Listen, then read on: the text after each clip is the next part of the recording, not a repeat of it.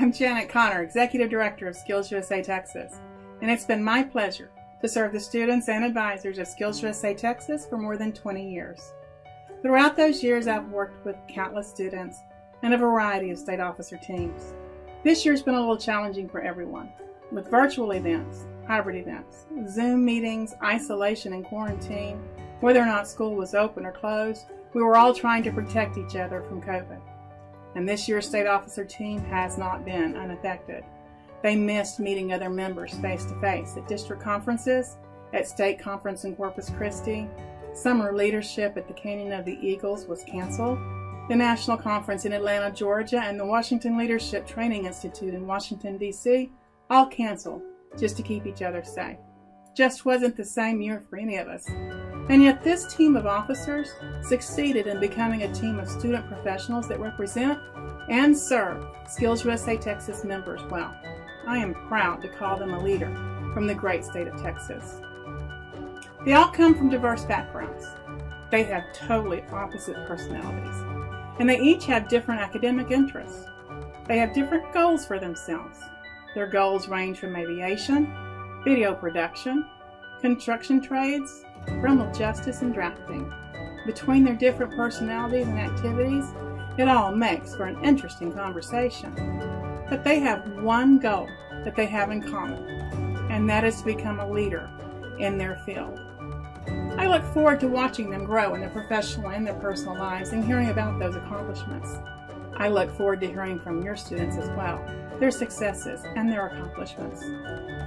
Now, each year, state officer teams plan and prepare a project that becomes their team legacy. They prepare for months in advance, all while keeping up with their academic studies and trying to have a social life. It becomes a labor of love because it all forever represents their state officer team. We get to hear about some of the accomplishments from former Skills USA members, even some of those VICA guys from the old days like me. 2021 State Officer Team Showcase event is of course virtual, the Streamathon.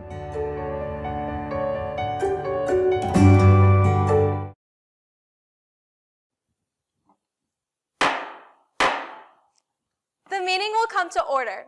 The thought of the day will be given by Madam Vice President. The only limit to our realization of tomorrow will be our doubts of today. Franklin D. Roosevelt. The emblem is symbolic of the Skills USA organization. You are about to witness the emblem ceremony, in which the meaning of each component of our emblem will be given and the significance of the colors described. Madam Parliamentarian. The shield represents patriotism. The shield denotes our belief in democracy, liberty, and the American way of life. Mr. Reporter. The gear represents the industrial society. The gear, symbolic of the industrial society, denotes the interdependence and cooperation of the individual working with labor and management for the betterment of mankind. Madam Treasurer. The torch represents knowledge. The flaming torch reflects the light of knowledge, which dispels the darkness of ignorance. In the light of the torch, progress will be made towards the vocational goals of the individual. Mr. Secretary. The orbital circles represent technology. The circles represent the challenge of modern technology and the training needed to accept and master new technical frontiers and the need for continuous education. Madam Vice President. The hands represent the individual. The hands portray a search for knowledge and our desire to acquire a skill. In the process of attaining knowledge and skill, we will develop a respect for the dignity of work and become productive and responsible citizens. With the affixing of the golden hands, we add the final official color of Skills USA. The colors of the emblem represent our organization. Red and white represent the individual states and the chapters. Blue represents the common union of the states and the chapters. And gold represents the individual, the most important element of Skills USA. Madam President. All of the components constitute our emblem. Separately, they could be applied to many organizations, but as one unit, they represent the fundamental principles and purposes of our organization. The emblem represents Skills USA.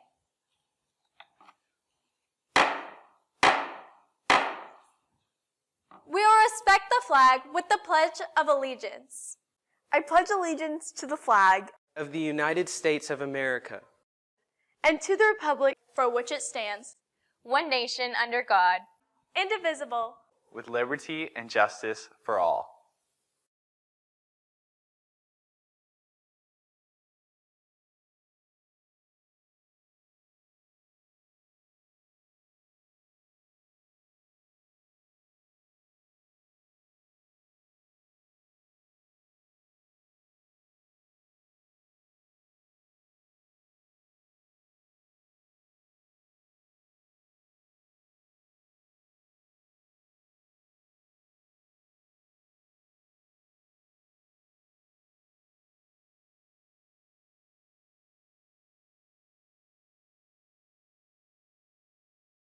Virtual Streamathon event. Today, we have organized 14 interviews with experienced industry professionals from a variety of career pathways, including audiovisual, cosmetology, health services, criminal justice, hospitality and tourism, aviation, information technology, automotive technology, engineering, architecture, and welding. We will be asking these professionals questions from a student-derived list of frequently asked questions pertaining to their profession, as well as some tips and advice they have for the upcoming generation of world-class workers, leaders, and responsible American citizens. So whether you're tuning in from YouTube Live, your desk, or even the comfort of your own bed, we encourage everyone to participate. Feel free to tell us what city you're joining from, the school you attend, and what district you are from in the comments for a quick shout out. Additionally, if you have any questions to ask throughout the interviews, please leave them in the comments below. We will have a state officer monitoring this chat and sending them to our interviewer to open up the floor for live questions and elaborations. During this virtual live fundraiser, your donations will be going to our new Career and Technical Education for the Future Scholarship. Applications for this scholarship will be open to high school seniors with exceptional future aspirations and who are attending a 2 to 4 year institution in the upcoming 2021 to 2022 academic school year. Stay tuned for applications, which will be released soon. All updates will be posted on the Skills USA Texas website and on our social media pages. The PayPal link to donate is in the description box of this live stream, and the QR code will be posted periodically throughout the day. At the end of every 30 minutes, we will have a state officer give a live update and check in on our fundraising process. We will greatly appreciate it if you could share the link on your social media pages with your friends, family, and advisors. Donations, no matter how small or large, will add up and make a huge difference in the lives of our scholarship winners. All interviews will be conducted in 15-minute blocks, the first of which will begin at 11:15. Interviews will either consist of one interviewee or a panel of interviewees from the same profession but different concentrations. After 2 interviews or 30 minutes, there will be a 10-minute commercial break that includes student and advisor testimonials, pictures from our members, and messages from our sponsors. Throughout the day, you may see a "We will resume shortly" slide with a timer at the top. The timer represents how long until the next interview will begin. So if you see that, make sure you hold on tight for just a little while. Before we move forward, we would like to extend a huge thank you to Dr. Taylor and Mr. Grace, who are handling the technical side of our production today. Without their help, these past months, the Streamathon would not have been possible. Also, we would like to thank Mr. and Mrs. Connor, Mrs. Baxman, and Mr. Jennings for providing us with endless support and letting us tackle some of our crazy ideas. Finally, thank you to our interviewees for taking the time out of their schedules to be with us here today and contributing to our event. Your time and effort mean the world to us. Next up on the schedule today, we have a message from our National Director, Shelly Travis, National President, Tariq Barnes, and Region 4 Vice President, Diana Serrano.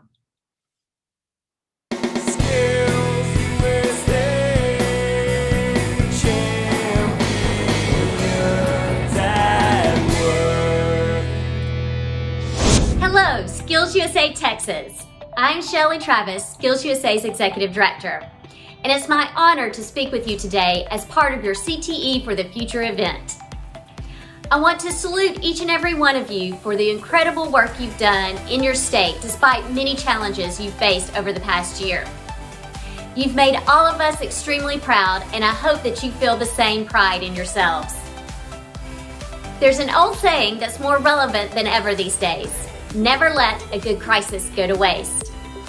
That's because every crisis we face, as difficult as it may be, is a new opportunity to grow, to learn, and to become better than we were before.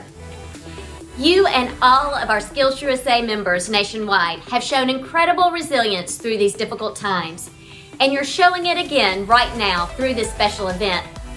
I want to encourage all of you that as a Skills USA member, you are in the right place. Career and technical education has never been more valued than it is now. In fact, there's never been a better time to be skilled.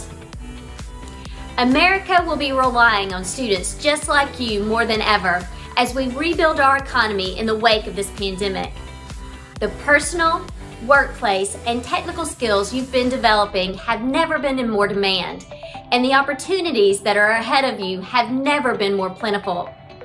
So stay focused and keep your eye on your goals, because the best is yet to come. And now I'd like to introduce you to some of our national officers who'd like to offer you a few words of their own. Skills USA constantly adapts in evolving situations to continue to deliver our mission to members across the nation. One of the most exciting opportunities Skills USA has been able to offer through these unprecedented times is the launch of Skills USA Connect. Skills USA Connect is an online community that provides a tangible solution for members to engage and explore enriching opportunities that facilitate the principles, purposes, and values of our organization. Within the platform, the National Officer team has hosted different virtual events involving industry and engagement. Ultimately, the challenges brought by a virtual atmosphere have been faced and even minimized, providing our members different opportunities to continue to expand their knowledge and preparation for the workforce. Specifically, events like industry panels, webinars, live sessions, and facilitation sessions in which students are encouraged to continue to engage with one another and understand and develop new skills. Students, teachers, business partners, and state directors are able to collaborate to fulfill our mission of empowering our members to become world-class workers, leaders, and responsible American citizens. Through partnership and support, the opportunities for Skills USA members are endless. We stand here proudly representing this amazing organization, an organization that empowers its members to succeed. As the years continue, no matter the problem, Skills USA will continue to deliver its mission and put their students first. On behalf of all of us at Skills USA's national headquarters, have a great event and know that through Skills USA, you've empowered yourselves to realize a great future. In the meantime, stay safe, stay healthy, and stay skilled.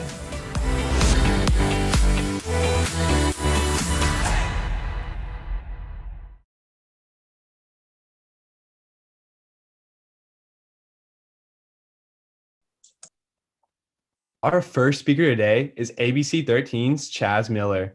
Chaz is a graduate of Northeastern University and has been working at KTRK since 2015. He has been a community journalist for the past 2 years, where he has loved covering Houston's main interested places and people. Once again, Mr. Chaz Miller. Chaz, how are you today? Hey guys, thank you for having me. My wife and daughter are back there cleaning the house right now, so this got me out of that for the time being. So thank you. Thank you for having me. Of course, thank you for spending your time and showing up here to help us out and teach us some stuff. Of course, yeah. I've talked to your class before, and just the fact that Friendswood High School has something like this is incredible. And it's done a lot for me in my career as a TV reporter. I've had kind of a weird career. Like, I didn't start off in front of the camera. I did some producing and shooting and editing. and ultimately work my way to this point that I'm at now, where I'm on camera almost every day and report live and shoot stories. But like I told your class, because of stuff like this at MCS at Friendswood High School, nothing I've ever done professionally has felt foreign to me. It was a great opportunity to kind of get your hands dirty way before everybody else was doing it. And so it's a great asset that you guys do stuff like this. For sure. And like, the fact that MCS offers things like Skills USA that like caters to so many students and lets them access opportunities like this where they get to, meet with industry professionals and get to learn new things about the career field. It's really a wonderful thing. And we're all super excited to have you here and get to jump into these questions. So I'll start you off with, what is the most time consuming part of your job? The most time consuming part of my job is just getting it all done. So back in the day, if you were a TV reporter, you had a story on at 5 and you had a story on at 6, it aired, and that was your day. That's not the case anymore. One thing I would tell anybody who's getting into TV is, even if you want to be in front of the camera, there's opportunities to do that. There's more opportunities to do that now than ever before. But the way it used to be, where you had a dedicated cameraman and you had a reporter and you had that's gone and won't ever come back. So if you want to be on TV, you also need to know how to shoot. You also need to know how to edit. You also need to know how to produce. So a lot of the time, if I'm doing a story that airs at 5 or 6 or 4:30, I shoot it around 9 or 10. I spend most of my day editing it, and that's time consuming enough. But then on top of that, I have to write a web story for it. I have to create videos to post for social media. So that's the main difference between TV now and TV then. Back then it was just TV and you got your story on there and that was your day, like I said.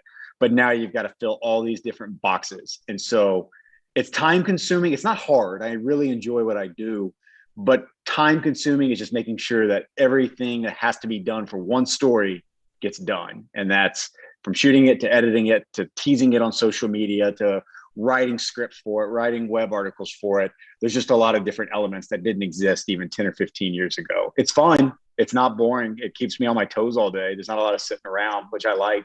But that's it. Just making sure all those buckets get filled, because there's a bunch of them and it keeps growing as the industry changes. All right, I got you. And so you referenced social media. So exactly how does social media play in your job? It's big. Sometimes I feel like what I do on TV isn't looked at as much as it is on social media. So it's a big, big part of what I do. I have to be on Twitter. I have to be on Instagram. I have to be on Facebook. That's kind of where I stop. I'm kind of an old man now, so I don't do TikTok or anything like that, although I probably should. I'm sure it's coming into my life at some point or another, because I know a lot of people use it. But it's a big role, not only for content. You have to post things, pictures and videos and stories. Engagement's big, talking to viewers, talking to people who see your work. And I'll tell you, I used to work at the assignment desk, which back in the day, a lot of the stories that came into the assignment desk came in from phone calls to the assignment desk and things you would hear on police scanners. When I worked at the assignment desk, if I found 10 stories, 8 of them were from social media.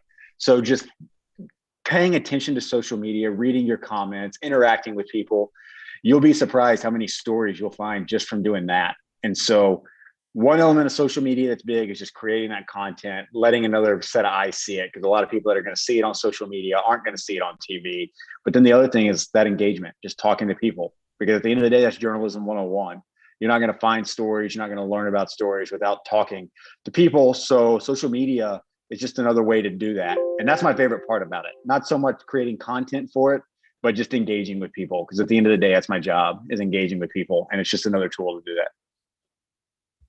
Okay. So ultimately, what would you say you like most about your job? People, meeting people. I talked to, like the other day, I interviewed a 99-year-old man. He was one of the first African-American Marines in the history of the country. Just spending some time with that guy was fantastic. Meeting restaurant owners and small business owners, that's fun. You create relationships with these people in all these different fields that you didn't know you'd have an interest in. I interviewed a guy and his family. They run an air conditioning business, and it wound up being one of my favorite stories I've ever done. I went into that story like, well, this could be cool, but I don't, it's an air conditioning company. How interesting can it be? And the answer was very interesting. And so that's my favorite part, is just talking to people, engaging with people, learning from them, creating relationships. I think when I did that interview with you guys, whenever that was, about a year ago at the beginning of the pandemic, a few people said, well, have you met famous people? Well, yeah, I have. And it's one of the perks of the job.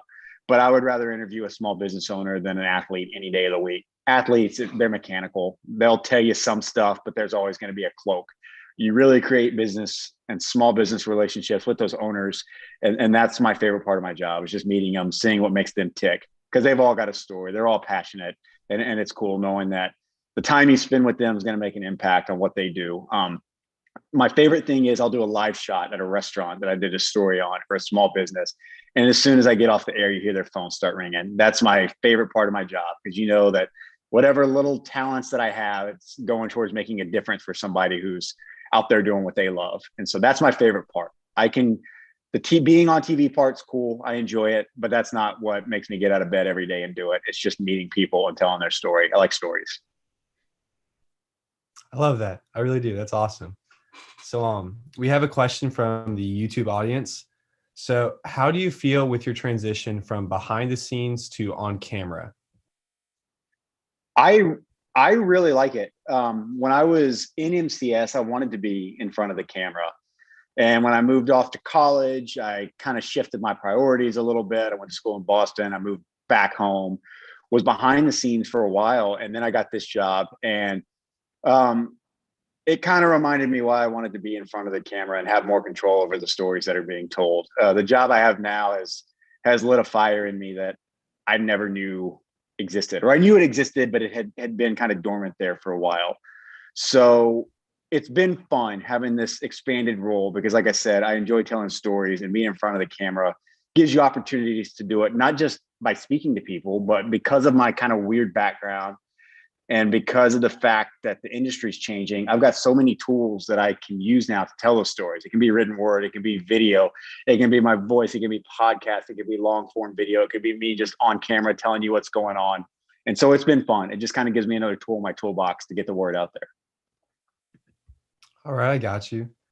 So, as a reporter and on-air talent, do you feel that's like pretty important to understand cameras and how they work? Now, yes. If you were doing this 30 years ago, or even 20 or 15 years ago, it wouldn't have been as big of a deal. But I think that's incredibly important now, because like I said, so much of the industry is going towards what they call a one-man band, where you do it all. And, I kind of think that's one of my secret weapons. Like, I can be good on camera, but if you give me a camera, I can go out there and shoot a story that looks about as good as any other photographer in our building. So I think that's incredibly important, to know equipment and know everything, even if it's stuff you don't think you have any interest in learning. With the way this industry is, you're going to need it at some point. And the more stuff you know how to do, shooting and editing definitely included, the more valuable you're going to be to a company. So yes, absolutely. Experiment with cameras. I think I told your class, the iPhone 11 is a fantastic camera. I use it to shoot stories on pretty often, more often than you would think. A lot of days that I go live, I've got an app on my phone that they can pull up in the control room back at the station. And that's how I go live quite often. So I would tell you, even if that's your interest in cameras, if you don't have a huge interest in learning cameras, just work on shooting stuff with your iPhone and editing little videos together. And you'll find it's fun. I love editing. That honestly might be my favorite part of my job, is putting stories together. That's great. So, in your opinion, what's more valuable whenever beginning a career in broadcast journalism, education or experience? For me personally, it's experience. I learned a lot sitting in the classroom, but I didn't learn as much sitting in a classroom as I did in my first 2 or 3 years in the business. And I'm still learning. I'm kind of a nerd about the TV business. It's something I've always enjoyed and have always followed. So I've got people in town that I look up to and I talk to all the time and try to learn from them. So education is important. Obviously, you learn basic, if you want to be a journalist, journalism 101, ethics and law, stuff that comes in handy. You learn how to write. The more you write, the better you are as a writer. And I think that's maybe the most important skill, is writing and be able to communicate a story concisely and effectively. So yes, there's a huge element of being in a classroom. But for me personally, I've learned more about this business just being in it than I did sitting in a classroom. But again, that's not to say that being in a classroom is not important, because it is. hmm So you touched on writing scripts. So like, how often is your broadcasting scripted? Like, are there any like instances where you have to improvise, or are you usually reading off a teleprompter? I never read off a teleprompter.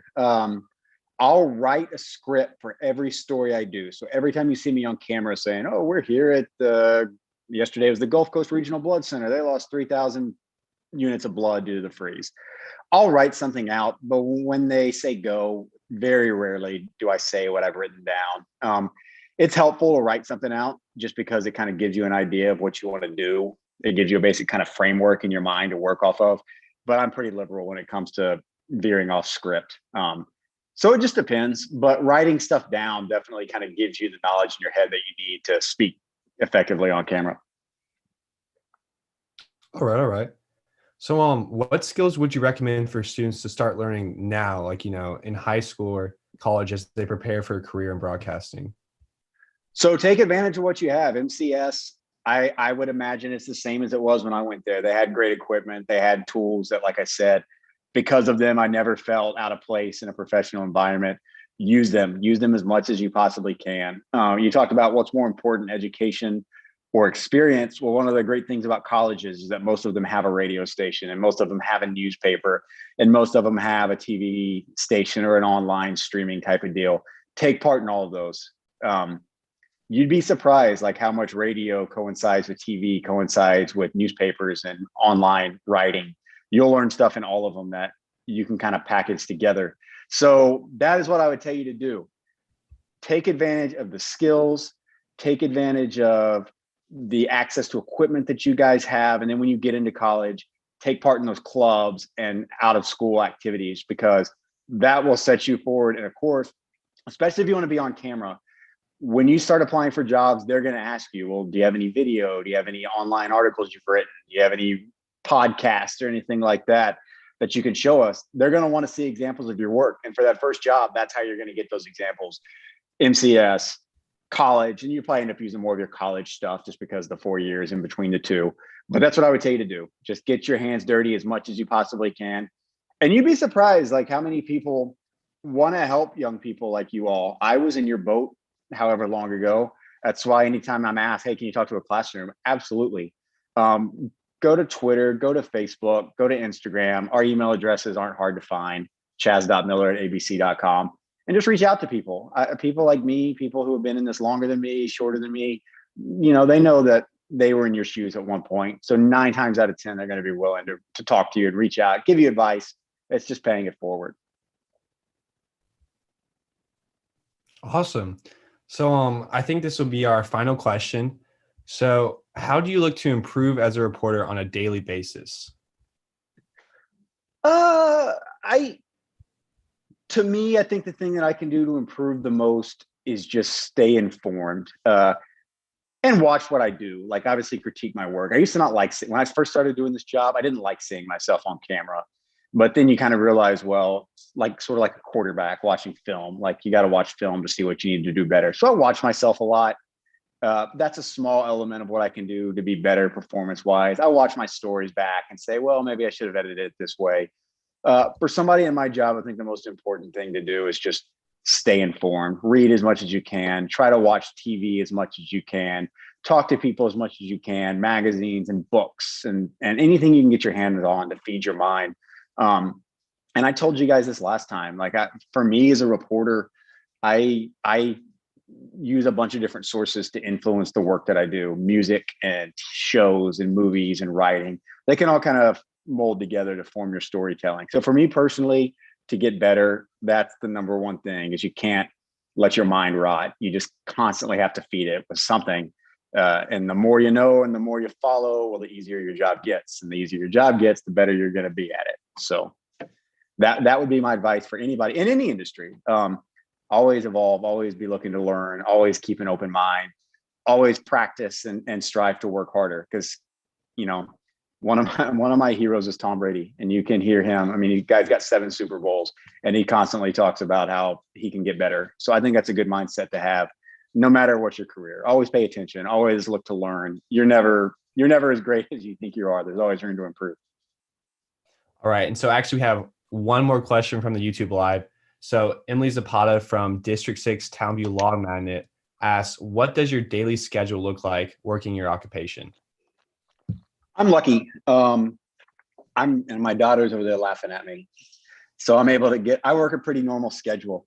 I basically work Monday to Friday, 9 to 5, which is kind of rare in this business. There's a lot of people that have to work weekends. I've worked nights before. I've worked odd hours. And so right now my schedule's pretty easy. I wake up every day around 6:30, 7, watch some TV, get the kid ready to school, get her to school.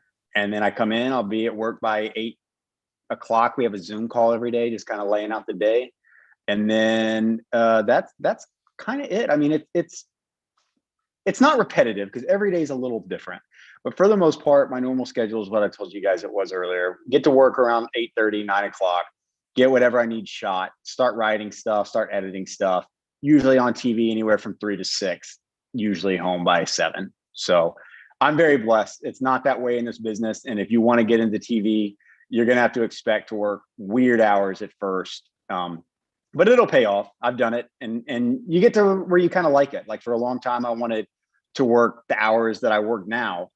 And when I got switched from working nights to working these hours, it was a weird transition. Like I missed having the day to kind of bum around town before I had to go into work. And I missed the quiet of coming home to an empty house. So you get used to the schedule that you work. And so you'll be all over the place. I'm very fortunate, like I said, but yeah, if you want to be in this business, your schedule is going to bounce around. And I don't expect to work these hours forever. I'm sure my schedule will change this time whenever. So it's just anything in this business is be flexible because you're going to get asked to change around a lot.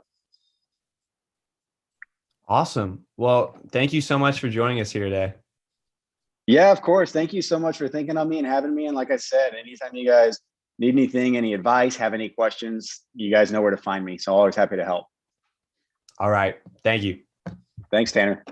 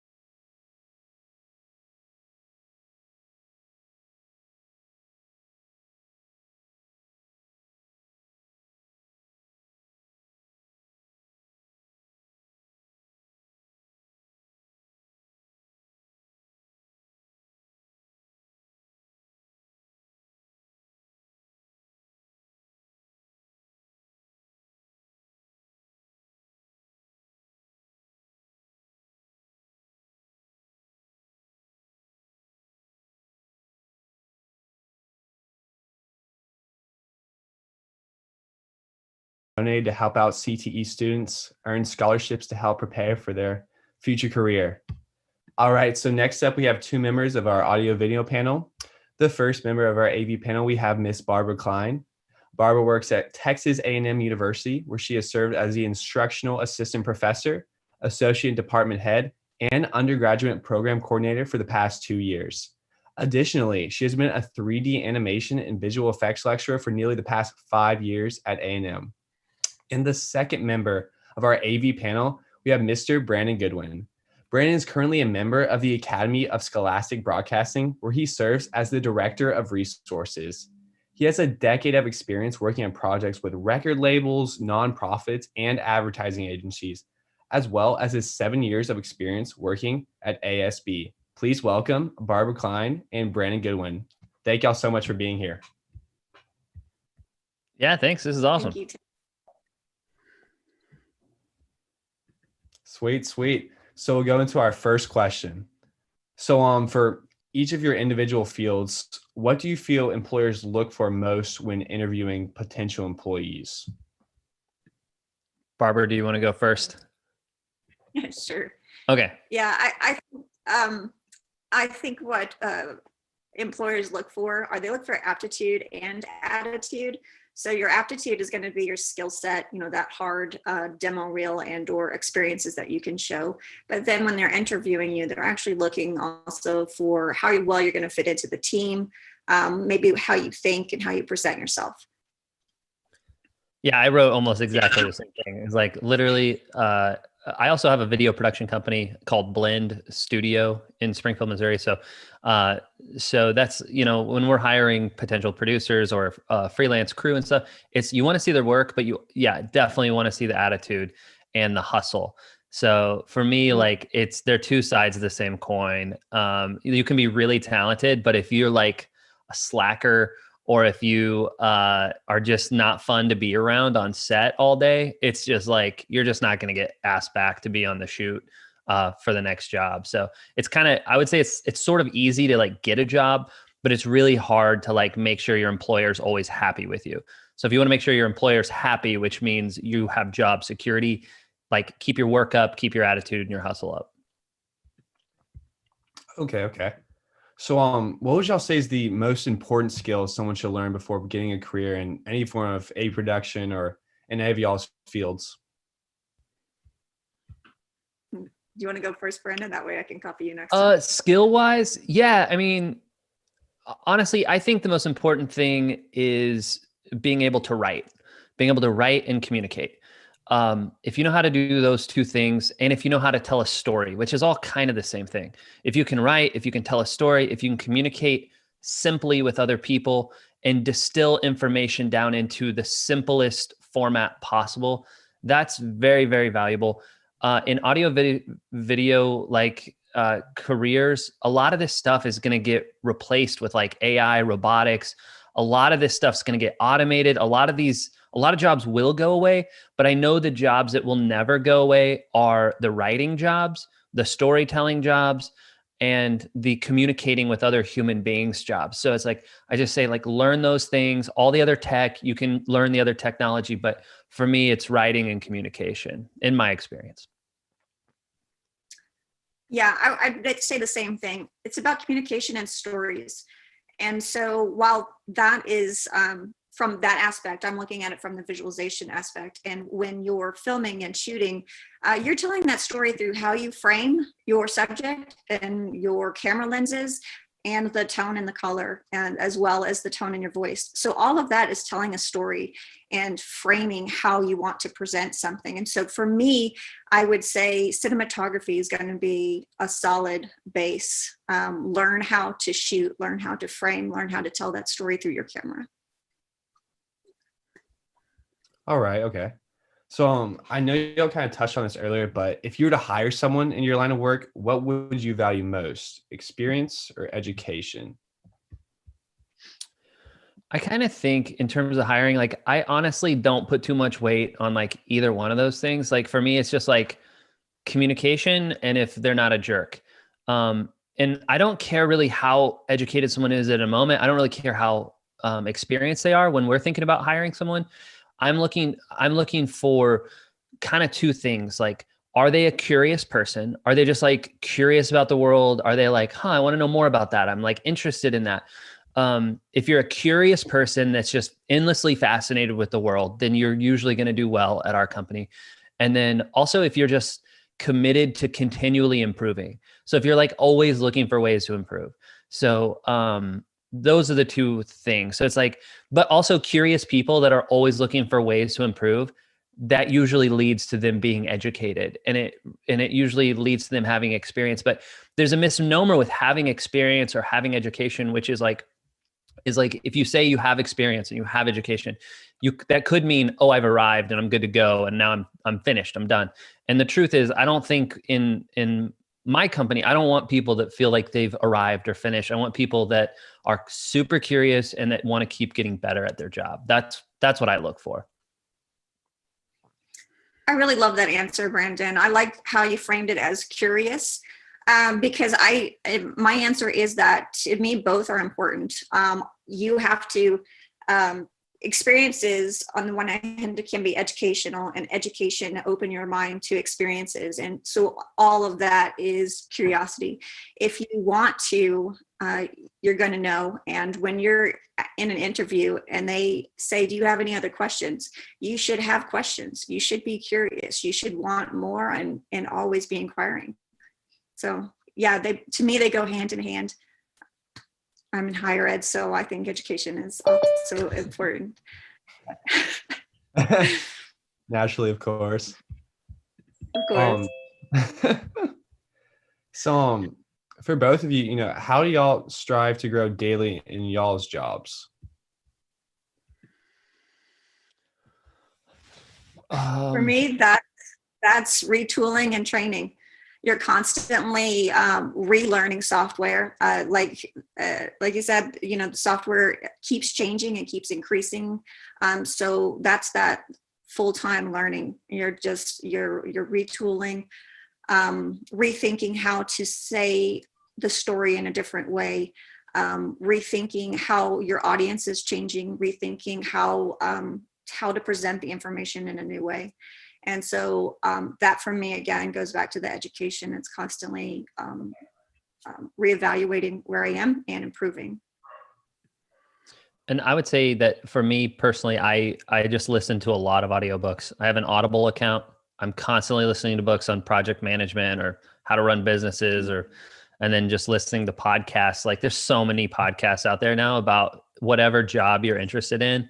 Like there's so much available, and you can listen firsthand from people in those fields. And so it's like, just anytime I'm in the car or doing chores or whatever, or yard work, I'm just always absorbing a book or a podcast.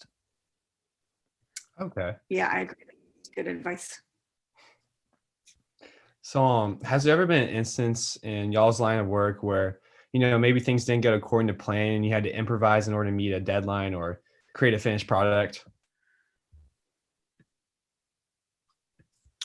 I think so. I mean, to me, that's what producing is. Like producing is just like, it's creating a plan that you are pretty sure is going to work, but that also leaves a decent amount of room for improvisation and to catch lightning in a bottle and to like have these little magic moments. So you want to plan on your magic. You want to create a little bit of buffer zone in there, but and then it's also like you make a plan and then you pay attention as you're going and you're just kind of reading and so that you can adapt. So like planning is so important, but also staying flexible is so important. Those two things, and they're kind of opposites, but they kind of use both parts of your brain. So, yeah, I would say that that is the job. It's what things don't go right ever, but that's okay. Cause sometimes mistakes lead to some of your most favorite accidental outcomes, and you have to leave room for that, I think.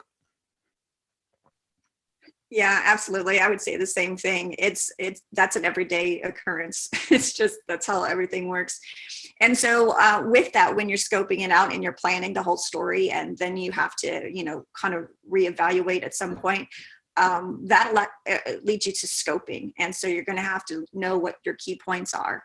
And so that's a learning experience, and you get faster and better at that too. And so you know what you can cut and at the very last minute to make things work. So. All right. So, next question. What, for both of y'all, is the favorite part of y'all's job?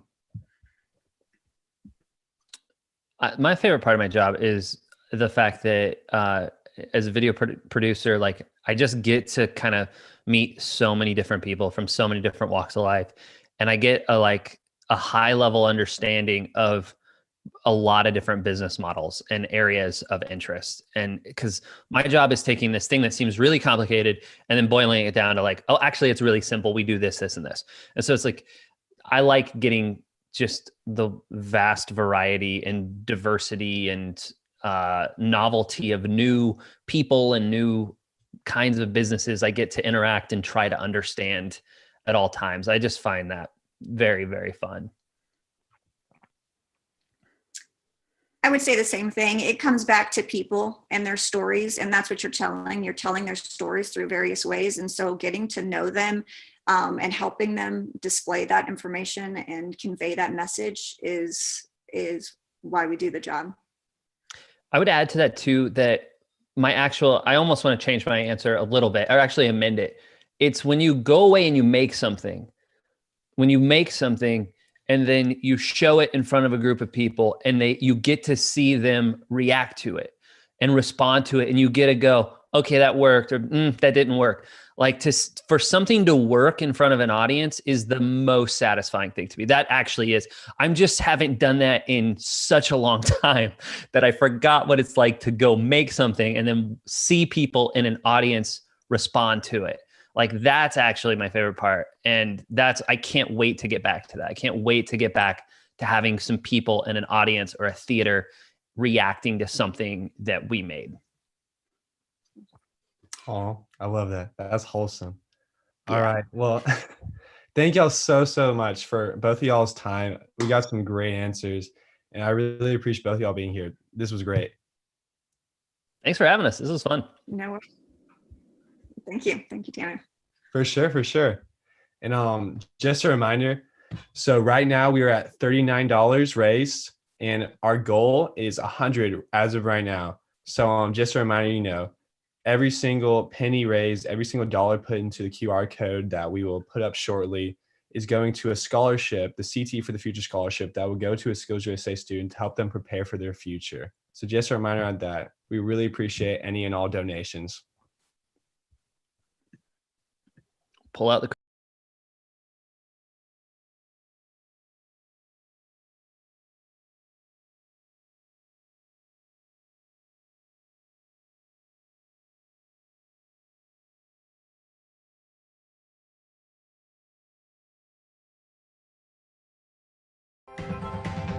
Skills USA is a national organization serving more than 300,000 students annually through nearly 4,000 local chapters. An integral part of career and technical education, the Skills USA framework provides students with personal, workplace, and technical skills while building confidence and grit. With 100,000 members graduating annually who are job ready day one, Skills USA is the solution to shrinking our national skills gap. Join us in empowering students to become world-class workers, leaders, and responsible American citizens. We are Skills USA, champions at work.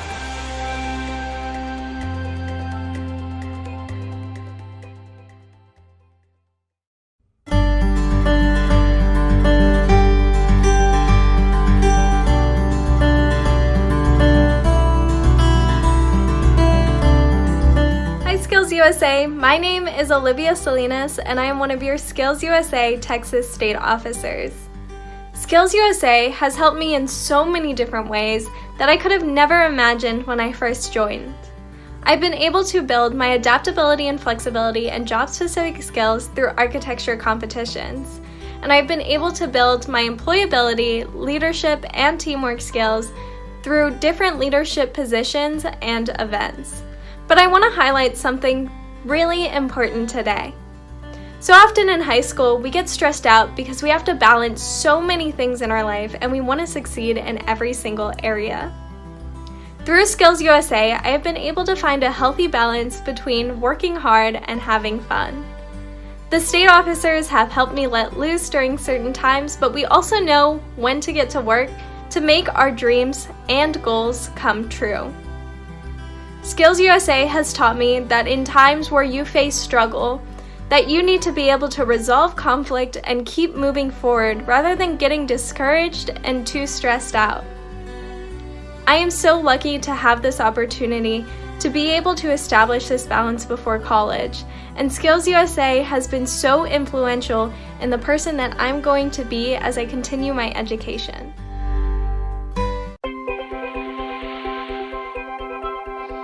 We're proud to introduce to you the Skills USA framework, emphasizing personal, workplace, and technical skills, which will enable every student to achieve career success. This framework is valuable in overcoming two major obstacles we face in the 21st century. First, our skilled labor gap. We know that the most difficult to fill vacancies are for skilled trades workers. You see, the true ratio of jobs in our economy is 1 to 7. For every occupation that requires a master's degree or more, 2 professional jobs require a university degree. And there are over half a dozen jobs requiring a 1-year certificate or 2-year degree. And each of these technicians are in great demand.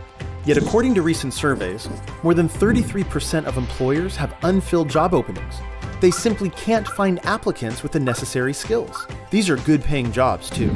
In fact, Harvard Business School found that 27% of trained skilled professionals earn more than the average bachelor's degree recipient. Success in today's world depends on aligning a student's career with their skills and available job opportunities. Yet there is growing evidence of a skills gap in which many Americans are not receiving the hands-on training that is needed. The second obstacle we face is career readiness. When asked to rate the importance of applied skills to successful entry-level job performance, employers overwhelmingly report consistent responses across all 3 education levels. Research shows that most students are graduating deficient in teamwork, collaboration, professionalism, and work ethic. These most frequently reported applied skills, considered very important by industry, also include oral and written communication, social responsibility, critical thinking, and problem solving. In response to these 2 obstacles, Skills USA has created a framework that will give you, as teachers and advisors, a common language that will help students, parents, counselors, administrators, as well as industry to understand the value of Skills USA. Skills USA is integral to classroom instruction to showcase technical skills, to connect students to employers, and to teach employability skills that are validated by our best partners. Our students often share that Skills USA changed their lives, but they can't always verbalize what they have learned or how they are different. The language in our framework enables students to articulate to employers what skills they have developed and how that will benefit their potential employer. The first of 3 components is personal skills. These include a student's work ethic, professionalism, sense of responsibility, and self-motivation. Workplace skills focuses on teamwork, communication, decision-making, and leadership. Technical skills grounded in academics includes areas such as computer and technology literacy, service orientation, safety, and health. This trifecta of student success has been validated by multiple sources and research studies. The framework centers on industry demands and builds the foundation for relevant, intentional student learning and leadership development. This framework will create a common language nationally for what students gain through their involvement with Skills USA. It also provides a vision, enabling us to develop rich experiences, building these skills in all students. Through it, we'll be able to assess and compare student skill development nationally. The intentional guided instruction of framework skills will meet employers' needs and provide true career readiness. But the only way students will develop and use the common language is if we become intentional about its use. Skills USA continues to empower its members to become world-class workers, leaders, and responsible American citizens. You make a difference. Join us in placing our members on a pathway to a better life.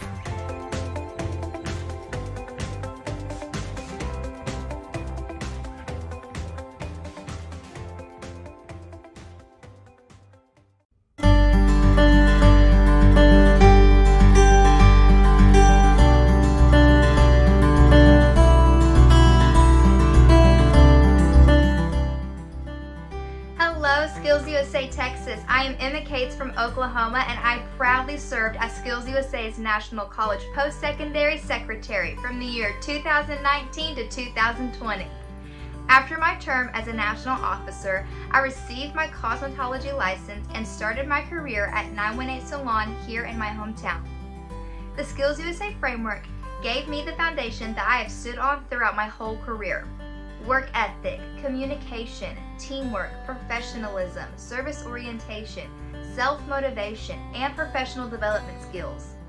All of these have helped to shape me and make me the great worker that I am today. I am able to meet the needs of my clients by sending and receiving clear messages and always putting forth my best effort. I have gained confidence in myself and my work, and because of that, I've made lifelong friends that I will cherish with me forever. Skills USA has been a life-changing experience for me. and I encourage all of y'all to do something that pushes you out of your comfort zone and to never give up on your dreams. I am Emma Cates, and I have been empowered to succeed. Now, I challenge you.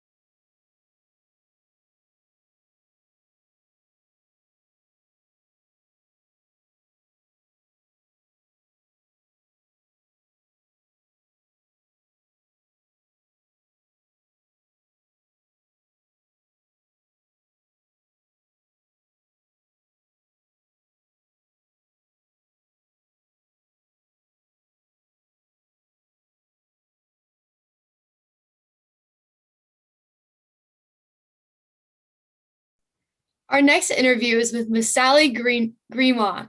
Ms. Greenlaw has had 37 years of experience in the cosmetology field and has spent 12 years teaching cosmetology to high school students.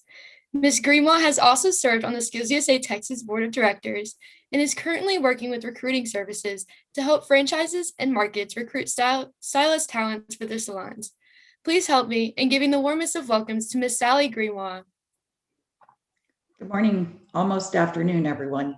Thanks for having me. Thank you for spending your time with us. So I have a few questions that I'm going to ask you. The first one is, what sparked your passion in cosmetology? It goes all the way back. All of my Barbies were bald. A long time ago, they had a little doll called a Chrissy doll that you could pull the hair out of and cut it and style it. And mine only made it through about 3 haircuts. So just kind of practicing on my friends and deciding that I was much better at making everyone else look good and not having to spend the time on myself. I'd rather make other people look good. Yeah, my Barbie dolls had red eyeliner with Sharpie, so. Oh, there you go. All right, so the next question is, what is a class or job you worked during high school that helped you get where you are today? I had to, high school was a long time ago, guys. I had to think about that for a little bit. And when I was a junior and senior in high school, my next door neighbor owned a small Mexican restaurant. And I actually worked there in the mornings before I went to school. So I was up at 4:30 and at work by 5:30, and then I went to school at 8. But what that taught me was kind of time management. I couldn't stay up really late because I had to get up so early. And it also taught me customer service skills at a really young age, how to deal with people that were cranky, especially in the morning without their first cup of coffee, and kind of work through that. And customer service is just a piece that takes you through almost any industry that you go into, learning to talk to people, work with people. And so I think the 2 best things I got out of that was time management and customer service. Yeah. What's a piece of advice that you would have told your high school self? That even though I was focused on making that little bit of extra money and making sure I passed everything, don't forget to have fun.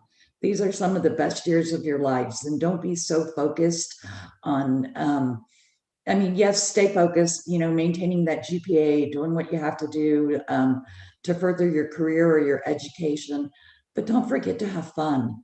Don't forget to be a kid and enjoy everything that you can while you can. Can you describe a time when you experienced a challenge in your occupation that you had to overcome? And what did you learn from this experience? The first year that I started teaching, because I went to a private beauty school to get my license and my instructor's license, I thought, this is a piece of cake, no problem. Anybody can do this. And the first year I taught me how much I didn't know. And every day was a challenge because I had students challenging me and my knowledge. And that first year helped me to grow so much. And it also helped me to truly understand that no matter what you do, you never stop growing and you never stop learning. And if you think that you've stopped learning or that you know it all, then you're not going to be very successful, because our industry changes, the cosmetology industry changes all of the time. New techniques, different things, and then teaching changes. Students change, times change. All of that changes. So you have to stay on top of things and be willing to learn and be willing to better yourself all the time. Thank you. All right, we have a message from Emily Zapata from District 6 from the Townview Law Magnet. What is one common misconception about working in the cosmetology field? That we're not smart. You just do cosmetology because you didn't want to go to school. You didn't have to do other things. I think what people don't really understand is that, along with just cutting and styling hair, we have to know a lot of anatomy and physiology, a lot of chemistry that goes into the chemicals that we use, not just the shampoos and conditioners, but the colors and the chemical texturizers.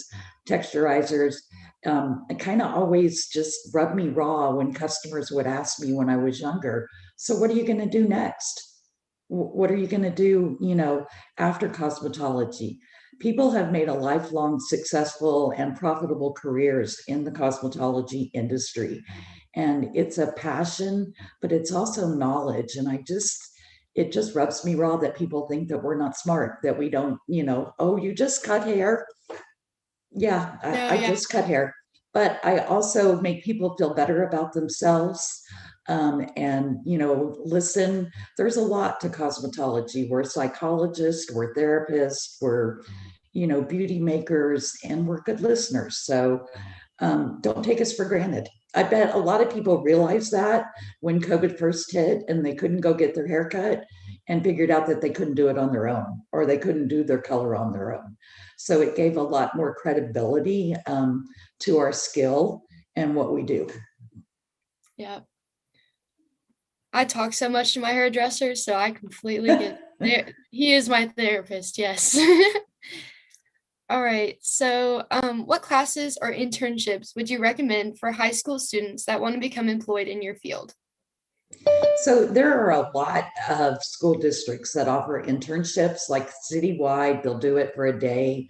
There's also a lot of companies that will offer internships, allow you to come and watch and hang out and do things. With cosmetology being in high school, you've got a shorter amount of time to learn a lot of stuff. I recommend that if you're not sure of your skills and yourself, that you do an internship with a salon owner, with a franchise organization, to learn more until you feel better about what you're doing. But remember, it's not ever going to stop. You're always going to be learning and you're always going to be growing. Right. We have another question from the YouTube Live from Jesus Medina, District 6 Townview Law Magnet. What was an experience in cosmetology that really stuck with you? There's a lot, because there's a lot of times when you do something you didn't realize for somebody. I think one that kind of stuck with me is I was working in a salon in the Austin area, and I had a gentleman come in, and he was kind of rough around the edges, kind of unkept, and just, looked like he was down on his luck. I cut his hair, we had a conversation, he was kind of quiet. And I told him that, I hope you have a great day and I hope to see you again. And he left and did not leave a tip, which is not unusual. You can't expect everyone to leave a tip. Just some people aren't built that way. And so anyway, I left. I only worked on the weekends at that time in that salon. And when I went back the next week, there was an envelope at the desk with my name in it, with a letter from this gentleman that said, "You don't know what you did for my confidence the day that you cut my hair and trim my beard and make me look better. I had a job interview on Monday, and thanks to your great haircut, I got the job." And he had left a sizable tip in the envelope. And I just was like, you never know. You never know how you're going to touch someone's life. Yeah, that's great. We have another question from the YouTube Live from Frida Hernandez, District 6, Dubinsky Career High School. What has been your favorite experience in the workforce for cosmetology? I taught for high school for 12 years, and I'm back teaching now. I went back to teaching in December at Lehman High School in Kyle, Texas. And then in between, I worked as an educator for Great Clips and in recruiting services for Great Clips. The thing for me has always been the light in somebody's eye, or that I got it moment. When you've tried to show them a skill that they're having a hard time mastering, and that it just is difficult for them, and working through the different steps, trying different ways to help them understand what they're doing, how they're doing, and what the outcome is going to be. And finally, that aha moment of, I get it. Okay, I'm ready to move on from here. So that's always been the underlying of why I do what I do, is just the light in people's eyes. What is the most important personality trait to have as a cosmetologist? Patience.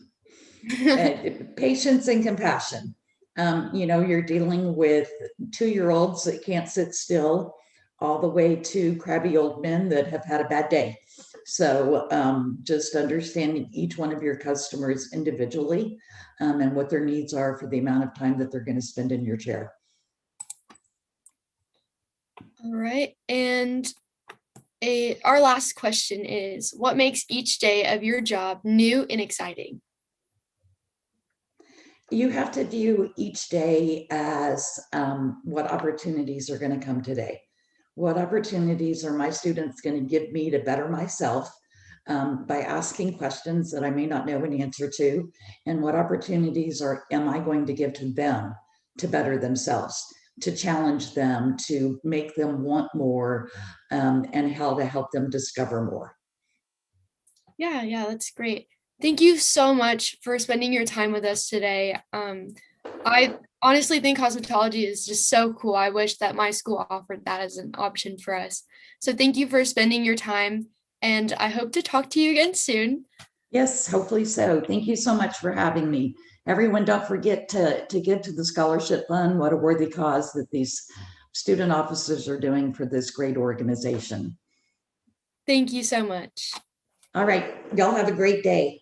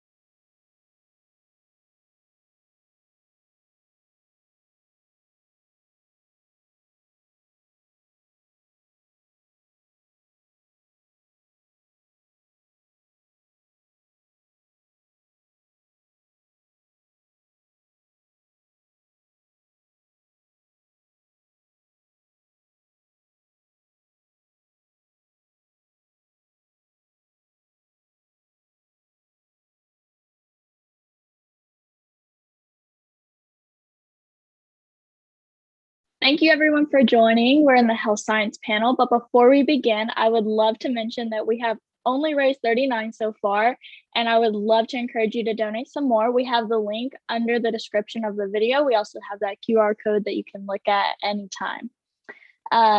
So I would love to introduce, we have for our health science professionals, Dr. Jay Hines, Ms. Trissa Woods, MSN, RN, CCRNK, and Ms. Amanda Grissom. Jay Hines is a certified chiropractic sports practitioner who is currently the treating chiropractor for the Houston Dynamo soccer team. He is a former professor at Texas Chiropractic College, where he graduated, and is the owner of the League City Spine and Sports Medicine. Dr. Hine is a current board member of the Bay Area YMCA, and with a love of helping individuals ranging from all ages and athletic abilities, Dr. Hines has a wealth of knowledge and experience to share with you.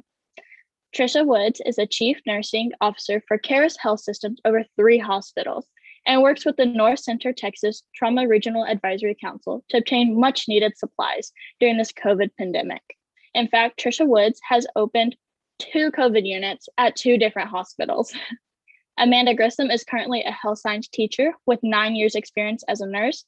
She has worked in rehabilitation at a long-term care facility and has also worked in pediatric home health. Ms. Grissom has taught certified nurse assistant classes at her local community colleges and is now a loved advisor of Skills USA with a deep passion for her students.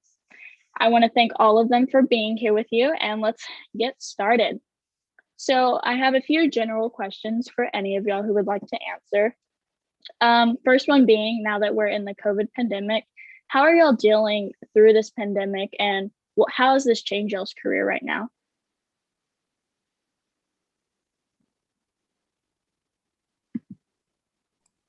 Oh, I can go first.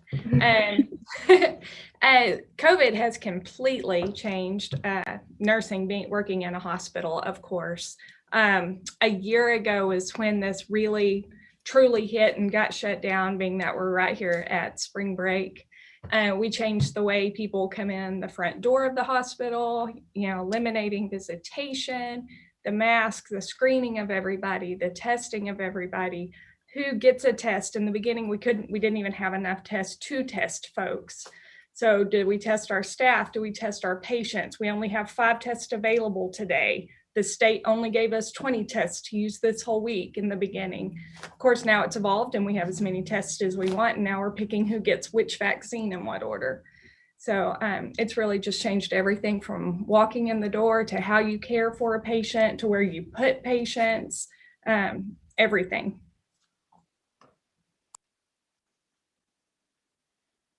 I think you all know how it has changed the school system. We are all wearing masks.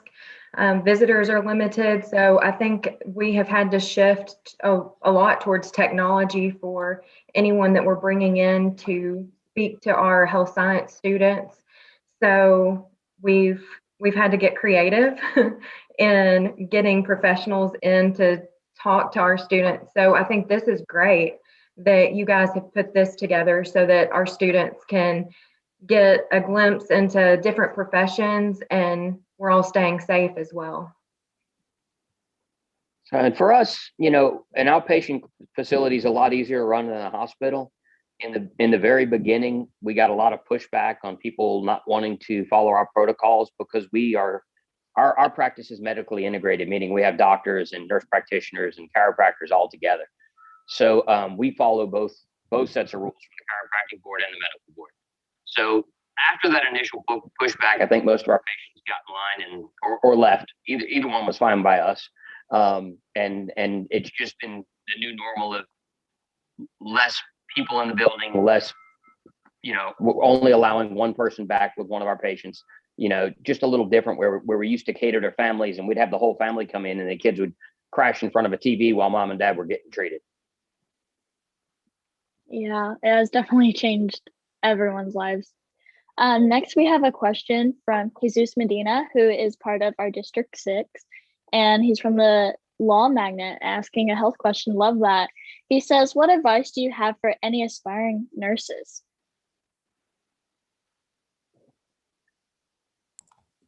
I think it would be a great idea to go work in the hospital or get in the HOSA program. You can volunteer at almost every hospital. Every hospital in our area, we have junior volunteers. And I think that's a great opportunity to get your foot in the door, and you can experience the whole hospital volunteering in all different ways. So you can kind of see if that really is what you want to do. I agree that that's the biggest thing, is just getting in there into a volunteer experience, or taking a principles of health science class or any health science class that you're able to, considering prerequisites, and just see if you like it. I can speak from experience. I've changed my major a million times. So just getting to experience a little bit of the healthcare field to see if it's for you is the biggest thing, probably. And we have 2 nurse practitioners that work for us. And I think one of the things that for students to know is that there's just so many avenues in nursing. You can do almost anything. You can work in a hospital. Our nurse practitioners do joint injections where they're using an ultrasound to guide a needle into a shoulder or a knee.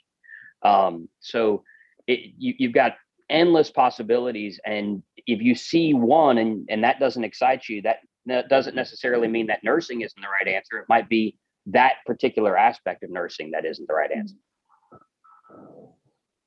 Awesome. I kind of want to bounce off of Dr. Hines a little bit. So with health science being such a big career cluster and so much to do, what do y'all think of education? Like, what should be the route to go into these fields? How has it affected y'all's position now?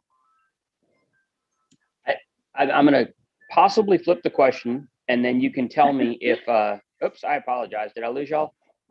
Oh, you're and good. You can tell me if I accomplished your goal.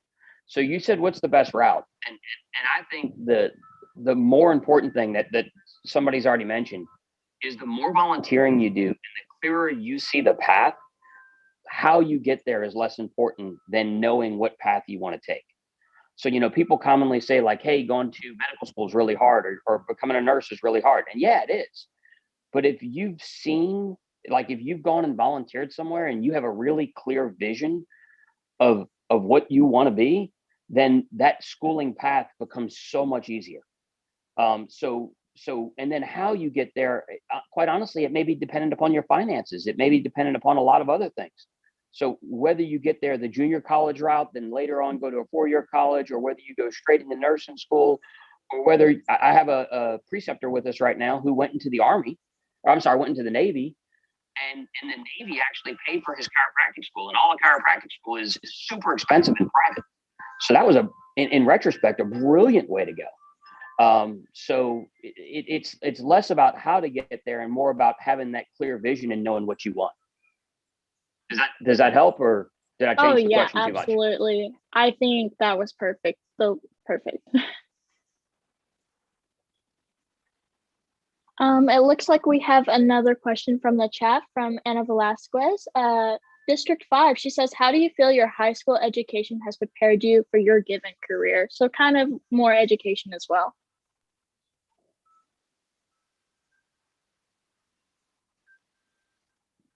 Anyone can answer this question. My high school education, it was just really important. Grades made a big difference on getting those scholarships that I needed to pay for college. So for me, it was just making sure I got all of those grades so that I could maximize my scholarship potential to have less of a burden for student loans.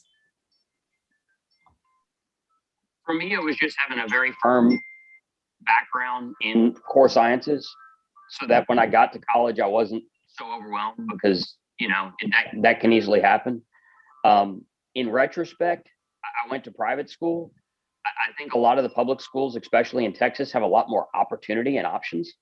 And I wish, because I'm self-employed and run my own clinic, I wish that I had explored some of my electives in business or in accounting and gotten a little bit more exposure to that at a younger age than the path that I took. Yeah, those are really good words. I'm sorry. No, I you're went to good. a tiny high school, and we didn't have many opportunities with, we didn't have HOSA, we didn't have health science classes. So our electives were very limited. So I think that was kind of a disadvantage, but we did have advanced classes for science, which was helpful. I think that a lot of you are in a way better position than we were because you get to explore a little bit of everything before you go into college. And like Mrs. Wood said, you guys are going to have way less student loans than some of us because you kind of figure out what you want to do so you're not wasting time and money in college on a major that you're really not going to be interested in the long run. Awesome. Now I have some more specific questions for each of you. Mrs. Woods, what qualifications are important to have going into a nursing career? Well, first you have to decide if you're going to start with a vocational nursing program. And then you could do the 2-year ADN, Associate Degree Nursing Program.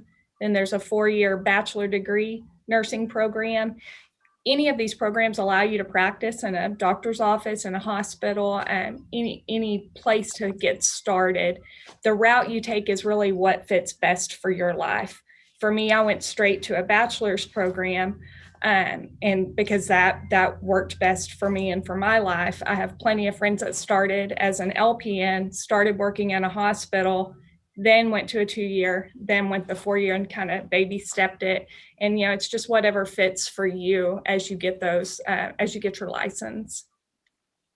Great. Yeah, that's really good, important information. Dr. Hines, we have a question. So as a self-employer, what specific traits or background are you looking for as you're looking for these future employees and their skills? A lot of it, more than anything else for us, is personality and drive. We feel like we can teach you the skills that we need you to learn if you have the desire to learn them and the communication skills. You know, how you, so in our office, we do a phone interview. Then we bring in a group of people at a time, and, you know, like usually like 3 to 5 people, and we do a group interview. And a lot of that's just to see how they interact with each other. Then once we go through that process, we go to a working interview where they come in for a couple of 3 hours and interact with our team.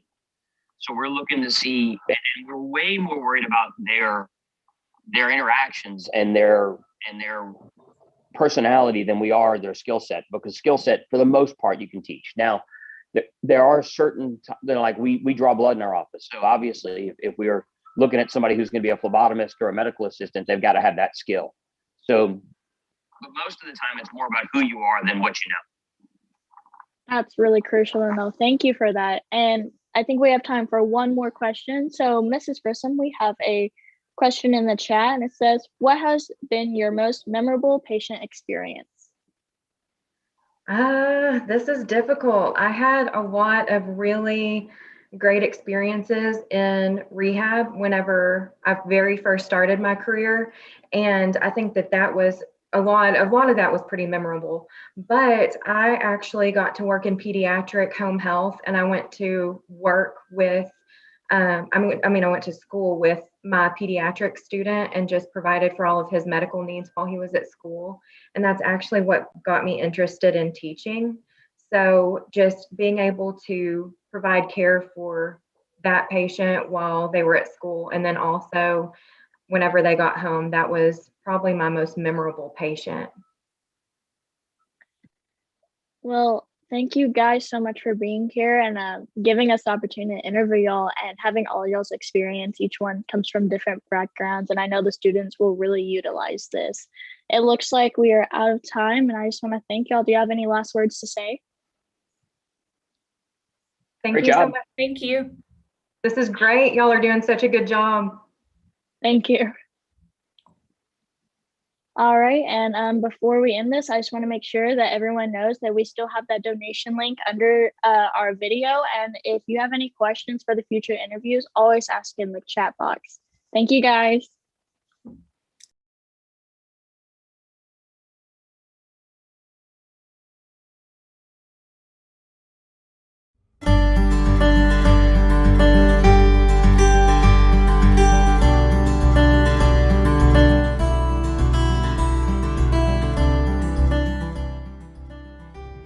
Hey everyone, my name is Miguel Nunez. I was the 2019-2020 Skills USA National Region 5 Vice President, and I'm here today to share about my experience in Skills USA and all the amazing experiences and opportunity it has provided me. Starting off as a freshman, I was scared and lost and didn't have a purpose, but I joined this photography class. My amazing instructor taught me so much about photography, but so much more. She taught me those career readiness skills that made me stand out as an employee, such as communication and self-motivation. Those two essential elements in our framework has helped me in so many ways and more ways than I can tell you. For example, I'm currently a pre-med major at Grand Canyon University in Arizona, and those two essential elements has helped me through every one of my classes. No matter how hard a biology class is, I still persevere and try and use all my self-motivation to get through each chapter. And that communication is important, whether I have that communication with my instructor or fellow students. Having these two essential elements has helped me in so many ways. Skills USA have provided me with so many opportunities, whether that was talking in conferences, having different connections and meeting with different people in industry, or even meeting all of you, delegates and students of our amazing organization. You have taught me so much about myself and will continue to inspire me every day, because all of you, our members, are what makes Skills USA Skills USA. You embody our mission statement to empower our members to become world-class workers, leaders, and responsible American citizens. So please continue your journey with Skills USA and always remember that we are Skills USA. Have you ever wondered what the heartbeat of career and technical education looks like? Have you ever wondered what the passion and the pulse for the skilled crafts feels like? Have you ever wondered what you would look like in a skilled and technical career? We have the answer, and it's right here in the great state of Texas. It's called Skills USA. Skills USA Texas is a partnership of students, teachers, and industry representatives working together to ensure America has a skilled workforce. It is our mission to provide opportunities for our members to become successful and productive citizens, employees, and leaders. Skills USA Texas teaches the importance of developing leadership skills, positive attitudes, and pride in workmanship, and we strive to make a difference in our schools, communities, and the economy. Our students associate schoolwork with real work through a framework of personal skills, workplace skills, and technical skills grounded in academics. At the annual Skills USA Texas Leadership and Skills Conference, more than 9,000 students and advisors attend or compete in more than 60 career cluster job exhibits, over 75 technical information tests, and over 100 occupational leadership and skills competition areas. Skills USA Texas offers hands-on contests in the Architecture and Construction Cluster, Arts and AV Technology and Communications Cluster, Hospitality and Tourism, Human Services, Information Technology, Law, Public Safety and Corrections, Manufacturing, STEM, and in the Transportation, Distribution, and Logistics Cluster. Skills USA Texas embraces the technical and skilled crafts of our students over time and offers a true celebration of CTE within its job exhibit hall. Here, you will find long-term projects that students have crafted from conception to real-world fabrication. The Skills USA Job Exhibit Project Hall brings to life the essence of career and technical education. But what makes Skills USA Texas stand out is our partnership with business and industry. The American business depends on the availability of the skilled workforce, and our industry partners have a direct interest in upskilling the Texas economy. Over 60 businesses and industries within Texas are involved in Skills USA because they know that their return on investment will pay off by customer loyalty, long-term product usage, product development, and impact on future customers and future employees. Our students benefit from these partnerships because they obtain vital networking opportunities and experience a competition that reflects the direct skills needed by industry. Our contests are hosted and judged by our industry partners, which builds relevancy in our students' work and helps convince students that a career in the skilled trades is essential to their future. There is simply no other place where you can go to see students working side by side with business and industry to better the American economy. Skills USA Texas empowers its members to become world-class workers, leaders, and responsible American citizens, and strives to enhance the lives and careers of its students, instructors, and industry representatives as they journey to become champions at work.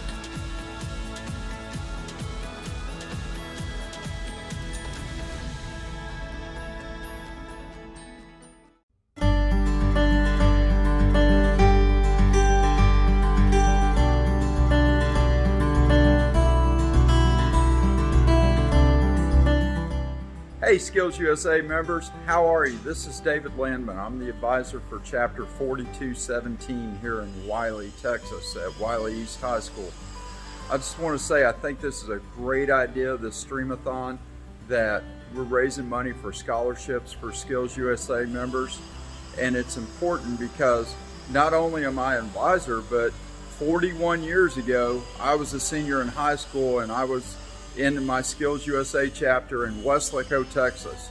And the memories and the learning that I was able to have as a student helped me so much in my career in law enforcement and dealing with people and meeting deadlines and everything, that it's a great opportunity for any student to take advantage of.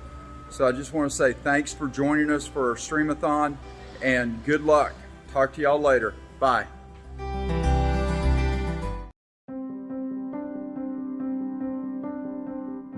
You should not have to worry about becoming a victim of healthcare fraud, waste, or abuse. That's why we're here, to make sure all of us are protected. We are on the ground, working tirelessly to hold bad actors accountable, detecting fraudulent activities in vital health and human services programs, and harnessing data to protect your tax dollars and ensure quality of care. We don't work for a bottom line, we work for you. We are accountants, data analysts, law enforcement officers, lawyers, and other professionals committed to fighting for your health and welfare. That's what drives us every day. We are the Office of Inspector General.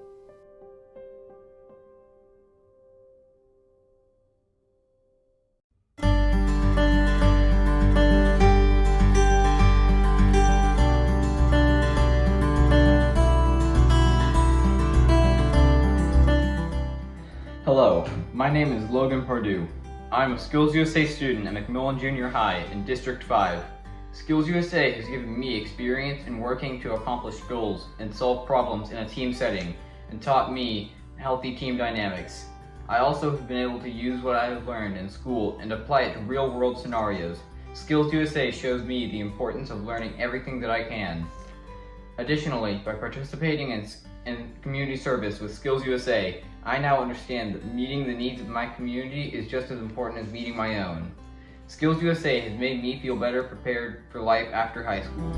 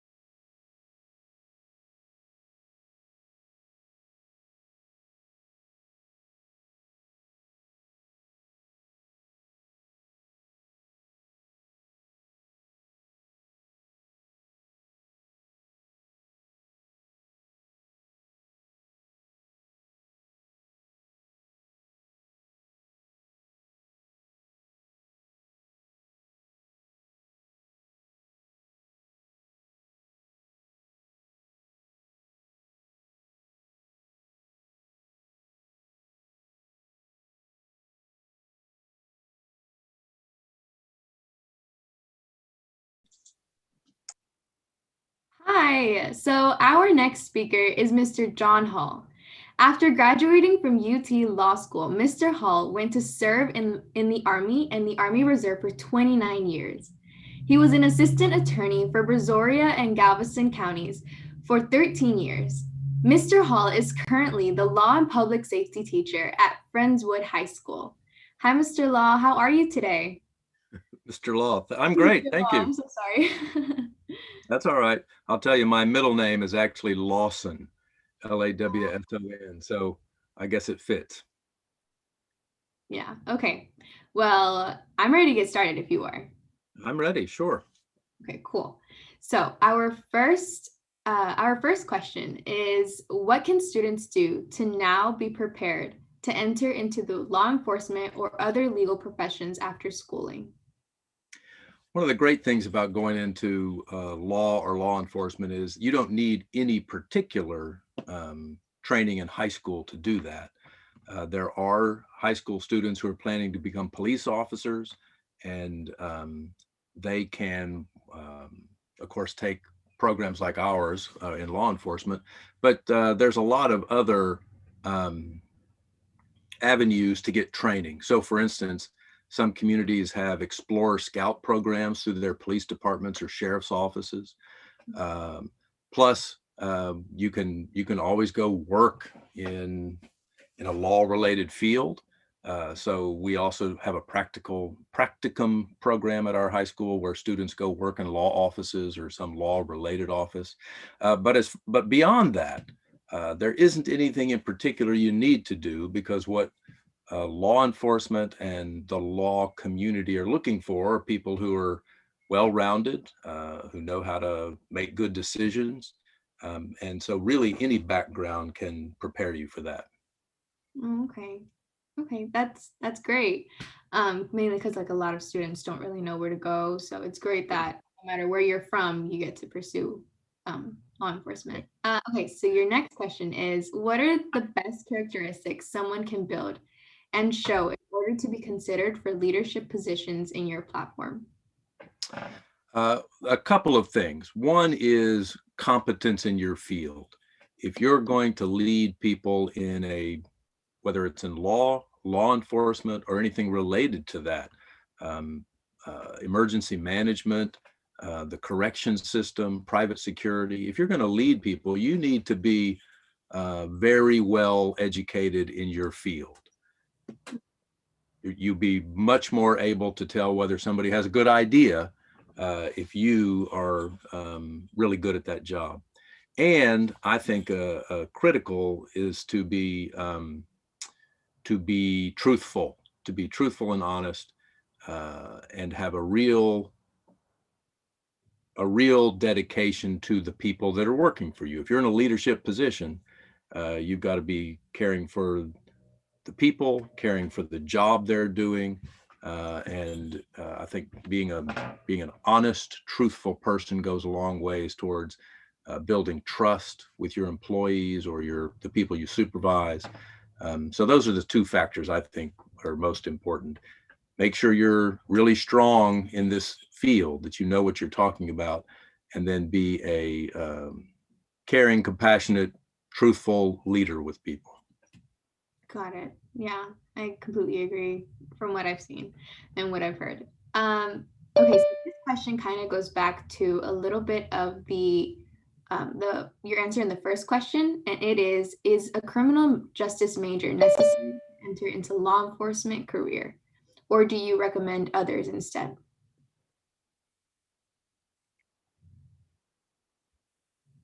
It's not necessary. In fact, I'm pretty sure most people who go into law or law enforcement did not get a criminal justice degree or a pre-law degree.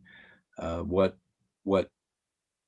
distinguishes people is an ability to make good decisions, and a liberal arts degree, even, I don't want to put that down at all. A liberal arts degree is very broad-based, right? It is to encourage you to acquire a lot of knowledge from different fields, and then you can make connections between something that occurs in one field and it might apply to your field. So that's really critical for decision making. And that's what you need people to be good at. So a criminal justice degree or a pre-law degree is not a prerequisite. In fact, a lot of law schools would rather you have some other kind of degree. And if you're going into law enforcement, I'll tell you my experience going into law. Law school taught you about the law. It did not teach you how to be a lawyer. So going into something like law enforcement, if you get a criminal justice degree, that might teach you a lot about criminal justice, but it won't teach you very much about the job that you're going to do. And so you're going to gain that knowledge as you develop in your field, as you grow in whatever job you've decided to pursue. Okay. Thank you for that. Now I see that Ms. Ramos has joined us. And just as a quick introduction, Ms. Ramos graduated in 2009 from Texas A&M with a bachelor's in ophthalmology and genetics with an emphasis in forensic science. Ms. Sanchez has worked in a variety of areas, including children's health, assays for COVID testing, and finally generating DNA profiles and potentially testifying in court to her findings. Hi, Ms. Ramos, how are you today? Sorry, Ms. Ramos, you're on mute. Can you hear me now? Yes. Yeah. Hi, how are you guys? Hi, I'm doing great. How are you? I'm good, thank you. Okay, so just to continue, we have a question from the live chat on YouTube, and it is from Jesus Medina from the Townview Law Magnet, and he is asking, how has being in the law field changed your perspective or point of view? Is that for me? I mean, it's for whoever, but if you would like. Go ahead. It's made me more aware of my surroundings. I focused more in forensic science. So I was already a very anxious person, but it definitely made me more aware of everything that's going on and just a different perspective of people and I guess things in general. Yeah. I'll tell you that my experience has been that, as a young person, when I started in law, I didn't have much experience beyond my town and then my college. But if you're working in a lot of areas of the fields of law, you're going to deal with people who are struggling. They've had something bad happen. Whether they're the victim of a crime or whether they're a person accused of a crime, or in other fields of law, family law, lots of other areas, you're dealing with people who are in a bad place. And so it's made me much more aware of how people get into those places, the decisions they made in their life that may put them in a place where they're committing crimes, or where they're victims of crimes, or where their situation is not good, whether it's their family situation or work situation or education, and that the decisions people make along the way have a great influence on whether they ever encounter the legal system. So it's made me much more empathetic. I hope that I can try to put myself into their position and see that even people who are accused of doing bad things aren't necessarily bad people, that their circumstance may have made that seem like a good decision at the time, even though it turns out to have a negative effect. So I hope that's the effect it's had on me, is that I'm much more open-minded about where people are in their lives and how that can influence their encounters with the law. Yeah, definitely. Okay, so our next question is also from our live direct message. It's from one of our very own, Miss Kinsey Bond, and she wants to know what education background is needed to go into forensics, and what skills would be for this career? Okay. So I have a bachelor's in genetics, and that's really all you need as far as entry-level positions. They prefer experience. So when I was at school, I also worked in the lab and I did research there. But a lot of entry-level positions will require a minimum of a bachelor's degree, and you'll receive a lot of training while you're at work, and you'll build on those skills and techniques while you're there. I was fortunate enough to work for a company that provided extensive training just because of the sensitivity of the stuff that we were doing. So, and education will always be ongoing. They will always require you to continue going to seminars and getting licenses and things like that. But those are things that you can get as you're in the field. Okay, that's great. Thank you. My next question for you is, what inspired you to pursue your profession? Skills USA had a lot to do with it. I went to the law magnet and I competed in a lot of the criminal justice competitions, and it really piqued my interest. Forensics was very new as far as programs in the schools. Like, it was very new for universities to be offering those focused degrees. So, but yeah, high school and the criminal justice, we competed in the criminal justice competition. So it was lifting fingerprints and doing arrests and traffic stops. So it just kind of, I don't know, I feel like I was led there.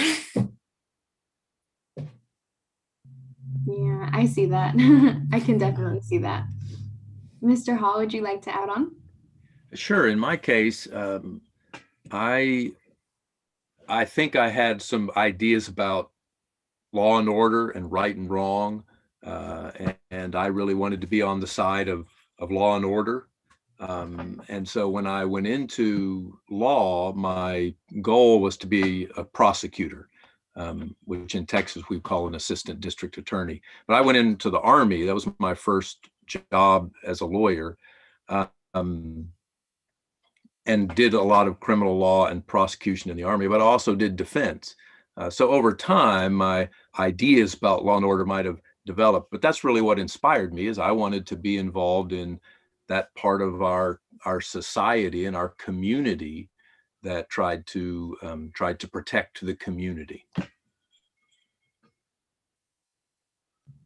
That's great. Okay, so I think this is going to be our last question.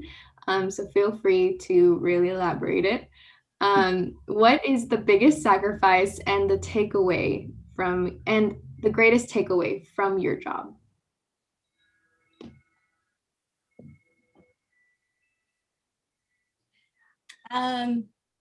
For me, I wouldn't call it a sacrifice, but the hardest part is it comes with a lot of stress. I don't think a lot of people realize that, but it is stressful to know that what you're doing in a lab and the importance of it, really, like how what you do will impact someone's life. So it's a lot of times, especially when it comes to processing evidence, you only get one shot, and you want to do it right, and you don't want to miss a step. You don't want to, accidentally lose the evidence, as far as like, if you don't process it correctly, then you don't have any. And then it comes with, you also have to be ready to testify in court to your findings. And so I wouldn't call it a sacrifice. I just think that's the hardest part, the stress that comes with it, the personal responsibility, the weight. Yes, I understand. I would echo that. In most of the law that I practiced was in criminal law. Most of that as a prosecutor, but also some as a defense attorney. And you're only dealing with bad situations where some crime has been committed, and somebody's life has been affected by that negatively, and usually more than one person. So the victim's life is negatively affected, plus the defendant's life is going to be negatively affected, possibly, and their families, and the larger community sometimes is impacted. So there's a lot of pressure to get things right, and being aware that however the case turns out, there's already been some some heartache associated with that. And I used to tell people, witnesses and victims, when we were getting ready to have a trial, and a victim would say something like, "I want my day in court," and I would tell them, "That's fine, we can go in, we can have this trial, but those are hard days." So when you want your day in court, it doesn't just make the whole situation into a good situation because you had your day in court. There's a lot of emotion bound up in pretty much everything we do. And so I can only echo what Ms. Ramos said about, that's one part of preparing for a trial. And if I don't have confidence that the people producing those forensic tests got it right, well, then that just spin up all of that stress that's associated with getting ready to have a trial. So there's a lot in that basket, and a lot of relying on other professionals and hoping that they were good at their job and had as much dedication to seeking the truth and protecting the community and getting a good outcome. And I know I'm sort of rambling on here, but I think that's a huge part of the job. Is I wouldn't call that a sacrifice. I say that's just the price that you pay. It comes with the job, and so you gotta develop some skills to deal with that. But it does have the potential to be very stressful. Yes, I can see that. And honestly, these things I really haven't even thought of, like the stress of being careful with the evidence and being so careful to the point where it's kind of like in the hands of you, like someone else's life is in your hands, and then preparing for court. And usually you would think that because of like through all of this hard work, finally like the court day is here and like it's the easy like presenting what you found. No, it's just as hard. Yeah. I definitely see that now, and it's great to have your perspective. And I just want to give you a big thanks for being here today with us and for contributing your time. It means the world to us. So thank you again. Oh, you're welcome. My pleasure. You're welcome.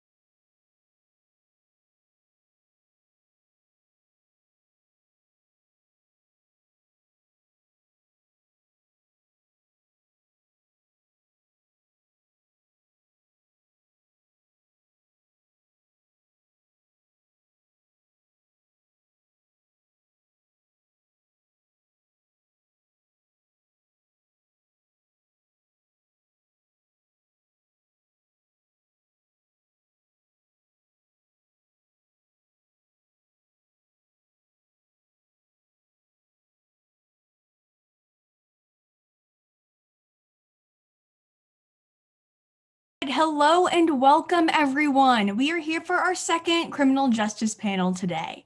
So our guests are Miss Kenna Norris. Miss Kenna Norris is an investigator at Grayson County Sheriff's Office, specializing in internet crimes against children, sex crimes, and child crimes. Ms. Norris has been in law enforcement for 4 years with the Grayson County Sheriff's Office, where she worked on patrol for 1.5 years and has been in investigations for 2.5 years. Mr. Stormy McQuistion has been a Texas game warden for the Texas Parks and Wildlife Department for the past 14 years. He is currently stationed in Cook County. He graduated from Texas A&M University with a degree in agricultural development and a minor in wildlife and fisheries science. And then next we have Miss Maritza Sanchez, who earned a bachelor's degree at Duke University. She then graduated from the University of Texas School of Law. She's been practicing for over 5 years as a civil litigator with Brackett and Ellis. So first of all, thank you all so much for being here today. And we have had a lot of questions about the education process for becoming an attorney and going into law enforcement.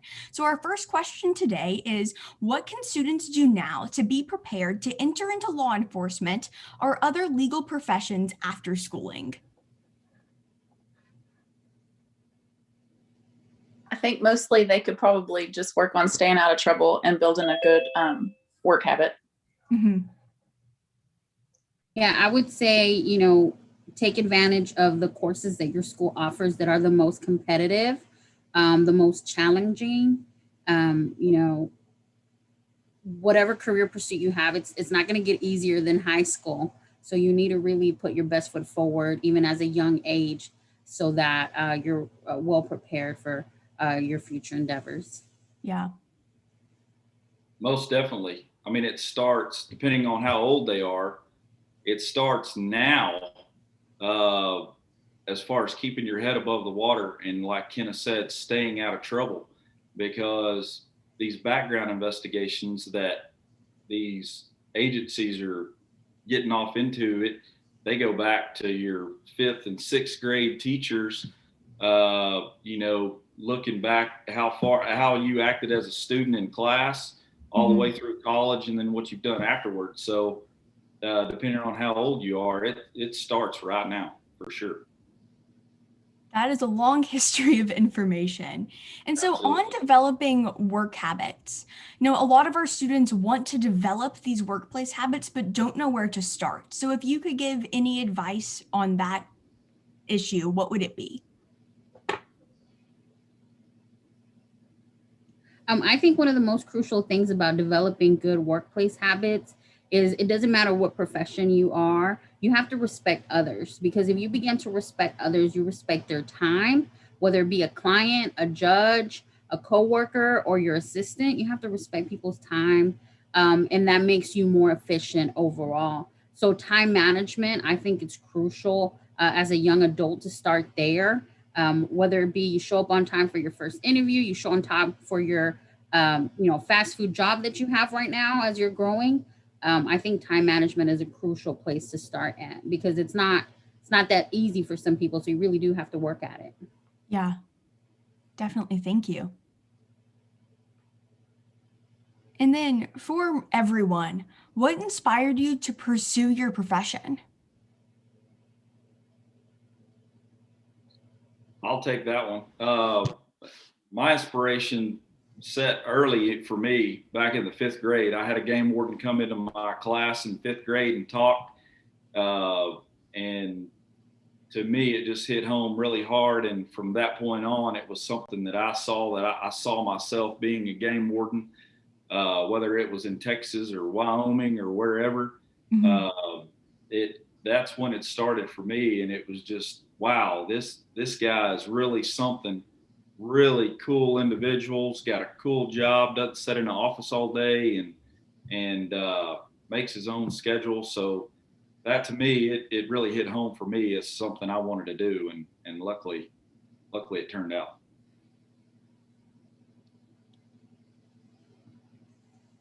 I went into law enforcement automatically wanting to do sex crimes and crimes against kids. So I didn't know I wanted to go in law enforcement until I was like 30. So I kind of blinked a little late, but I went directly into that.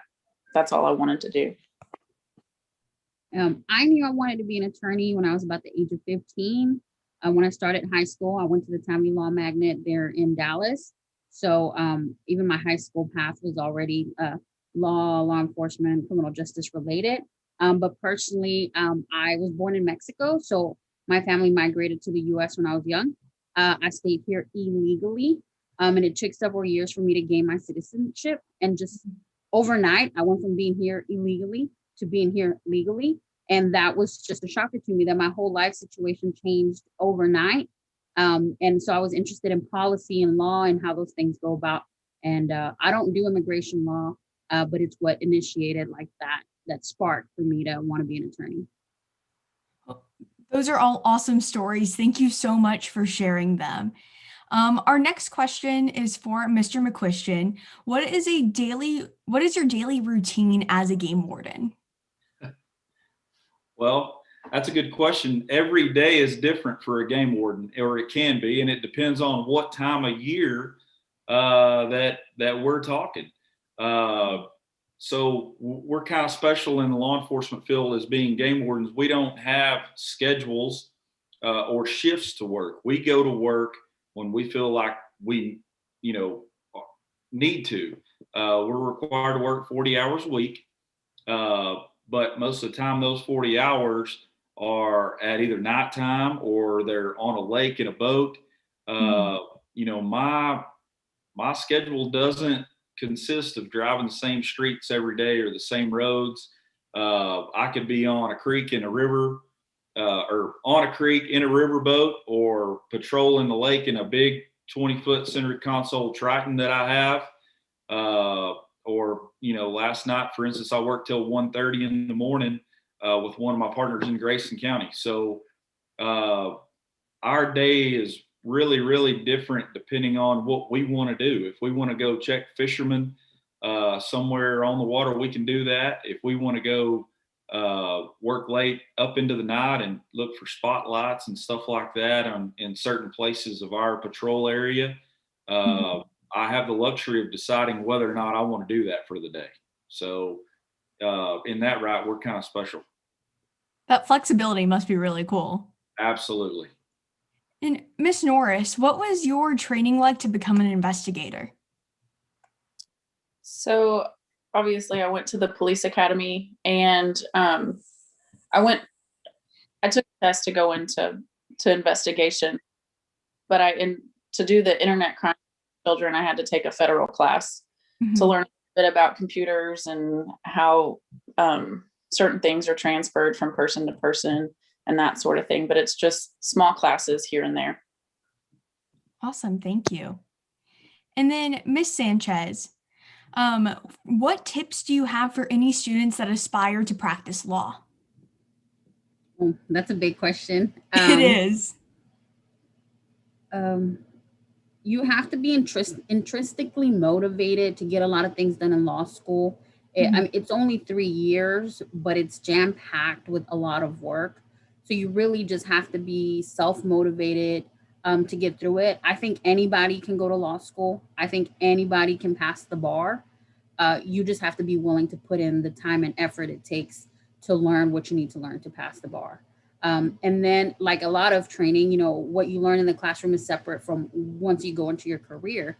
What they teach you in law school is different than, it just sets the foundation. And then once you become an attorney, you really, you practice what they taught you and you expand on it. So it really is something that you have to get through. And as long as,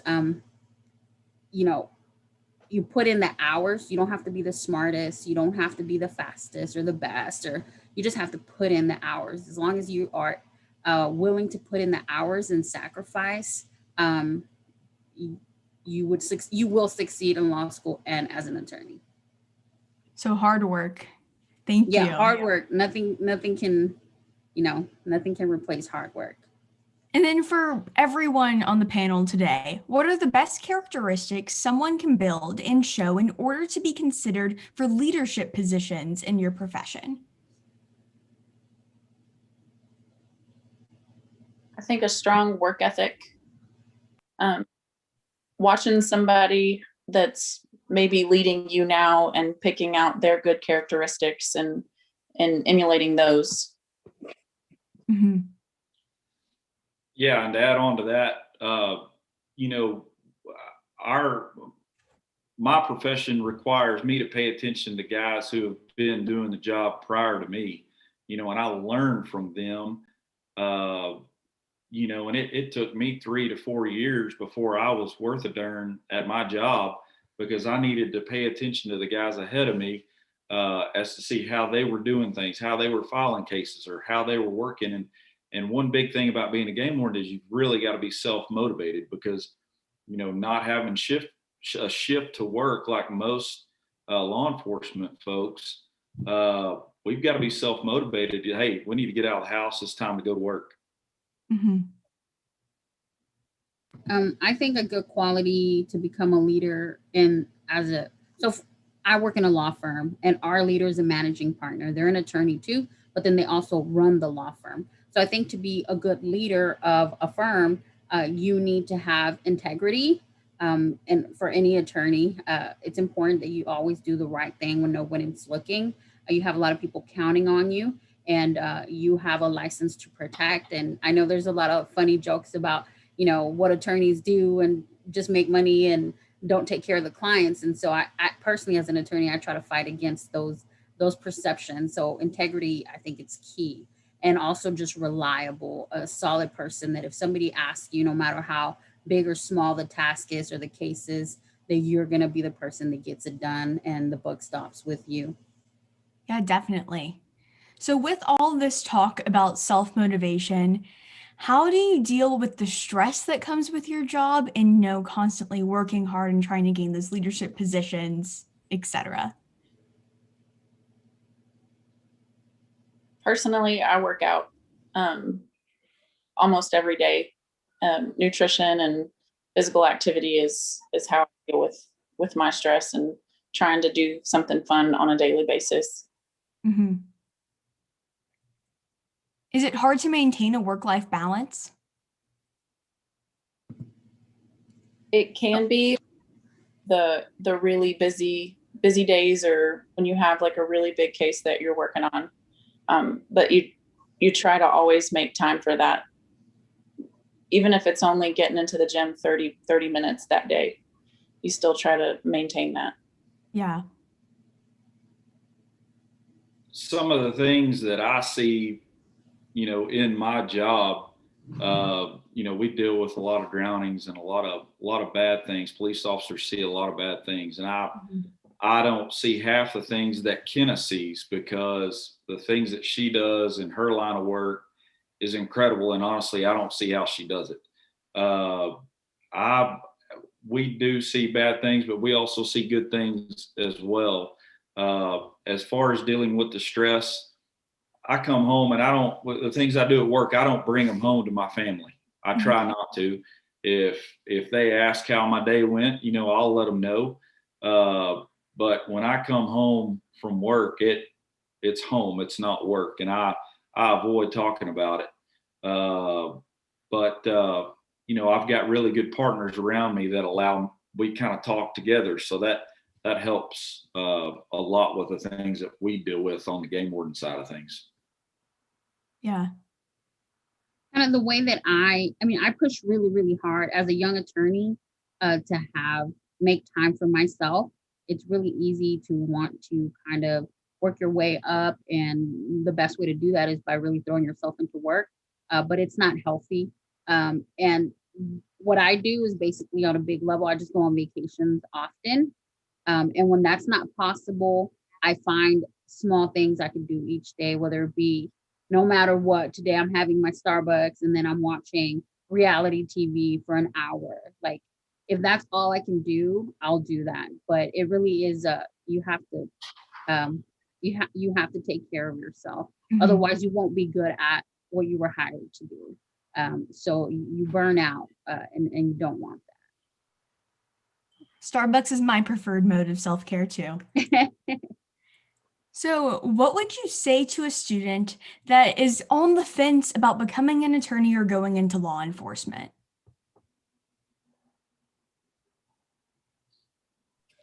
As far as law enforcement, if you're on the fence, I would say don't do it.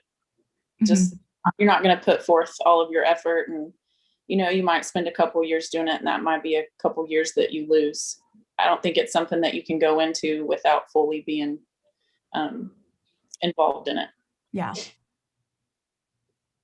Absolutely, you have to be committed. And on the fence is not a full commitment. You're either in it or you're not. Pay is awful. A lot of things you see is awful. Right now is an awful time to be in law enforcement. Mm-hmm. But if you like to help people and do good things, it's a great job. But being on the fence isn't going to cut it. you've got to be in it all the way for sure. I think that there's a wide variety of type of attorneys that people can become. You know, some people work just in big law and represent corporations. Some people work for the district attorney. Some people are public defenders, and some people just work for small nonprofits and do a lot of good that way. So I would say if you're on the fence about it, just do some more digging and searching about what kind of attorney do you want to be. And if you don't know, that's fine. You don't have to know the answer. I mean, I've been practicing for 5 years, and sometimes I question exactly what where I see myself in the future. But I would say maybe by digging in a little further, what kind of attorney you think you would be, you might stumble across some kind of tidbit of knowledge to help you decide if it really is good for you. Yeah. And so what is the most rewarding part of your job, you know, with all the stress and headaches I'm sure it causes?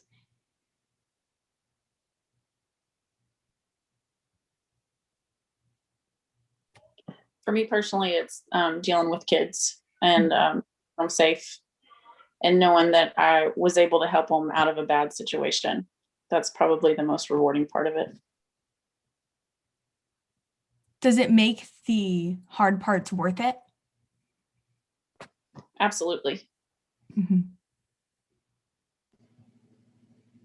I would say the most rewarding part for me is like when I get a thank you card from a client, and surprisingly, they don't talk about the outcome of the case, whether we won or we lost, because I've won and lost cases, but they'll mention things like, you made me feel comfortable in the courtroom. You listened to me. I felt that my tears were not in vain. So things like that, just knowing that I wasn't just their attorney, but I was something more to them in a very difficult time. You know, being involved in a lawsuit is very difficult and foreign to most of us. So that's the most rewarding. Does it make the rest of it worth it? Yeah. Mm-hmm. What's rewarding for me is having kids or even adults come up and say, "Hey, I think you've got one of the coolest jobs in the world," and I think I do. And it's rewarding having my kids say, "Hey, maybe I want to be a game warden when I grow up." But it's all the time. It's constant. Hey, you're out here to help people. You're out here to help our wildlife and our natural resources. And that's something that I want to do. And I would enjoy doing that and being able to give them confidence and letting them know that, hey, you absolutely can do that.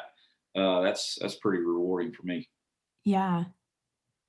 No, all that's amazing. And what is the most common misconception about your job, though? For my job, the most common probably misconception is everybody thinks we're biologists and we're out to save all the birds and all the turtles, and we get paid a lot of money to do that, and that's the farthest thing from the truth.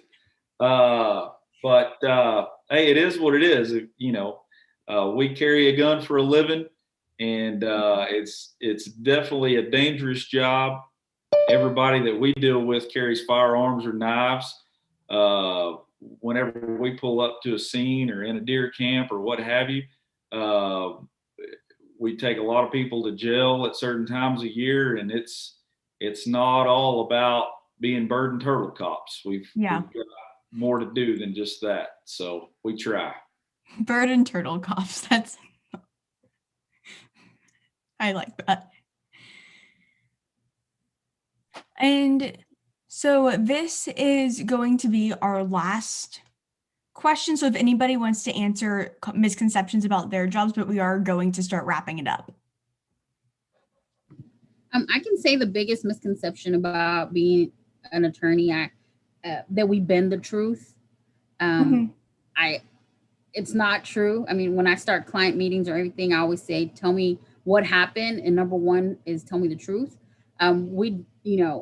My work is being scrutinized by the attorney on the other side. If I'm bending the truth, they're going to find it. My work's scrutinized by a judge or a jury. So if I'm bending the truth, they're going to find it. So we can't do that.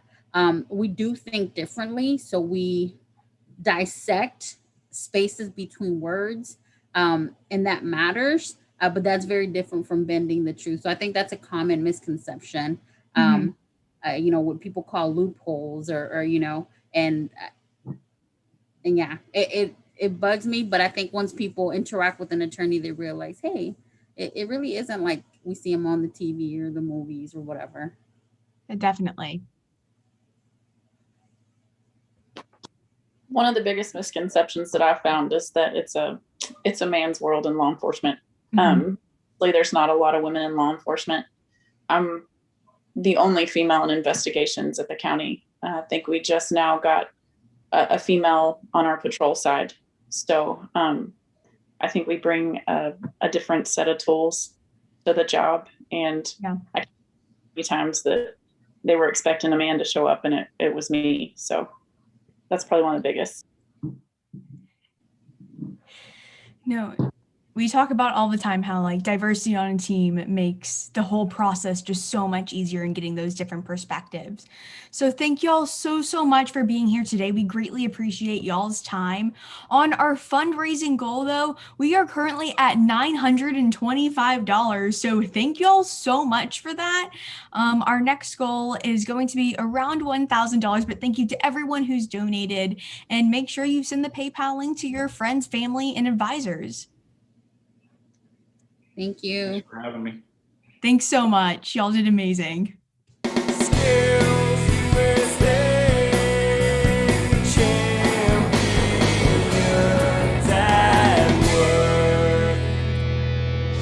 Hello, Skills USA Texas. I'm Shelley Travis, Skills USA's Executive Director, and it's my honor to speak with you today as part of your CTE for the Future event.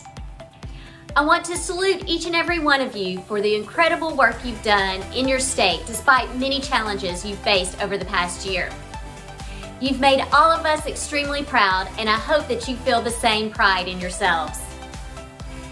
There's an old saying that's more relevant than ever these days: never let a good crisis go to waste. That's because every crisis we face, as difficult as it may be, is a new opportunity to grow, to learn, and to become better than we were before. You and all of our Skills USA members nationwide have shown incredible resilience through these difficult times, and you're showing it again right now through this special event. I want to encourage all of you that as a Skills USA member, you are in the right place. Career and technical education has never been more valued than it is now. In fact, there's never been a better time to be skilled. America will be relying on students just like you more than ever as we rebuild our economy in the wake of this pandemic. The personal, workplace, and technical skills you've been developing have never been in more demand, and the opportunities that are ahead of you have never been more plentiful. So stay focused and keep your eye on your goals, because the best is yet to come. And now I'd like to introduce you to some of our national officers who'd like to offer you a few words of their own. Skills USA constantly adapts in evolving situations to continue to deliver our mission to members across the nation. One of the most exciting opportunities Skills USA has been able to offer through these unprecedented times is the launch of Skills USA Connect. Skills USA Connect is an online community that provides a tangible solution for members to engage and explore enriching opportunities that facilitate the principles, purposes, and values of our organization. Within the platform, the National Officer team has hosted different virtual events involving industry and engagement. Ultimately, the challenges brought by a virtual atmosphere have been faced and even minimized, providing our members different opportunities to continue to expand their knowledge and preparation for the workforce. Specifically, events like industry panels, webinars, live sessions, and facilitation sessions in which students are encouraged to continue to engage with one another and understand and develop new skills. Students, teachers, business partners, and state directors are able to collaborate to fulfill our mission of empowering our members to become world-class workers, leaders, and responsible American citizens. Through partnership and support, The opportunities for Skills USA members are endless. We stand here proudly representing this amazing organization, an organization that empowers its members to succeed. As the years continue, no matter the problem, Skills USA will continue to deliver its mission and put their students first. On behalf of all of us at Skills USA's national headquarters, have a great event and know that through Skills USA, you've empowered yourselves to realize a great future. In the meantime, stay safe, stay healthy, and stay skilled.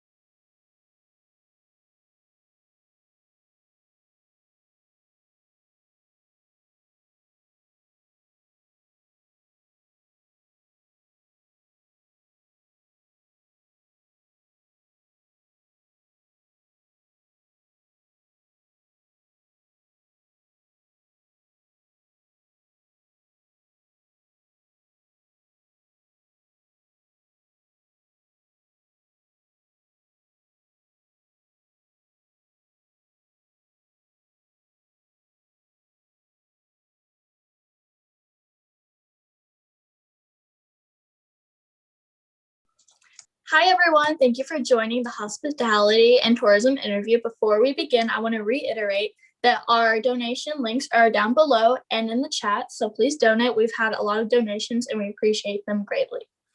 So it is my pleasure to introduce our hospitality and tourism interviewee, Jay Clifton, who was our 2019 to 2020 Skills USA National Post-Secondary Vice President. Jay Clifton is currently self-employed as an owner and operator at his own business, the Ugly Duckling Baking and Bubble Company. When Mr. Clifton is not busy baking and advertising his treats on social media, he's a substitute teacher at Denton ISD.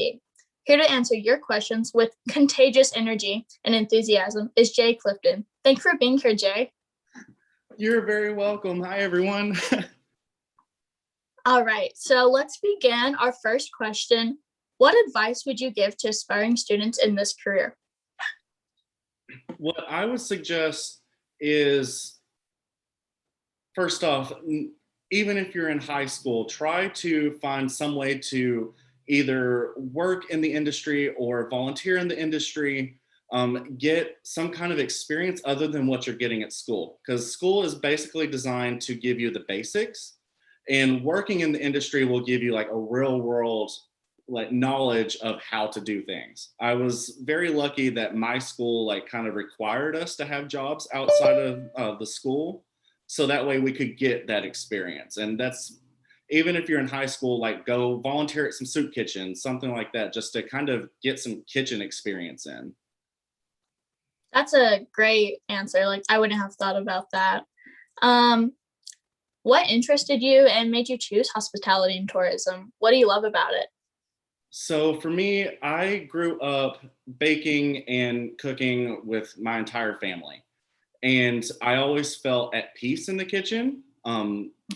My childhood had some, like everybody, had some trauma, and that was the way that I kind of had peace within myself, is baking.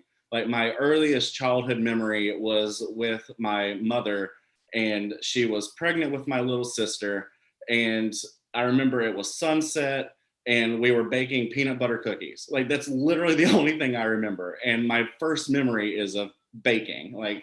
So I think it was just kind of instilled in me from an early age to be in this industry. I love that. It kind of gives you a home, and it's a passion that you've had from early on. That's amazing. I think everyone should have that in a career they're going into. Okay, so we've had a lot of questions for each career cluster about misconceptions. Are there any misconceptions of this industry, and can you explain them and kind of correct them? So some of the misconceptions are that to become a head chef of somewhere, you have to go to culinary school. But no, there's I would say majority of people that are big head chefs of restaurants and hotels and whatnot, like didn't have a culinary school background. But also there's another misconception that you don't need to know like the basics. You just have to get into a kitchen and just start working. No, you need to study. Like you need to know, you know, the mother sauces. You need to know the different like techniques for like baking cookies or making cakes. Like you need to know this different technical jargon. A lot of people just feel like if you're in like the hospitality tourism industry, you know, you kind of got there because you didn't want to, you know, go to law school or something. You just wanted to get a job. And no, there's some extremely like intelligent people that are in the hospitality industry. I mean, you got to think, especially with like food safety and sanitation, like it's kind of up to us to make sure that when you eat our food, you don't get sick. Like we have to know like the proper temperatures and stuff like that. Like just because you're working in a kitchen doesn't mean you're dumb. Yeah, I've definitely heard those misconceptions. So thank you for sharing those and kind of changing our mind on that. So to kind of bounce off of the education idea, what do you recommend for students wanting to go into this career field? Like what experience do they need? What schooling and education? Okay, so well, it depends on what you're going into in the hospitality industry. So if you're going into like hotel management, stuff like that, there are so many different schools that you can go to get a hospitality management degree. And I would highly suggest that because if not, it's going to take a while to kind of work your way up the ladder. If you kind of already know what you're doing when you go to apply for like a hotel job, you know, a lot of times you'll get that position over somebody that is, you know, newer to the industry. If you're going into like a kitchen job, I would definitely suggest at least taking like a certificate somewhere if you're wanting to really, you know, use this as your career. So if you go to your local community college that offers like a culinary arts certificate, I would suggest at least starting there. For me, I got my degree in culinary arts, and I also dabbled in the baking side. I got all the classes I wanted to take basically. And then I got the hospitality management degree because my ultimate goal is to teach culinary arts and hospitality management for high school. That's ultimate goal. Like I've always known I wanted to teach, just had to figure out what it was. And if you're wanting to go into the culinary field, again, study. Like even if you just take like a sanitation course at a high school or a community college somewhere, that'll get you at least in the door and get you like booted up. Because a lot of people go into different, like looking to be like a sous chef or a head chef, and they don't know their different temperatures for foods, and that shows like day one. So yeah, I would definitely suggest if you're wanting to make this a career, make it just like you would if you wanted to be a lawyer. Get your schooling in. Awesome. What is one thing you wish you had known going into the industry? One thing that I wish I would have known going into the industry is that it can be pretty cutthroat. If you go into it just thinking, oh, I know how to make cookies, like I for sure can be a head pastry chef somewhere, you're going to come in for a very rude awakening. There are some extremely talented people out there. Like, for instance, I do primarily cupcakes and bread. Like, you kind of have to find your specialty. Like, I don't do cake decorating. I don't do, you know, elaborate sculptures, stuff like that. I focus on flavors and I focus on the direct look of the cupcakes. Like, I don't want them to obviously be messy, but I'm not going to like spend hours putting like fondant on a cupcake. That it's, especially since a lot of what I do is sell at like farmers markets and online and like through Etsy, stuff like that. A lot of people, they want like, you know, the crazy decorated cupcakes, which are awesome. I'm not saying they're like not awesome, but I also know for me, I have a niche that it's flavor over style. And that's kind of where I've gotten my like base at. And I I love what I do. And going into it, that was what I kind of wish somebody had told me, was to kind of find your specialty and work on it.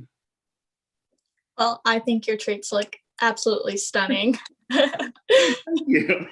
You're welcome. So you own this business. Can you tell me more about that? Like what you do, how you started it, and what motivated you to start it? Yeah.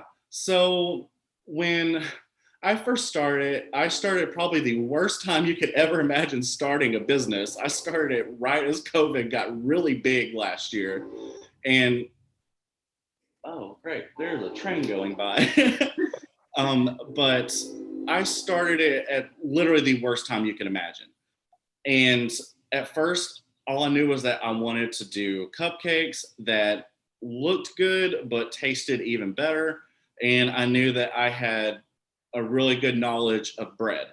And so I kind of took that and ran with it. And in so doing, I kind of then also used another passion of mine, which is like bath and body products, and started making homemade artisan soaps. And so I kind of used all the techniques that I'd learned in culinary pastry school and use it towards making my bath products, because a lot of it's the same. A lot of it's just chemistry. And being able to do that, I was able to find my market that way. Like obviously they're two separate businesses, but a lot of it overlaps. And that to me, like the whole marketing aspect of it's really cool. And so yeah, I was able to take what I'd learned and just kind of find my way in the world. And as far as like my name goes, I've always had a huge obsession with two things: the color orange and rubber ducks. And I was able to kind of integrate those, and especially working at farmers markets, it's a great marketing tool because like little kids will come up, oh, the ugly duckling. And, little kids come up, their parents are obviously going to come up too. And, they'll go, oh, that's a cool name. And like, they'll see like my little rubber duck that I have there and they're like, oh, that's cute. And then they'll look at the actual products and then they'll start buying. It's a great way to market yourself. That's amazing and really cool of you. So it looks like we had a question in the chat on the stream, and it is from Amanda Grissom, and it looks like she has a younger student, so maybe not quite high school, and he was wondering, what advice do you have for those younger students and for the students that maybe don't have parents that are really big on baking and cooking? Okay. YouTube is a great place to look at. Even if you can't get into the kitchen at, a young age, like go on YouTube. If you're allowed to, like there's a lot of different videos that will show you how to make stuff like mug cakes, like in the microwave. Like there's a lot of stuff you can do at a young age to kind of integrate yourself into the kitchen until you know that you can actually like start working or volunteering, et cetera, in like a bigger kitchen. I literally watch YouTube videos all day in the background while I'm doing things. And it's a great inspiration for me because I can see recipes like actually being made. I have 100 or so cookbooks, but like you can't always like imagine how it's being made. YouTube really helps with that. And even if you don't want to sit and watch YouTube or your parents don't let you, like read some cookbooks, just get some basic knowledge in.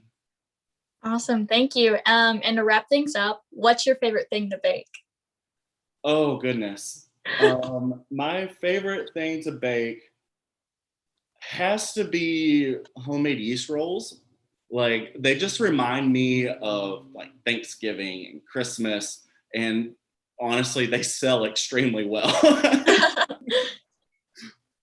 Well, thank you for being here and giving all this advice. It's definitely going to be utilized. So thank you for that.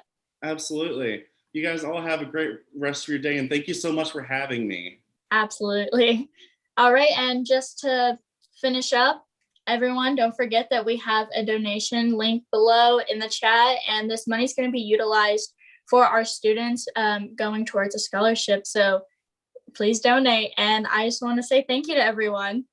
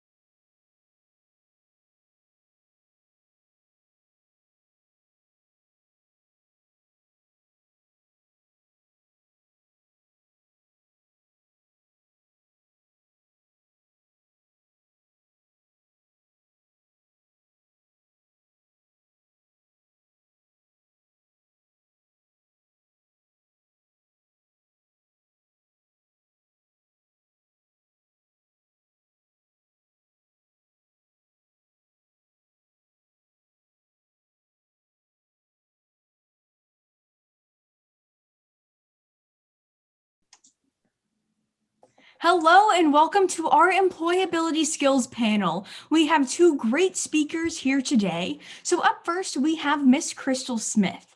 Miss Crystal Smith is a past Skills USA Texas state officer and Skills USA national officer.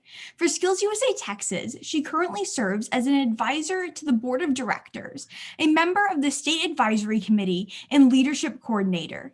She's a graduate of Texas Wesleyan University School of Law and is currently the president of Associated Builders and Contractors of Central Texas. We also have Miss Brenda Drawdy. Miss Brenda Drawdy is a CTE teacher at Killeen ISD Career Center. She currently serves as the state past president of the Texas Industrial Vocational Association and on the Skills USA Texas Board of Directors. Additionally, Miss Drawdy is a national finalist for the 2020 Lifetime Achievement Award for the Association of Career and Technical Educators. So thank you all so much for being here today. We've received a lot of questions this past week, and probably the biggest one has been about public speaking. So could y'all talk about any tips you have for public speaking? I would say first, if you're scared of public speaking, you're not alone. I work with individuals that run multi-million-dollar companies, and routinely they say no thank you on public speaking ask. So you're not alone. My biggest tip on public speaking, there are two. One, read and learn from those that are really good at it. Learn from those that do it. And two, there is absolutely no substitution for practice. You cannot read your speech to yourself. You actually have to go in the bathroom, stand in front of the mirror, and say it out loud. And I think I've had the opportunity to work with you when you write stuff, and Ms. Trotter would probably agree with this. Once you start reading it out loud, there are tongue twisters in there, and there are things that don't flow right, and you don't know that unless you say it out loud. So there's zero substitution for practice. Mm-hmm. I know. Oh, Ms. Jotty, go ahead. I think you're muted. There we go. Sorry about that. Thank you, Emma.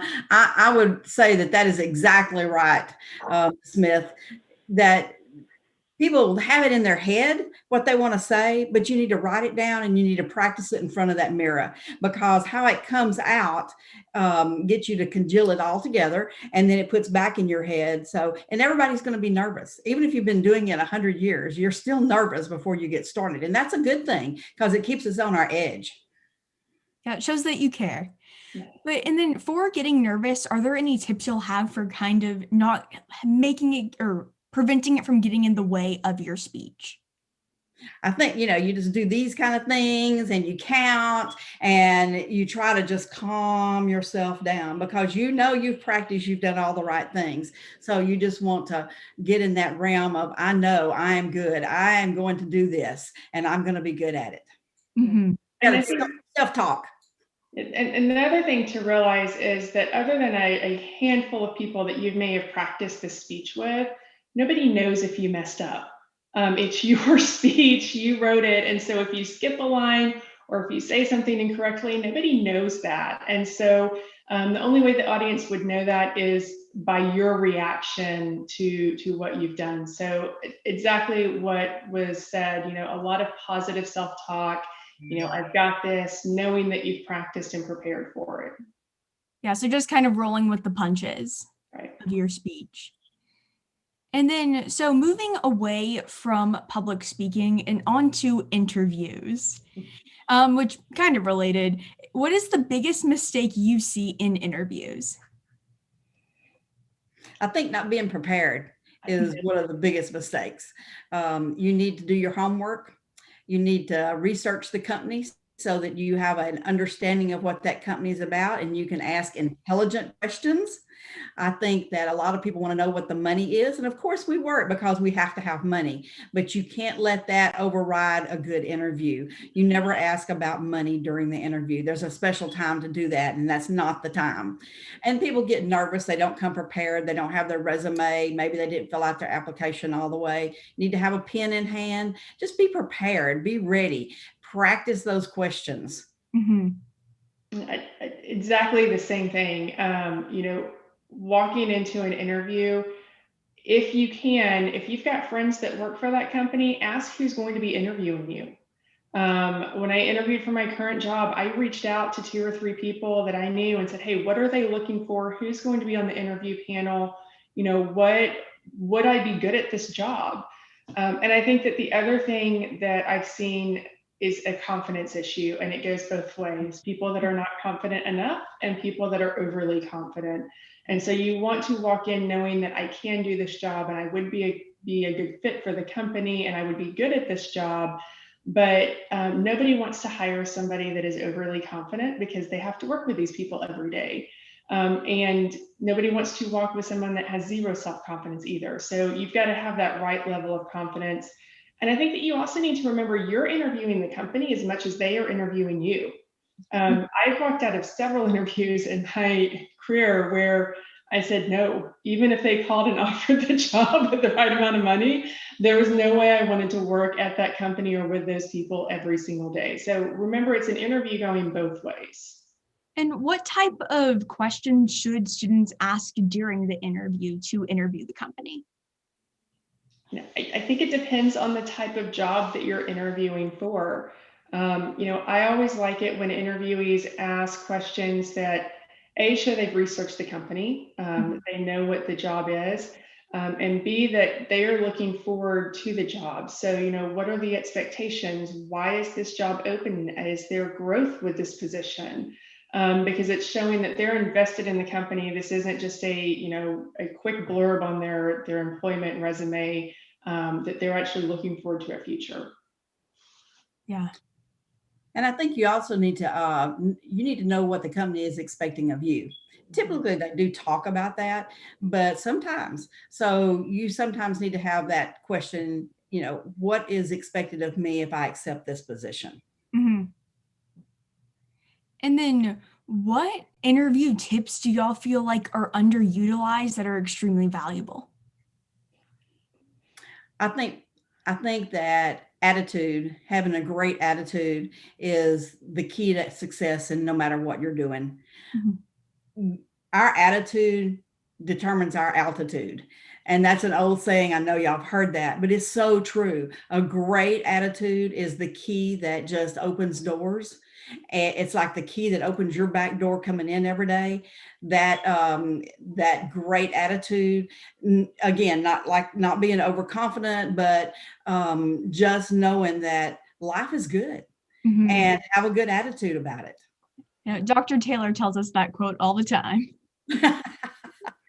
I would say, the biggest tips, we've gone over some of them. Know the company, know who you're interviewing with, use your network. I think that's something that young people are scared to do. And I would encourage young people to really do that. You really have no idea who you know.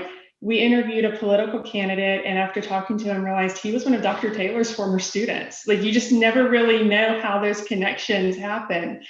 So use your network. And I think that interviewees forget to follow up. The interview is not over when you walk out that door. It continues with follow-up. So I think that immediately there needs to be an email, but I send handwritten notes. I'm old school. I have stamps. I have stationery with my name on it, and I send a handwritten note. I send 4 or 5 notes every day. But after I started this job, the comment that I received from everybody I interviewed with was, we really liked your note. So I think that is one that will really set you apart as you move forward with your career, not just as an entry-level employee, as a high school student, but throughout your entire career. So do you send both emails and handwritten notes? Yes, I do. And do they pertain to different things, or do they both involve thank yous?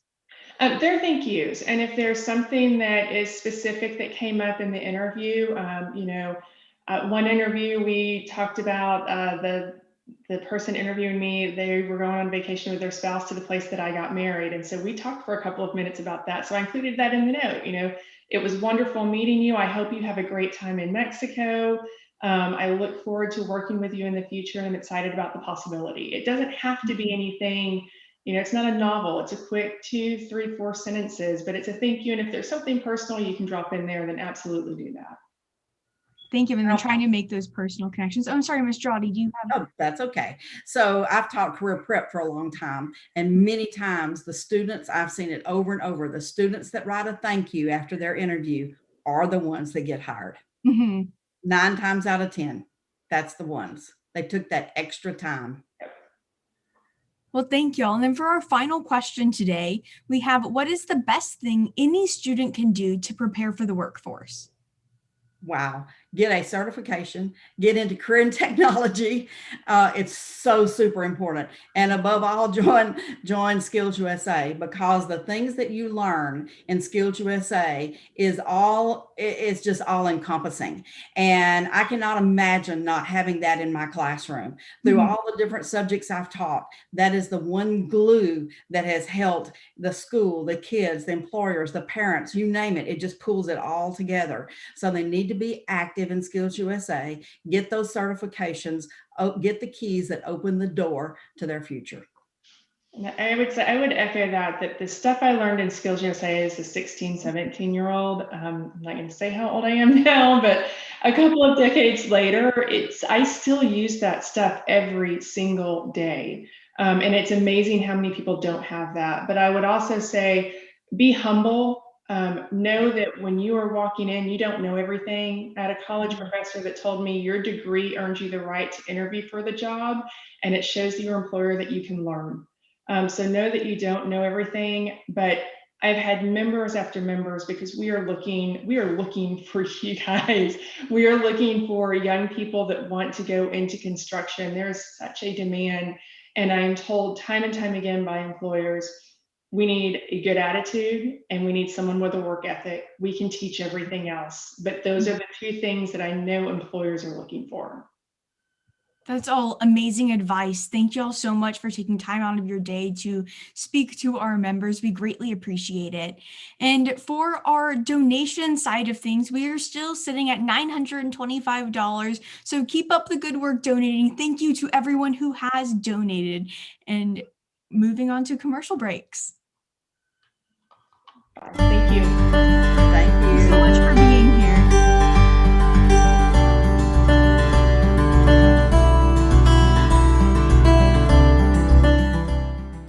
Hello, my name is Madison Palmer from District 5. I am a criminal justice student from Wiley East High School.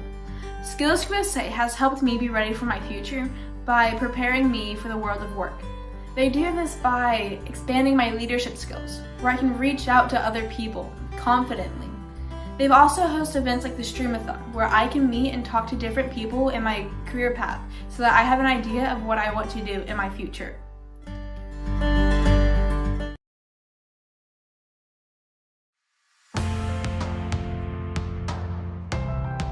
Hi, my name's Don Rackler. I graduated from Harlandale High School in 1974.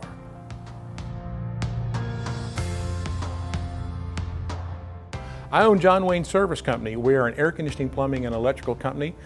We specialize in residential service, replacement, and maintenance in all three trades. We are the largest company in town in San Antonio doing what we do. We employ about 260 employees, and I have almost 200 service vehicles on the road today.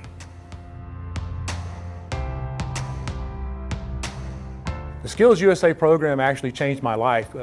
When I was a junior in high school, I had already decided I was not going to go to college. That was not my dream, and I wanted to learn a trade and just go to work.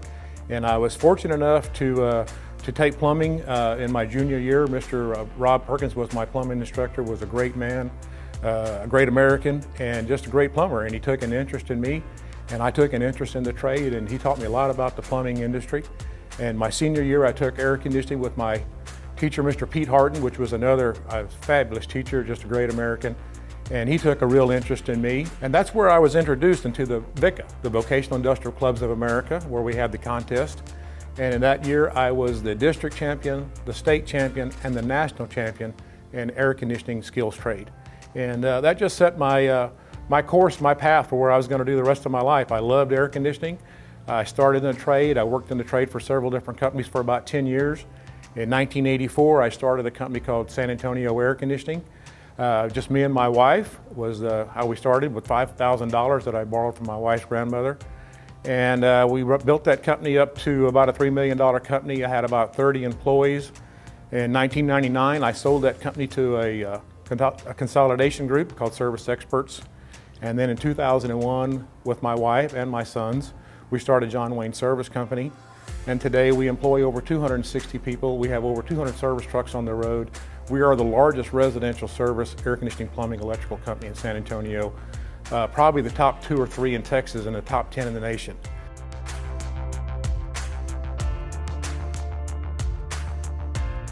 The training that I received at Hardendale High School set my path and course. The foundation was there. I had the burning desire to learn this trade. I love this trade. And had I not had that training, I would not be where I'm at today. It was the very beginning. When I first got into trades as a helper, I had already the knowledge of all the pipes and pieces. I knew all the components of an air conditioning system. I knew the electrical components. The people that I went to work for were amazed that I knew all these things coming right out of high school. It jump-started my career. I was already miles ahead of people that were just beginning in this trade. I had a burning desire to learn this trade, and I had in the back of my mind someday I wanted to own my own company, and I was very fortunate to make that happen. But it all starts there. It all starts in school. It all starts if you want to make it happen, you can do it. And learning a trade to me is the best thing you could possibly do for your career. In closing, I'd like to say this: I'm forever grateful for Hardendale High School. I'm forever grateful for my teachers, Mr. Hart and Mr. Perkins.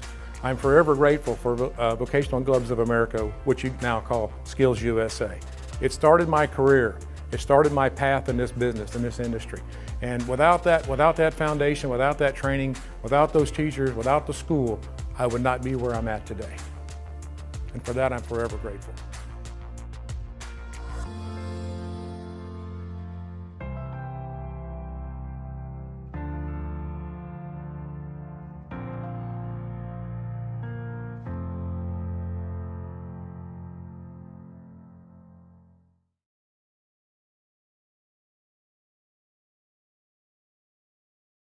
I was only 16 years old when I started my career in plumbing and air conditioning right here in Hardendale High School back in 1974. And now I have a sweet 16 deal just for you. Buy a 16-SEER complete AC system and get a 16-year parts and labor warranty. And you won't have to sweat paying any interest or making any payments for 16 months. Plus, be one of the next 16 callers and we'll throw in a Nest Smart Home package so you can monitor your home from your smartphone. Call John Wayne today at 293-5516 and get your sweet 16 deal. It's sweet! Quality. Here at John Wayne, it's not just a word, it's our foundation. From the people we employ, to the service that's provided, to the equipment that we design and install, quality matters. For nearly 20 years, providing quality Texas comfort to the San Antonio area communities has been our highest priority. Right now, AC and heating equipment is 50% off. So now is the best time to call John Wayne. For quality you can count on, call John Wayne today.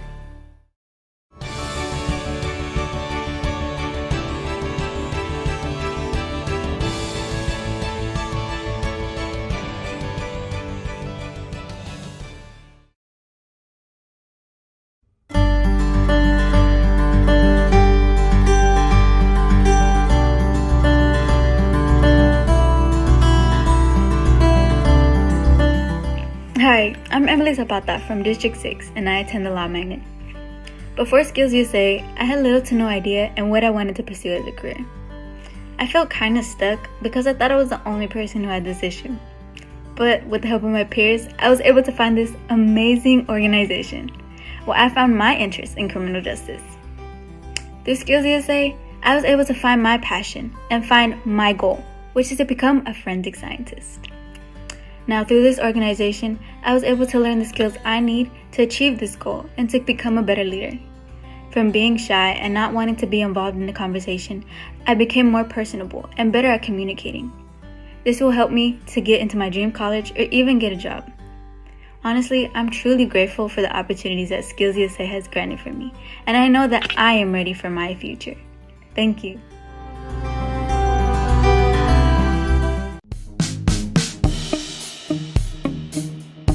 And he said, that summer, let's say Johnny came back and he said, Mr. Welsh, I got a job because of this card. And he said, well, what happened? He said, well, I went to the Port of Houston and they had a job fair. He said, there's probably 300 or 400 people there. The foreman came out.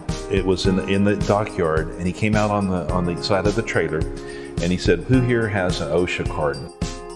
So I raised my hand, and he said about 4 other people out of that large group said they had it. The foreman got us into the trailer. We gave him a copy of the card, and basically he said, "Okay, can you start tomorrow?" That was the interview. The other 300 or 400 people, they may not even have that opportunity. So is it worth it? Oh yes, it's worth it. It is, and especially if you can get it in school.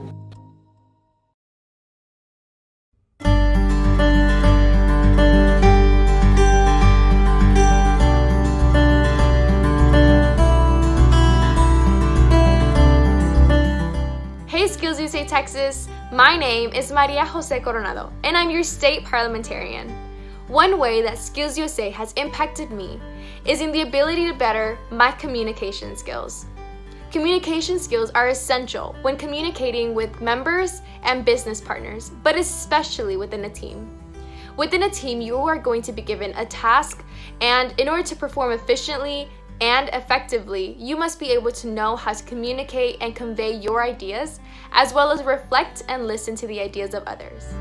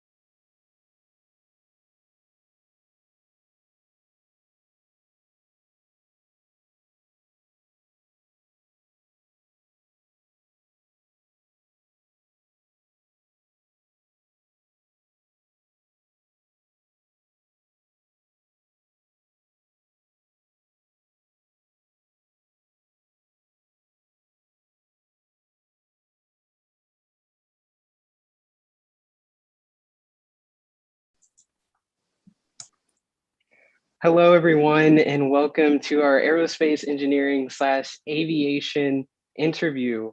Today, we have Mr. Kevin Renshaw, and I'm so glad to have him on today to answer a few questions for us. And he truly has an amazing resume. So Kevin Renshaw is retired from Lockheed Martin after a 41-year career in aerospace engineer. He served as a configuration design lead on the YF-22 aircraft and the X-35 aircraft. He was also a designer on the F-16 fighter aircraft as well. Mr. Renshaw holds a bachelor's degree in aerospace engineering from Georgia Tech University and currently holds 5 US patents and has an award from the LM Aerostar Award.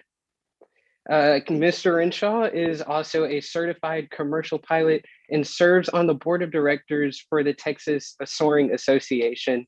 And I will tell you that Mr. Kevin Renshaw and I have met each other at Texas Soaring Association, flying gliders and getting involved in the community, just having a good time with aviation and doing what aviators do. So Mr. Renshaw, it's great to have you on today. Thank you for being with us. Thank you for having me. All right, so we're just going to jump right into some questions. And first of all, aviation for me has always been my passion. And that started when I was about 5 years old, when I got interested into it. And I've just stuck with it. And now I'm 17, I'm still stuck with it. So what sparked your interest in aerospace and aviation? Well, kind of like you, I started when I was 7 or 8 playing with model airplanes, and things kept getting bigger and more complicated. When I was in high school, one of my friends and I decided to build a hang glider because we'd seen it in Popular Science. That didn't work out terribly well. We figured out we'd better get educated on how airplanes really work. And that's when I started flying gliders when I was 15 and learned and built up on my other ratings from there. So it was kind of a lifelong thing. I've just been fascinated watching things fly. Well, that is truly amazing. And it's great that we can relate in that way. And obviously, you're very talented in your work industry, and you've made yourself up to pretty much the top. So what are some of the skills that proved to be really valuable to you throughout your industry and your career? Well, there's some fundamental engineering skills in terms of problem solving, how you break big, complicated things like a whole airplane down into bite-sized pieces that you can work on. There's some fundamentals in any field of engineering that you need to get really solid on. In aviation, it's all about aerodynamics, but there's also propulsion. There's the structures parts of it and how you tie all those together. And to me, one of the things that I was always good at was three-dimensional thinking. How do you package an airplane? Where do you put the gas? Where do you put the people? How do you make it all fit into an aerodynamic package? So that just takes some practice, and it's a puzzle solving set of skills, really, in some ways. That is a very interesting puzzle to put together. And there's a specific way you have to follow things. And a lot of our engineering students that are on right now have learned a little bit about the engineering process and what goes on behind problem solving. So what were some of the problems or challenges you faced throughout your career, and how did you overcome them? Well, airplanes are always a whole set of problems you have to solve kind of at the same time. It's easy to make an airplane carry a lot more gas, but then it's got a lot more drag. It's a balancing act between all the different disciplines. If you put too much stuff in there or add too much structural weight, the airplane may be more rugged, but now you need a bigger engine and you can wind up chasing your tail. There's a lot of optimization. You mentioned I was in the conceptual design group, and that's kind of where all airplanes start. Is somebody gives you a set of requirements to carry this payload this far at this speed, and you figure out how am I going to package all those things into a system. The other part of the things you had to think about in our business was the aerospace business has gone up and down several times. Finding the skill set to keep you in the business was a challenge back in the 70s and 80s. Things have kind of leveled out at this point. It's a little more reliable. Oh, well, that's pretty good that we're seeing a boom in the aerospace engineering in that industry. We've had SpaceX make some groundbreaking new discoveries with their reusable rockets. And then we've also seen the F-35 that is also groundbreaking. So obviously that takes a lot of knowledge and education to know what specifically goes on behind the scenes, some of the mathematics that goes on behind it. So how important was education to you? Oh, extremely. Like I said, there's some fundamental things you have to learn about how airplanes work and the aerodynamics of it. Over the last 20 years, I've seen this huge swing from being analog to digital. There's a lot more software involved in airplanes. It's funny, I started my career as an aerospace engineer literally on a drafting table. We used to scribe things on papyrus with pencils and things, Over time, we brought in the computer graphics. Now everything is done in the computers, including optimizing the airplanes. That speeds things up quite a bit, but it makes them more complicated. Now you're chasing a lot of things that you physically weren't able to do before. More possibilities, but more work to keep up with. So you're mentioning how the aerospace industry is changing from a lot of analog to digital now, and how it takes a little bit of adaptation to manipulate, your mindset behind those new technology. So where do you see the future of aviation and aerospace engineering? In some ways, we've a little bit plateaued on airplane performance, but now we're making the airplanes do more things with software. We're adding more computers to them. We're adding, in the case of military aircraft like I worked on, we're adding more different kinds of sensors. Even if you look at a commercial airplane, you think about all the entertainment systems they're building into commercial airplanes now. Everybody's got their own TV channel right in the back of the seat in front of them. So things are picking up, not just in the physical design of the vehicles, but in the capabilities and what you can do over time, updating software and changing the airplane, the performance and what goes on with it. Okay, so we do have a question in the chat from YouTube, and somebody asked, is aviation a competitive field? And if so, how can students set themselves apart from other candidates? Oh, it's very definitely a competitive field. When I used to interview people to hire into our groups, I was looking for people not only that had good grades, but also were doing other things outside of just engineering. You know, people that volunteer and did other kinds of work, looking for a kind of a well-rounded person. Definitely wanted to see people that had an interest, like we talked about from an early age in aerospace and how they got into it. You know, we meet a lot of people at Texas Soaring whose parents are either pilots or have been in the aerospace business. It's just kind of a little closed circle there. That's always useful. Like to see people that have practical experience to go with the book learning. It's funny, I've run into PhDs over the years that were really smart people, but didn't know much about the mechanics and the hardware of airplanes, just because that wasn't their specialty. So yeah, I'm looking people that want to get hired in the aerospace business should be looking to broaden their capabilities. One of the other skills that are good for people to pick up or to develop are communication skills. You could have the best idea or the best design for an airplane ever, but if you can't convince other people that it's a good design, either verbally, giving presentations or briefings, or writing proposals, you know, here's why you should buy our airplane, your idea may never go anywhere. So in addition to the engineering classes, you need to take some public speaking or writing classes, you know, all those things to help you get your ideas across. Right.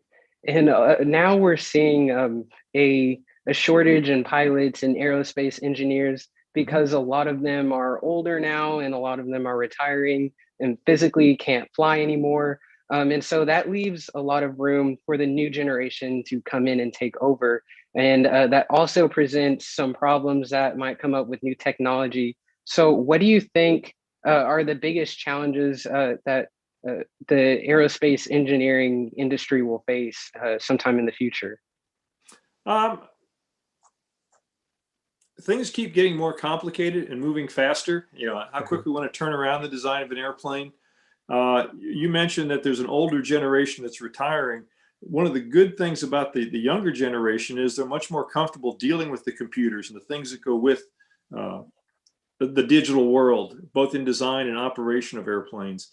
You mentioned Texas Soaring. You know, we've got 2 or 3 guys that started out kind of at your age that have become commercial pilots and are working their way up from the beginner ranks in the airlines. Colin Shea, who you know, is out there hauling freight right now, you know, flying lighter aircraft, but he's building his time up and paying his dues to become an airline pilot is where he's headed. So it's good to see people coming back into the business. Well, that's good. Well, this is going to be our last question for the day. We're unfortunately out of time, but what is the biggest advice that you will have to my generation and aspiring engineers? I think kind of in any field, find something you really enjoy doing. In my case, I always knew I wanted to design airplanes, and I've been very happy that I made that choice. And then get a good basis in the fundamentals. You're going to get that at any of the major technical colleges, you know, to give you a good grounding in that, and then learn to communicate the things you're trying to show people. So it's kind of a multi-step thing, but find a job you enjoy and you'll do better at it. All right, find a passion. Yes. Thank you, Mr. Renshaw, for sharing your experience with us today and answering some of our questions. It was a pleasure having you on, and we hope to collaborate with you in the future. Yeah, I'm available. Thank you. Thank you for having me. All right, take care, Mr. Renshaw. Bye. All right, guys, just as a reminder, our donation link is down below, and that is still open. I think our current goal right now is around $1,000. So please make sure to donate, click on that link, and just contribute anything.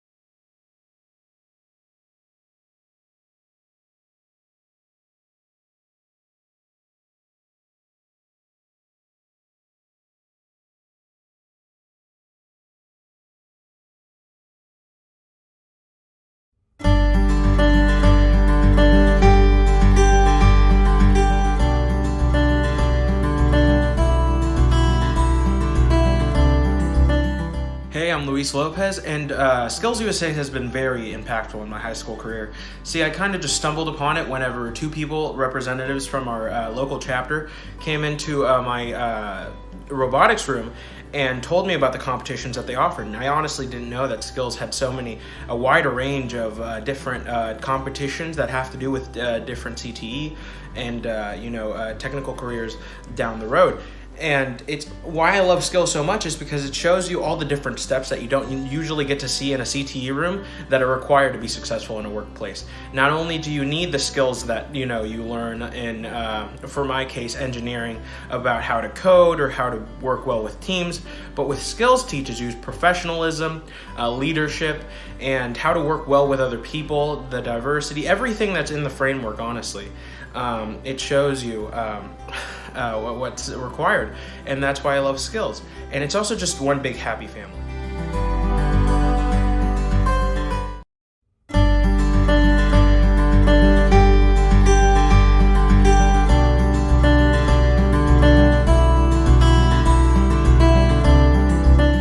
Hello, my name is Jesus Medina, and I'm from the Judge Barefoot Sanders Law Magnet in District 6. And the way Skills USA has helped me be ready for my future is by allowing me to become CPR certified. Once I leave high school, I would want to study to become a registered nurse. So by Skills USA allowing me to become CPR certified, it is giving me the extra step in achieving the skills necessary in order for me to become a registered nurse. Thank you.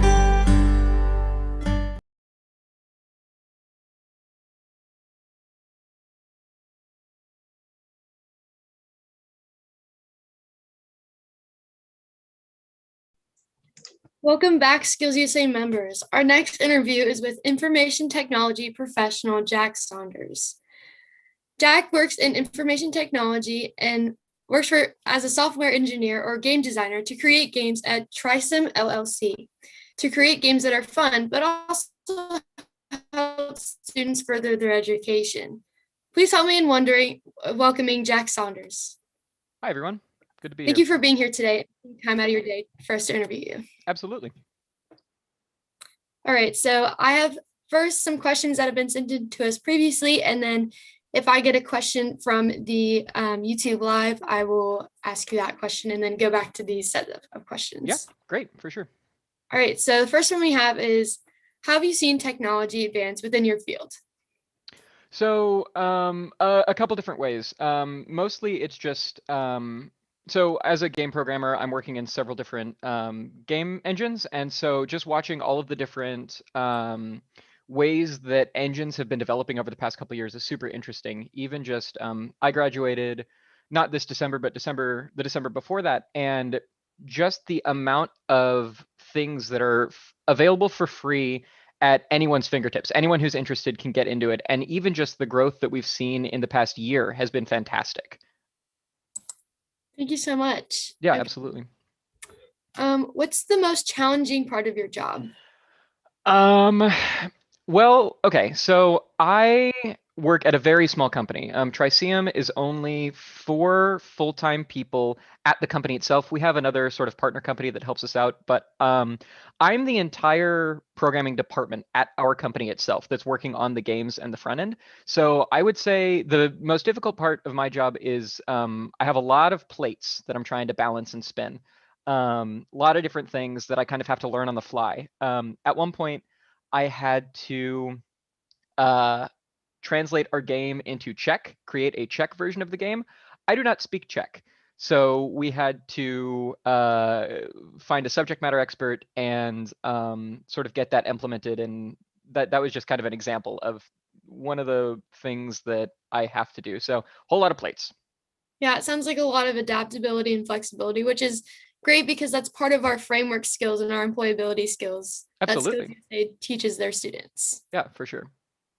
So our next question is, what is a crazy story you can share about a day on the job?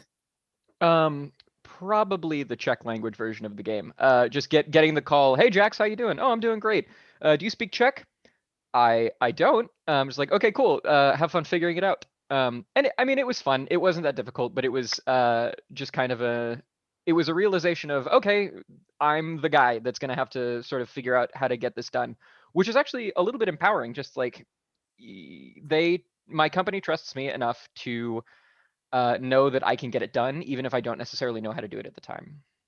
Yeah, yeah. And that's always a good feeling, knowing that someone is able to rely on you. Absolutely.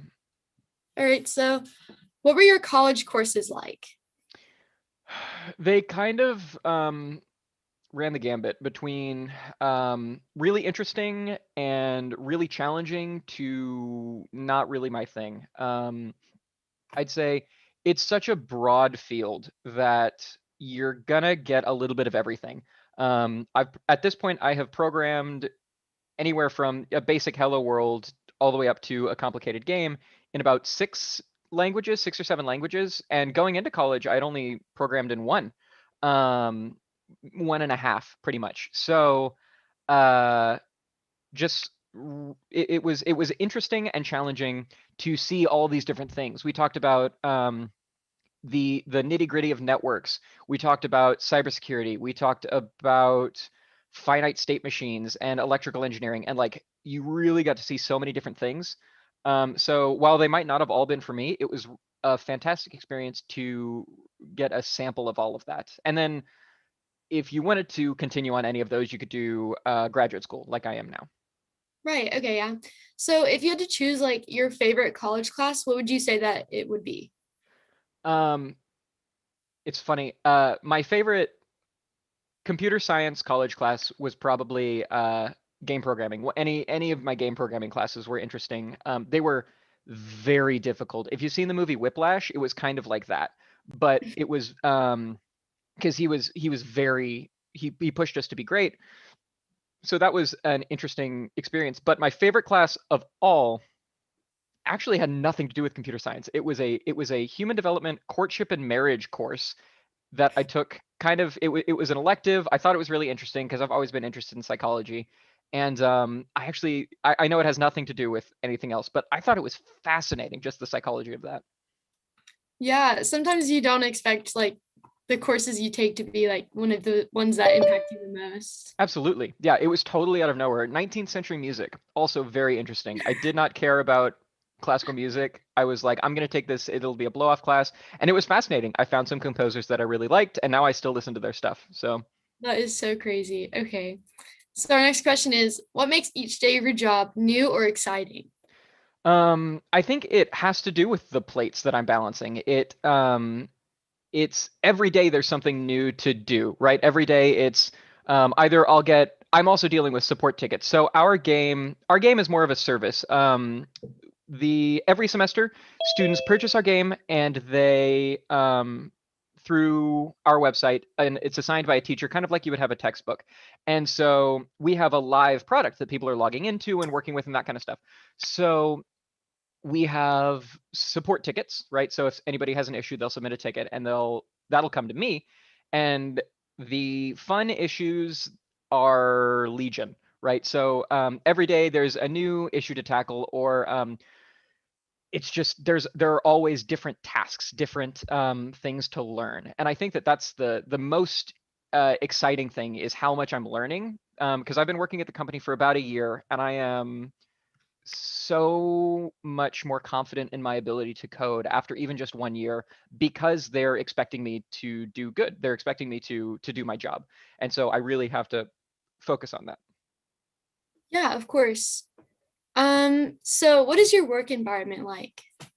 Very relaxed, very relaxed. I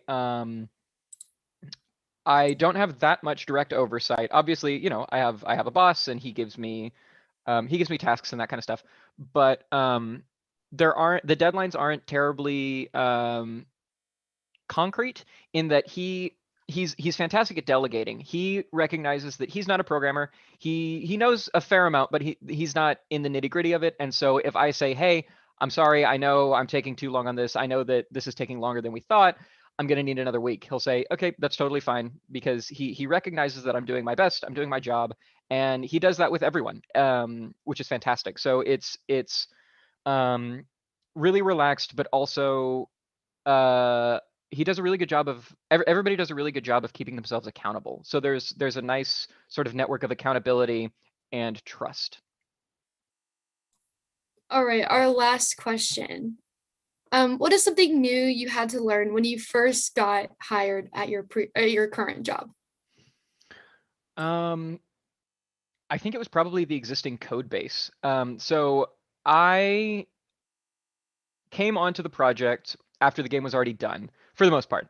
The game was complete. The game had shipped. It was being sold. It was being used. So when I came on, there was a massive, complicated project that I didn't really have a hand in creating at all. So the way that I kind of describe looking at somebody else's code, it's kind of like looking at a fingerprint. Everybody codes slightly differently. Everybody has their hand, right? Everybody has their particular style. And so getting accustomed to that and seeing, okay, well, this is how this is done. That's not how I would have done it, but it actually works a little bit better. Or, oh, I need to redo this because this isn't as good. So I think the biggest thing I had to learn was the existing project that I'm currently working on. And I'm still learning. There's still probably at least half the code that I haven't even touched or looked at. Just because, I'm focused on one thing at a time, and I haven't had the time to look at it broad strokes yet. Yeah, of course. Thank you so much for joining us. It was nice to hear something. I haven't really talked to anybody from information technology before, so it was nice to get some insight to that. Oh, absolutely. Yeah. I love what you actually said. It applies to the employability skills that Skills USA teaches their students. So that was really cool to hear that from. Oh, 100%. Yeah.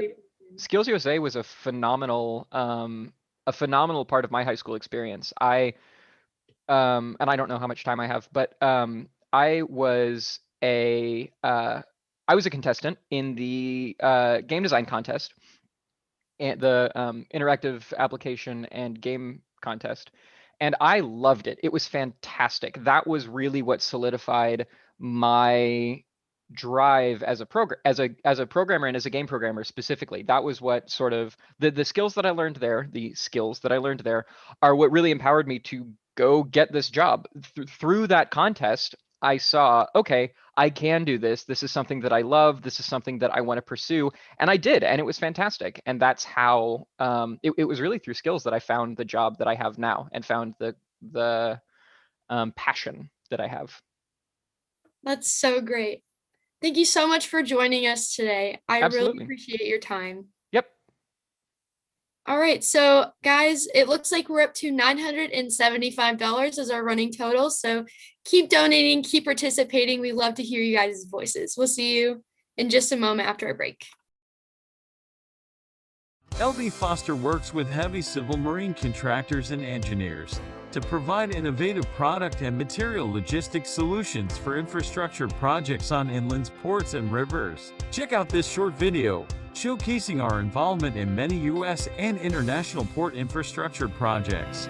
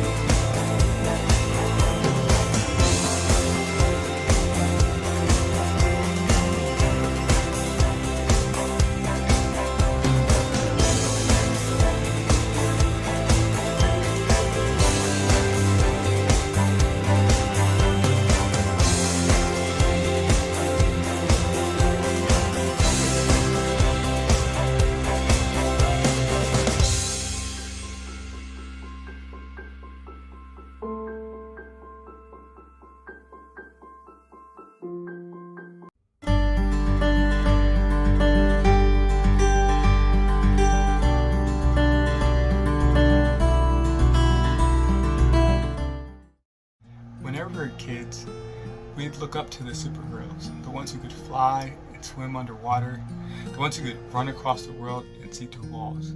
And today we'd say they're successful, right? Then we see the movie stars and the professional singers, the ones who have millions of dollars and exotic cars, and we'd say they're successful, right? But then at that point, I must ask, how do we measure success? Some people say that success is 80% psychological and 20% skill. Other people say something different, but regardless, we can all agree that with the right instruments and tools, you can be successful too, right? So I asked my friend, how did Skills USA make him successful? And he said going through the automotive pathway was open to a ton of scholarships, and with work ethic and professional development, he's learned how to please his employers. Me, I chose the United States Army after high school, and I still use the Skills USA framework on a daily basis. See, the framework is a semi-permeable membrane where we can reach in, we can grab what we need, and we can apply it to our everyday skills.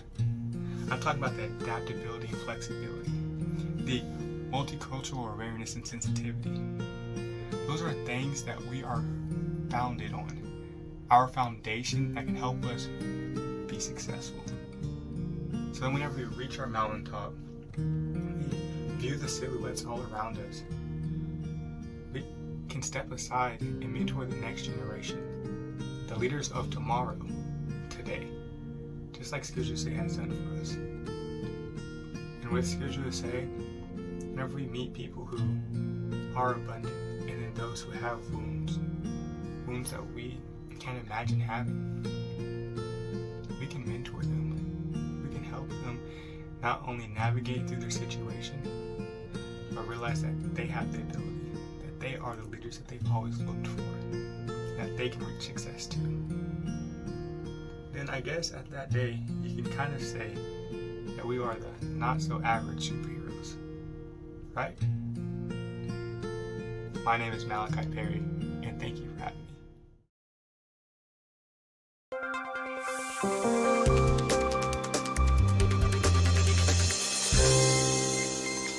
Emergencies caused by hurricanes and other natural disasters can cause catastrophic damage and may leave local residents displaced without food, water, or medical necessities.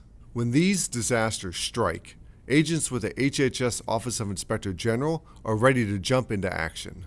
It's part of our responsibilities as a law enforcement agency to step up and help out. We have unique training and skills, and we want to make sure that we're part of the larger federal response to helping out those states and those areas affected by these disasters. OIG's National Training and Emergency Operations Branch coordinates and deploys quick reaction teams, which join other federal, state, and local agencies to support FEMA in the aftermath of serious local incidents, large-scale terrorist attacks, or catastrophic natural disasters. OIG has about 80 agents from across the country who can be activated at a moment's notice. These agents are uniquely qualified to provide leadership, equipment, expertise, and security to support especially vulnerable Americans. Our federal agents are trained in working with the Medicare population, nursing home population, and many others that are oftentimes affected by these disasters.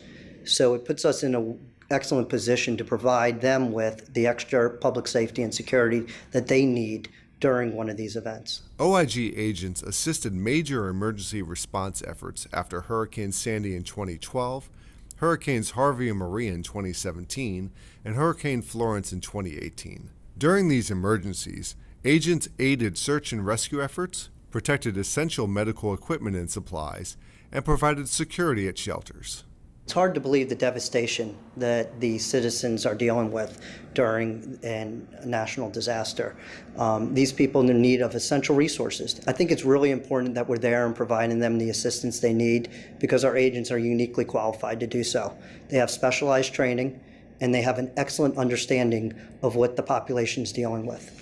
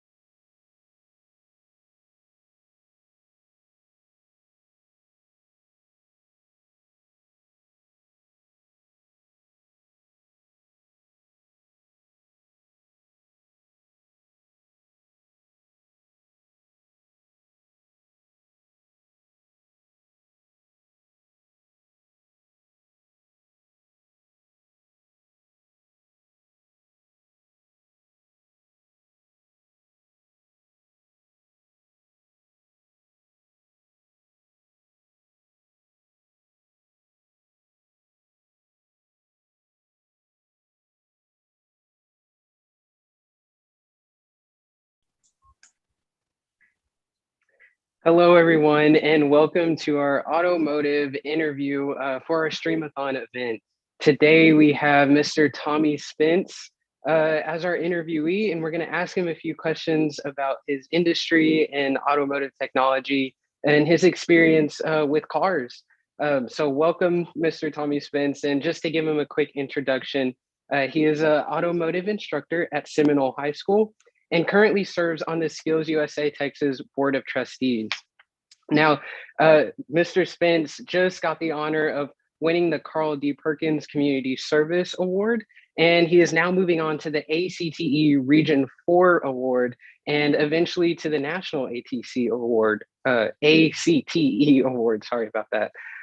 So thank you, Mr. Spence, for being on today, and thanks for coming on to answer some of our questions. You're welcome. Thank you for having me on here. All right, so just to go ahead and get in, my school, DeBisky Career High School in Grand Prairie, Texas, that's up north in Dallas, has a automotive technology pathway, and all of the students there are really passionate about cars, and they've been around cars for their whole life, and they just love putting their hands on automobiles and things like that. So what got you interested in cars and automobiles? Basically the same thing. I mean, our school is a lot smaller, but we had automotive when I was there. My best friend took it. I grew up on a farm working on tractors and cars with my dad, and my granddad ran a service station in town, and he worked on cars. So I mean, it was just kind of a natural fit at the time. So you gained some of that experience just kind of on your own and just getting directly into the industry as a young guy and just working around with some machinery and automobiles at the time. But what level of education do you need to go into the automotive technology industry? Really, you just need your high school diploma, of course, and then I mean, you can go. There's so many different routes you can go, but if you're just going to be a basic service technician, you can go to a technical school and get your associate's degree and work your way up from there. Or if you're looking to get into management or something, along those lines later in life, you need to go ahead and go to business school and get some of that under your belt too. So, kind of that end of the business. All right. So it really just depends on, what you want to do, what exactly you want to do in the automotive technology industry. Is that right? Yes. I mean, because you can be anything from the guy that changes oil for $15 an hour. You can work your way up to be an automotive engineer working for, Fiat Chrysler or somebody designing cars. So there's all kinds of levels to get into. Right. So we have a question in from our chat, and it says, for students who may be pursuing other career pathways, would you still recommend basic knowledge of automotive? If you're planning on owning a car, yes, it's a good thing. It's a good thing. And not everybody, and that's one thing with your generation. I mean, the driver's license, a lot of kids are kind of getting away from that for some reason, but you need to know the basics of if you get a flat on the side of the road, or if you just kind of how to check your oil and how to maintain your car. That'll help it last a lot longer. I mean, that's besides a house, a car is one of the biggest investments you'll make in your life. Right. So I was driving to Oklahoma and I just happened to get a flat tire out in the middle of nowhere. And that skill, just knowing how to lift up the car with the jack and put the spare tire on, just really helped out a lot. So it's good for everybody to have like the basic knowledge of just how cars work and how you might be able to change a tire or something like that. Yes. But what would you say is the best part about working in automotive technology? For me, when I was in the dealership, it was the technology part of it. I love the computer stuff and learning the new. I was the guy. I worked with a bunch of older guys, and they didn't really like getting into the technology, and that's when it was really getting big. So I went to all the schools for Chrysler on that, and I was getting all the new technology stuff, the way the CAN bus talks to different computers on the car and all that stuff. And that was my favorite part, was just the new technology. So you mentioned that you started off with just really loving cars, and now obviously you're a member of the Skills USA Texas Board of Trustees. So how did some of the things that you learned with cars kind of translate over into maybe some of your other hobbies, other professions, things you like to do? Really, cars is a hobby too. I had a hot rod. I traded it for a truck last year, so I lost my hot rod. But I mean, just working on cars, you have to learn patience because sometimes they can be. I mean, they're just like a person. They can be fickle. They can test your patience, but patience and just perseverance. You have to stick with it till the end. That's the main things that you learn to keep you going.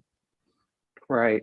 So what are like some technical skills, specific technical skills that really helped you within the industry? Oh man, I mean, the customer service part of like we're talking framework kind of stuff, customer service orientation,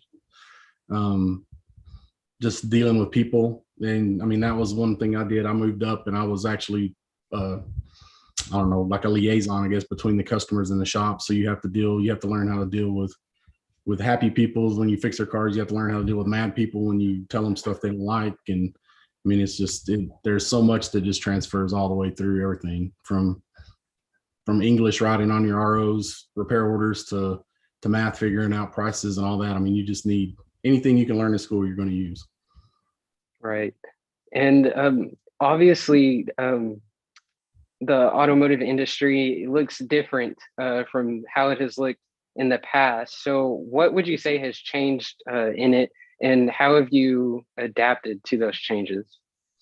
The technology is what's changed. I mean, when I started, my first dealership job was in '93, I think.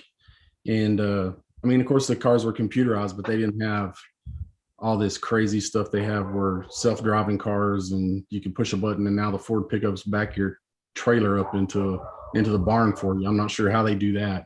I haven't ever seen the stuff on that, but just the technology has gone insane. I mean, I think the first cars, even in the 80s, had more computing power than what the first spaceship that landed on the moon did. And now it's just insane. Yeah, I've heard that our phones have more technology than the Apollo missions. I can't imagine going that far from home with that kind of. Well, it's good to see that it has changed a lot, and just like almost every other industry, there's been some adaptations that have been made and changes to technology. But we also have another question in from our former Skills USA Texas president, Malachi Perry, and he asks, with the automotive industry moving towards electric/hybrid vehicles, could you see the automotive programs in schools shifting to teaching the electrical system more? They do, and we already have to a point. I mean, it's hard to get some of that technology, those cars in our shops, but we have to teach that because these guys, as soon as they go out and graduate, these guys and girls are going to go into the field and they're going to be working on these hybrids, and so they need to know some of the safety stuff already in the basics. I mean, just before they get out there and get their feet wet, because if they go out there and touch the wrong wire on one of these hybrids, it can really be bad. And that is so important, and that's such a good question today, because I think Ford has committed to going all electric by 2035, is it? It's something like that. Ford and Jaguar and Volvo, I think already have, just a few off the top of my head. So our students watching today who are in automotive, just keep an eye out for those different things that you might need to adapt towards the electrical side. Maybe think about taking an electrical engineering class if you're in high school and they offer those courses already. So additionally, how would working on primarily electric vehicles differ from working on gasoline vehicles? It's the same, but it's totally different. I mean, you lose the old internal combustion engine, but you're going to be working on electric motors and those kind of charging systems, regenerative systems where they charge the battery from the brakes. And I mean, it's same for, I guess the tires will be the same, but everything else will be basically different. I mean, it's going to be crazy. Right. So there's a lot of new things that our students are going to have to learn now. Yes. I mean, even now they have I can't remember what they call them, a lot hybrid, and it's where they just kind of, the Ford pickups, they shut off, and Dodge does it too. You come up to a stoplight and they shut off. to save gas. And then as soon as you let off the brake and hit the gas, they start back up and go. So, I mean, some of that stuff is already creeping even into the pickups where it's going to be, I think that'll be the last. I mean, I don't know, in the big city over there in Dallas, you guys probably have charging stations everywhere, but out here where it's 3 hours to anywhere, they're going to have some work to do to sell electric cars out here to us. Right. So there's, like you mentioned earlier, there's a lot of different sides to automotive, and you can either be a mechanic or you can also be the engineer that's responsible for making some of those systems that shut off the engine when you get to a red light and then turn back on when you press on the gas. And then obviously there's going to be changes as things move over to electric power. So what would be your best piece of advice to students now that are studying automotive technology? What I tell my kids when they either in school or when they graduate, if you get a job at a dealership, learn everything you can. I mean, if you hate diesel pickups, but they offer to send it to a diesel school, I mean, go and learn. The more you can learn, the more valuable you become to the company and to yourself. I mean, you can demand more and you can get a job anywhere. So, I mean, I would just say never quit learning ever. Right. So just keep continue that passion. A lot of our interviewees today have said, as long as you have a passion for something, you can always find that drive somewhere within you to continue that. So it's all about just taking your passion and moving that towards learning some new things in high school and some of those high school courses, joining Skills USA and competing in some of those competitions. But speaking of Skills USA, while we have a little bit more time, what has Skills USA taught you, and why were you driven to it, and how have you become a member of the board? Well, when I was in school, I was a member of VICA, and my teacher, it was I don't remember, his third or fourth year teaching. And so basically all we did is we were kind of one of those chapters that went into state and set down our projects and kind of went and goofed off for a couple of days. And then after I left and he got more into it, he got really into skills and had officers and all that. So when I started teaching 30 miles away from him, I leaned on him pretty heavy, and been as involved as I could be from day one as I started teaching, just because if you guys gone to summer leadership, I know some of you have, you've seen the changes and the growth it forces out of you. So these kids, it's really good for them. And then as far as the board, I mean, I always joke, say you stick around long enough, you become one of the old guys that have to do everything. So that's kind of how it happened, is just out here in District 2, there's not a ton of participation on stuff like district officers and state officers and in the board. So some of my friends came to me and they needed somebody to run. So I was it. Well, that's good. Stick with it. Definitely stay passionate. Oh yeah.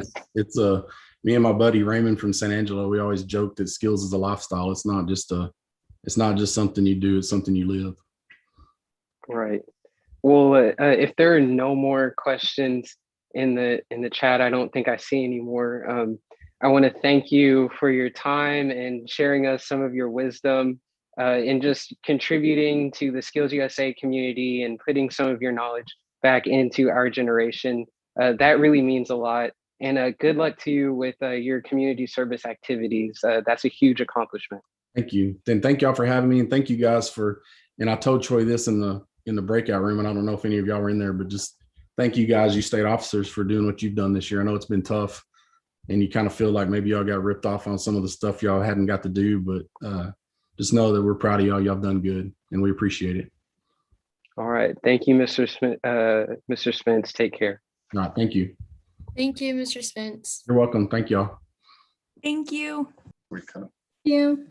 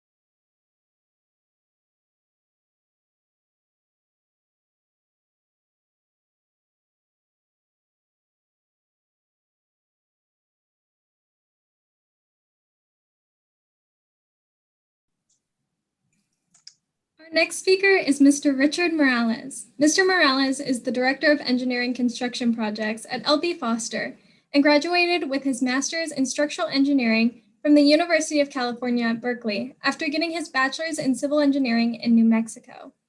He is a member of the Skills USA Texas Board of Directors and was even a member of VICA, where he competed in drafting before it became Skills USA. Thank you so much for being here with us, Mr. Morales. Thank you very much. I appreciate you having me. I really look forward to this.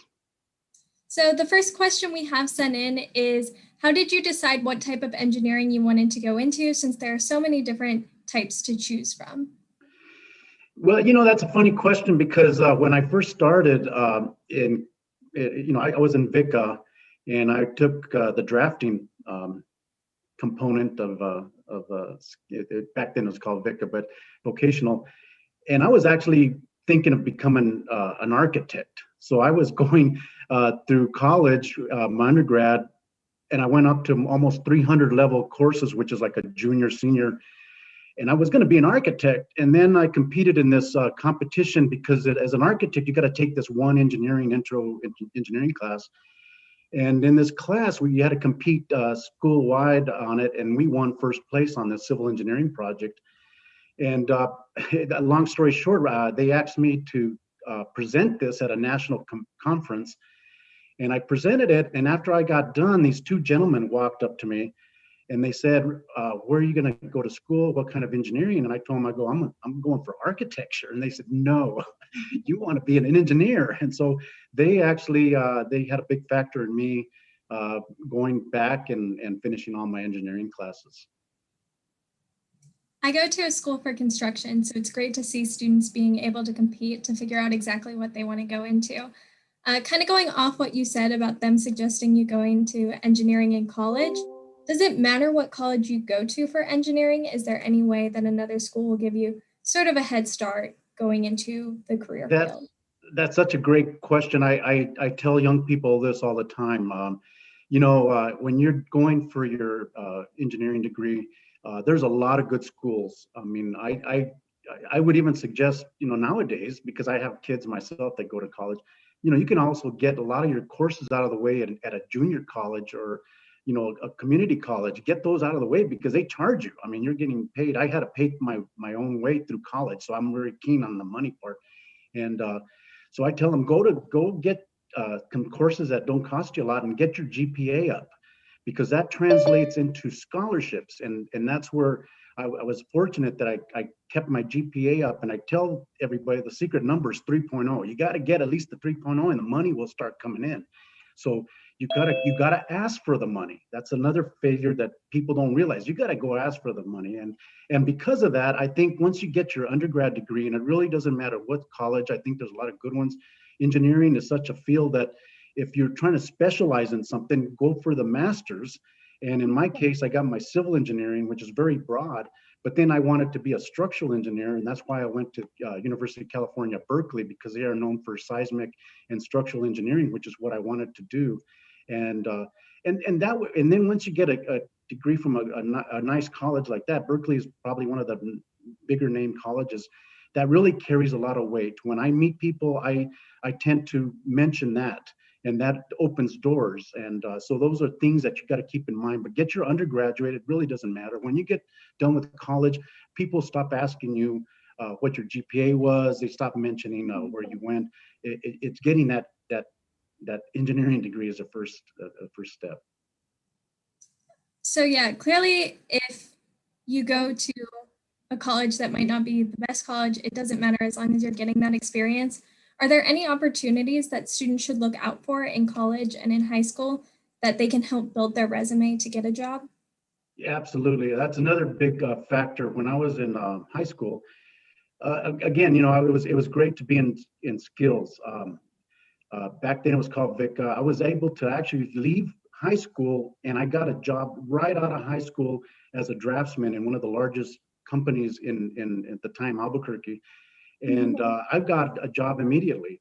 And, of course, that opened the door. What was great about VICA at the time is it taught you really great opportunities such as speaking. I can't tell young people how important it is. Even if you're an engineer, you still need 2 + 2. But if you can't tell people, if you can't talk to people, you can't, I have a lot of good engineers that work for me, and they're smart. Some of them can't even look at you in the eye. I mean, they're very smart, but they don't have that ability to be able to communicate, and that's so important in skills. It does such a great benefit to that, and that really helped me in high school. And as you get into college, I can't speak how much importance it is to get internships. I was lucky. I got an internship at Lawrence Berkeley Labs. That got me in the door into this laboratory in the Bay Area of San Francisco. Once I got in there, I worked for this really tough guy. Everybody was scared of him. He was the head of engineering, but I got to work with him, and it taught me how to deal with different kinds of people. And these are very smart people. The benefit of working for that really tough guy was when I finished working for him, I used to do a lot of things for him, and he actually gave me a recommendation, and that's what I credit to getting into Cal Berkeley. I think with his recommendation, it carried so much weight. It really helped. So internships, I can't stress them enough. Whatever field you're going to, they're out there. There's opportunities. Don't sell yourself short. Sometimes it's good. Everyone wants to get through school quickly. I got to admit, I was on the 10-year plan. It took me 10 years to get my undergrad degree.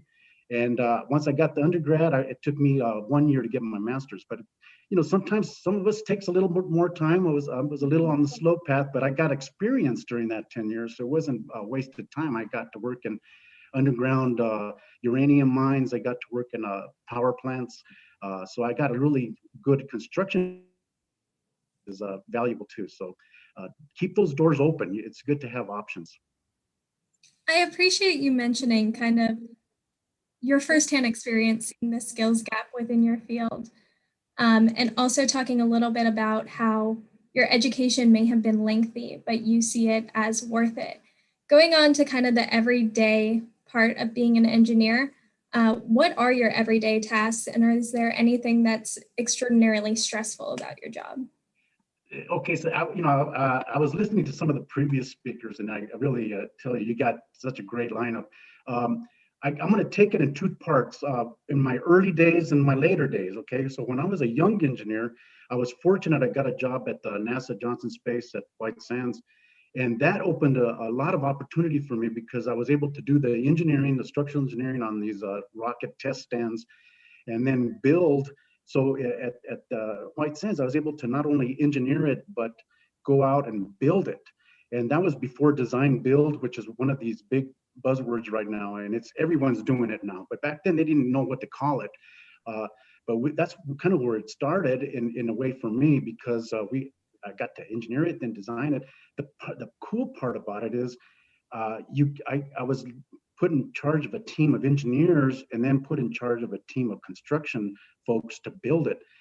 The opportunity again is doing everything. And I tell people I could never pass the buck. If something didn't work out in the field, there wasn't anybody I could blame because I was on the engineering side of it. So you really see the whole gambit, including funding, and getting the funding is also a big component.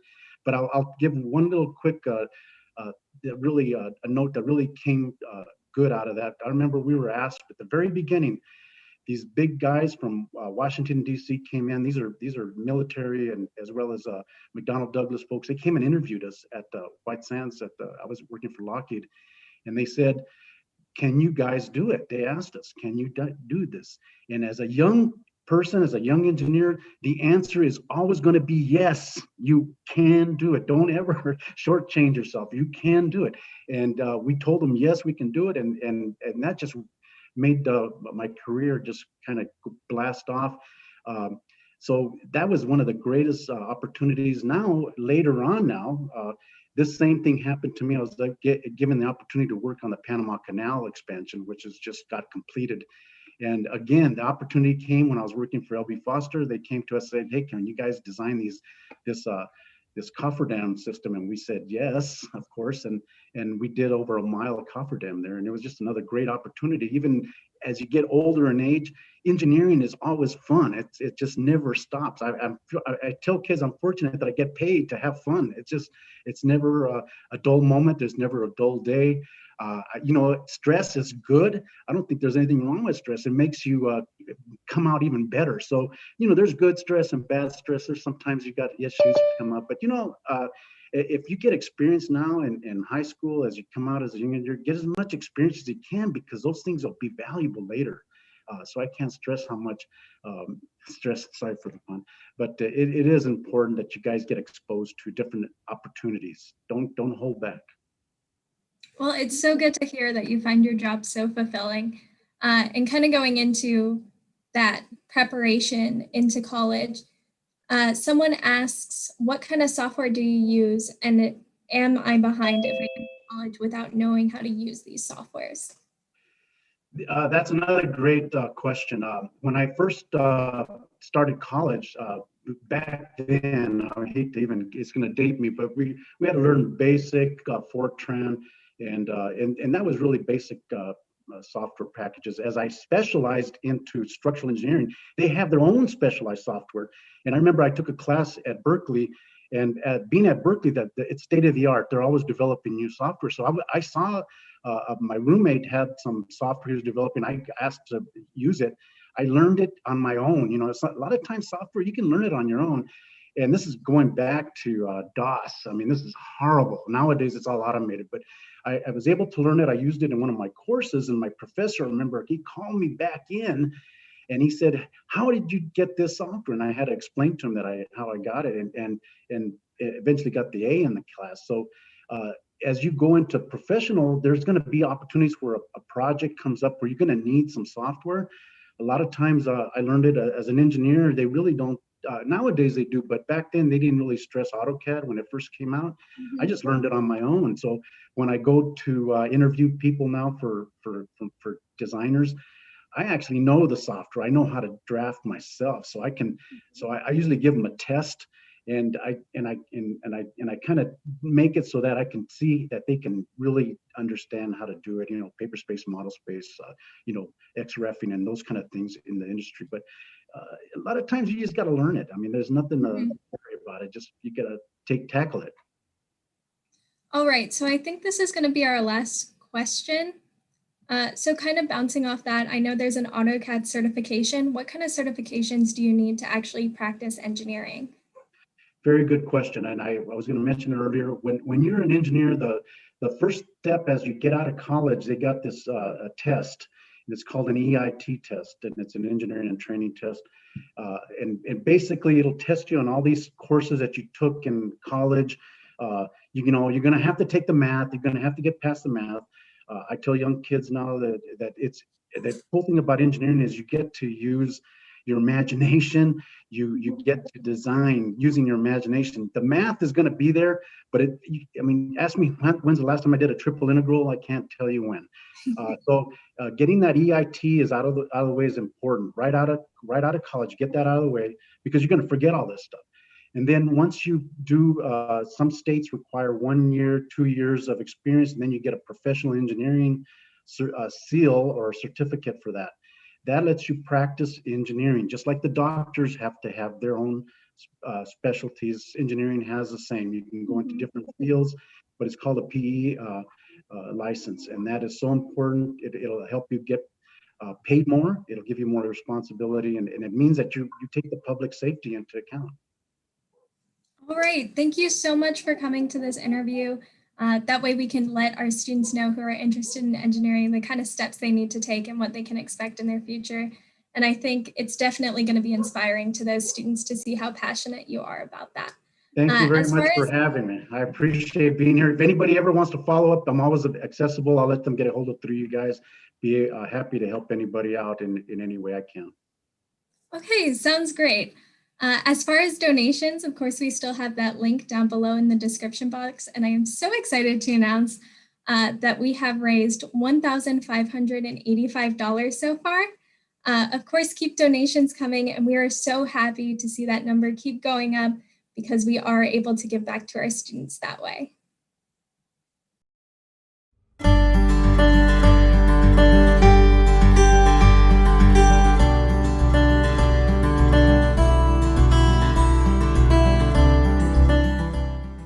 Hi, I'm Kenzie Vaughn, your state treasurer. Skills USA has helped me prepare me for my future in so many ways. Not only by introducing me to career and technical education and my passion for it, but by also preparing me in those technical aspects in criminal justice and health science, as well as those personal skills needed to talk to employers, to introduce myself, and to just grow. The Skills USA framework has been a vital foundation in my life and starting point to anything I do, whether that be build a resume, talk to an employer, talk about and advocate for Skills USA. That framework has always been there. Not only that, but among the 4 years I have been in Skills USA, I've seen such a tremendous growth not only among myself, but among all its members. I went from this little wild, bubbly Skills USA member to a strong, dedicated, passionate, driven, really independent woman who employers look at, teachers look at, other students look at, and go, wow, that person's going somewhere. That girl, Kenzie, man, she has plans. Skills USA has prepared me for my future in endless ways, both seen and unseen, by giving me a home, a solid foundation that I can rely on as I go through my future career and future opportunities. I know without Skills USA, I wouldn't know where to begin when building a resume. I wouldn't know how to talk to employers, industry partners, or how to give a speech, for crying out loud. Skills USA is just this wonderful organization that without it, I wouldn't have the future I have now. The endless opportunities that it has given me, that I have put my work in to get, man, I'm so grateful for that, and I love this organization and the people in it. Skills USA is perfect for whatever you decide to do in your future, whether that be going into a career trade immediately after high school, or whether that be going to college or an internship. Skills USA, it teaches you the vital lessons, and I hope that all students see all of Skills USA's opportunities, especially the leadership portion. Today, a lot of students lack these personal skills like communication, self-motivation, all are vital essential elements, but when introduced into Skills USA, we focus on that heavily, and if I hadn't, then I wouldn't be here talking to you guys. And that's pretty crazy if I'm being honest. I can't imagine not being here right now. I love this organization, I love you guys, and I love what this organization has done for me. So I can't wait to see what Skills USA does for your future. Thank you.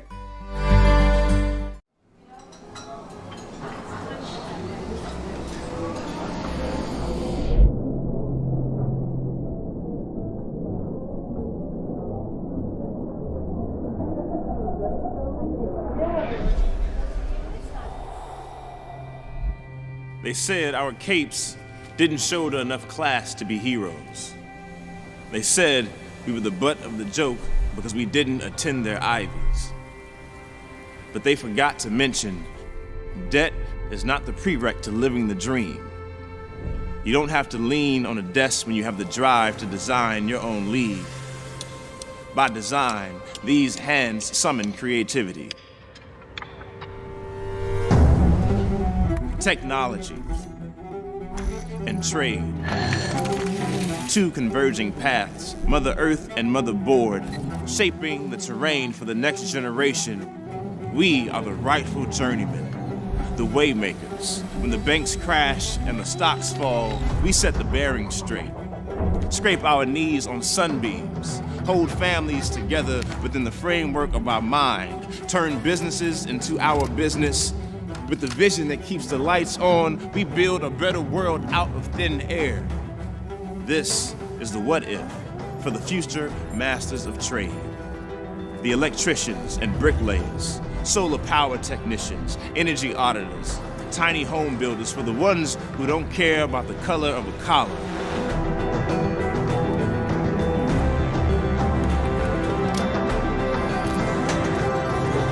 craftsmanship is a calling?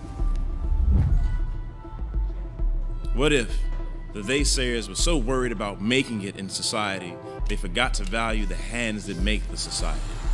What if you could live the life you've always dreamed right from where you are? Your career choice isn't a matter of right or wrong. It's a matter of knowing what you can do. There's work to be done. Are you ready?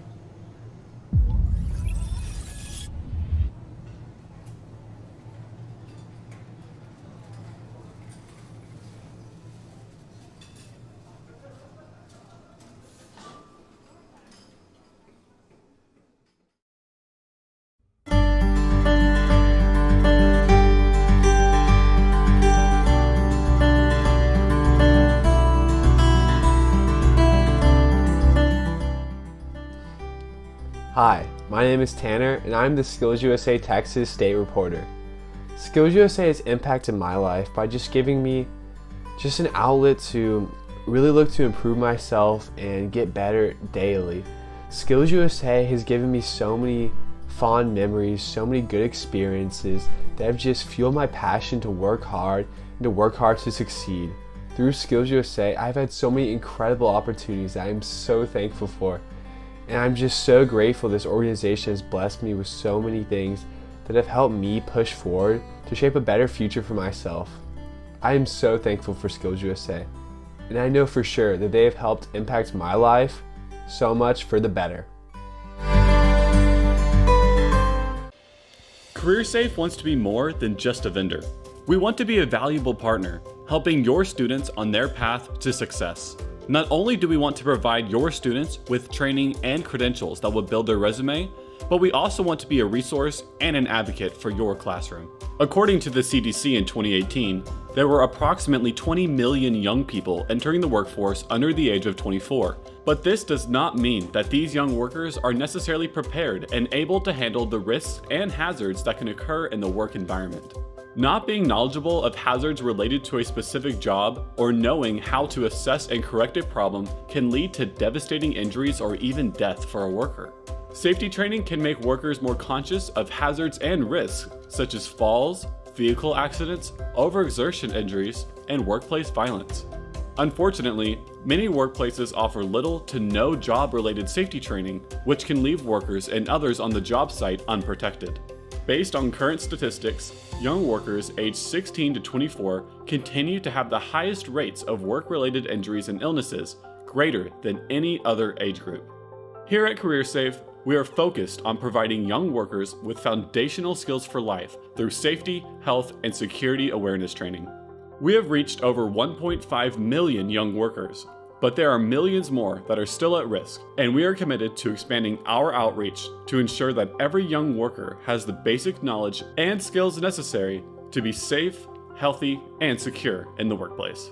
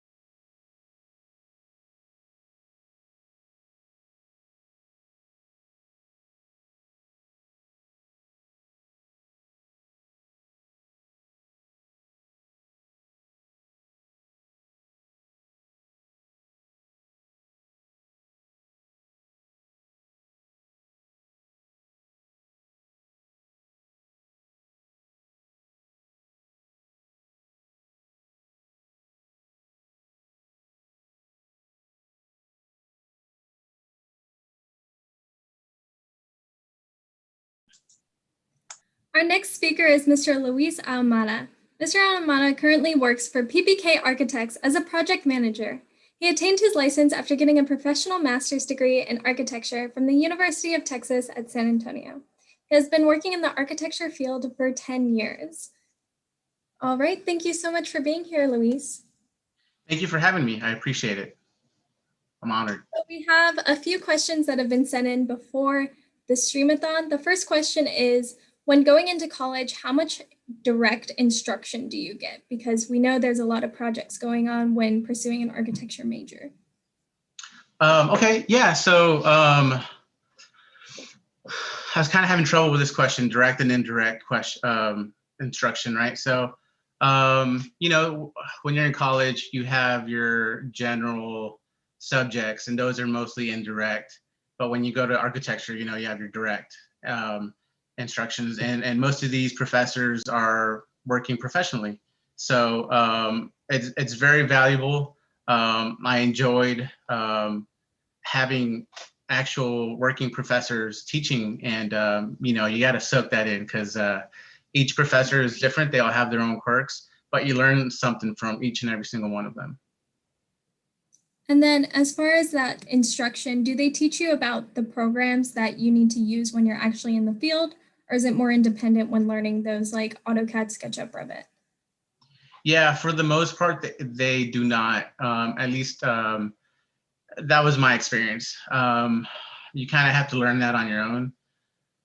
There are some, you know, some schools that offer like Revit classes, or, you know, renderings like Lumion and stuff. And I would certainly say go out and get those classes. They're very valuable. Anything has to do with graphics, you know, jump on those. At my school, everybody wanted to get into the graphic studio.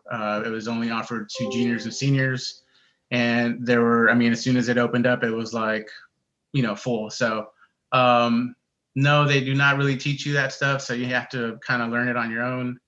And it's almost expected for you to know it there at some of your older, you know, senior level studios, and definitely in grad school. Oh, and then also when you go into your career, you're gonna, you know, like my office, for example, is 95% Revit and Lumion and Rhino. And so you kind of got to know a little bit of those skills. It goes a long way. And then as far as pursuing a career after your education, there's sort of this stereotype that it's difficult to get a job straight out of college when pursuing an architecture degree. What has been your experience trying to get a job out of college when you graduated? Yeah, you know, it's been, it was very difficult. One thing that I would suggest to do is, you know, go out and meet people, join different committees. It does hold value when they tell you that it's who you know. That's how I got my job.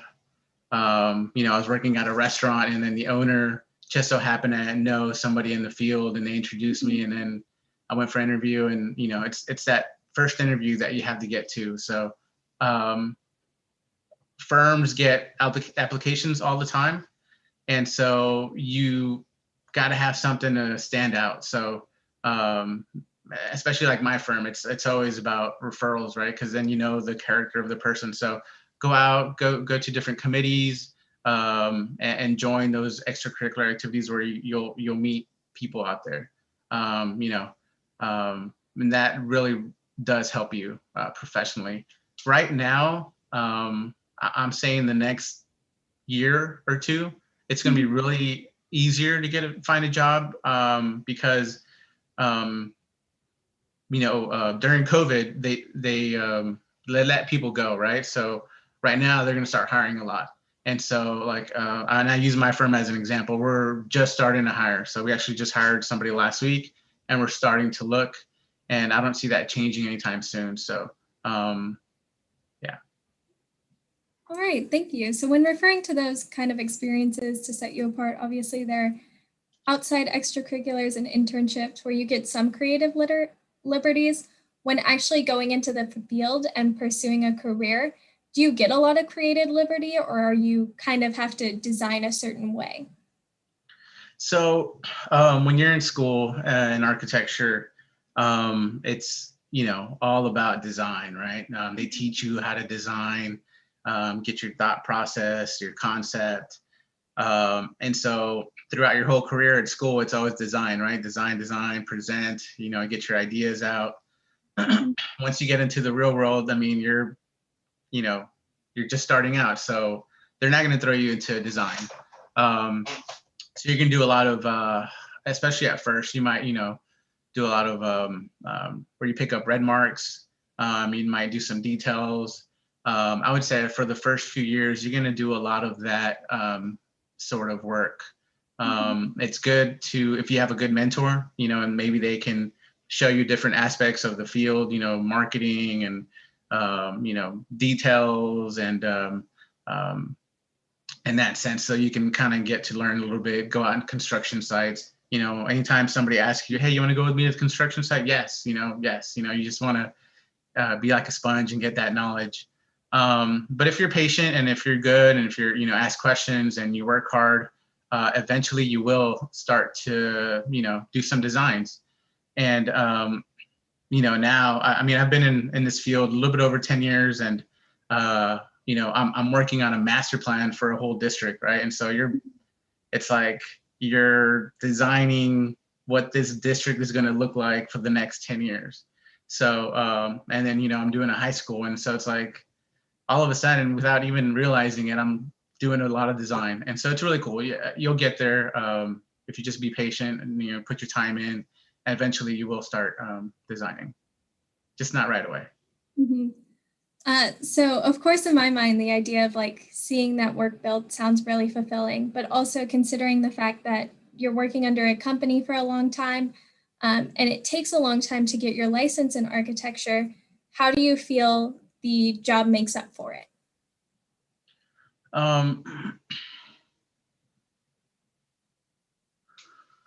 Okay, so can you elaborate on that a little bit? So in the architecture field, a lot of times you have to work under a company to get job experience before you get a higher position. And it also takes a long time to get your license. So with that being said, what has made that all worth it to you pursuing a career in architecture? Good.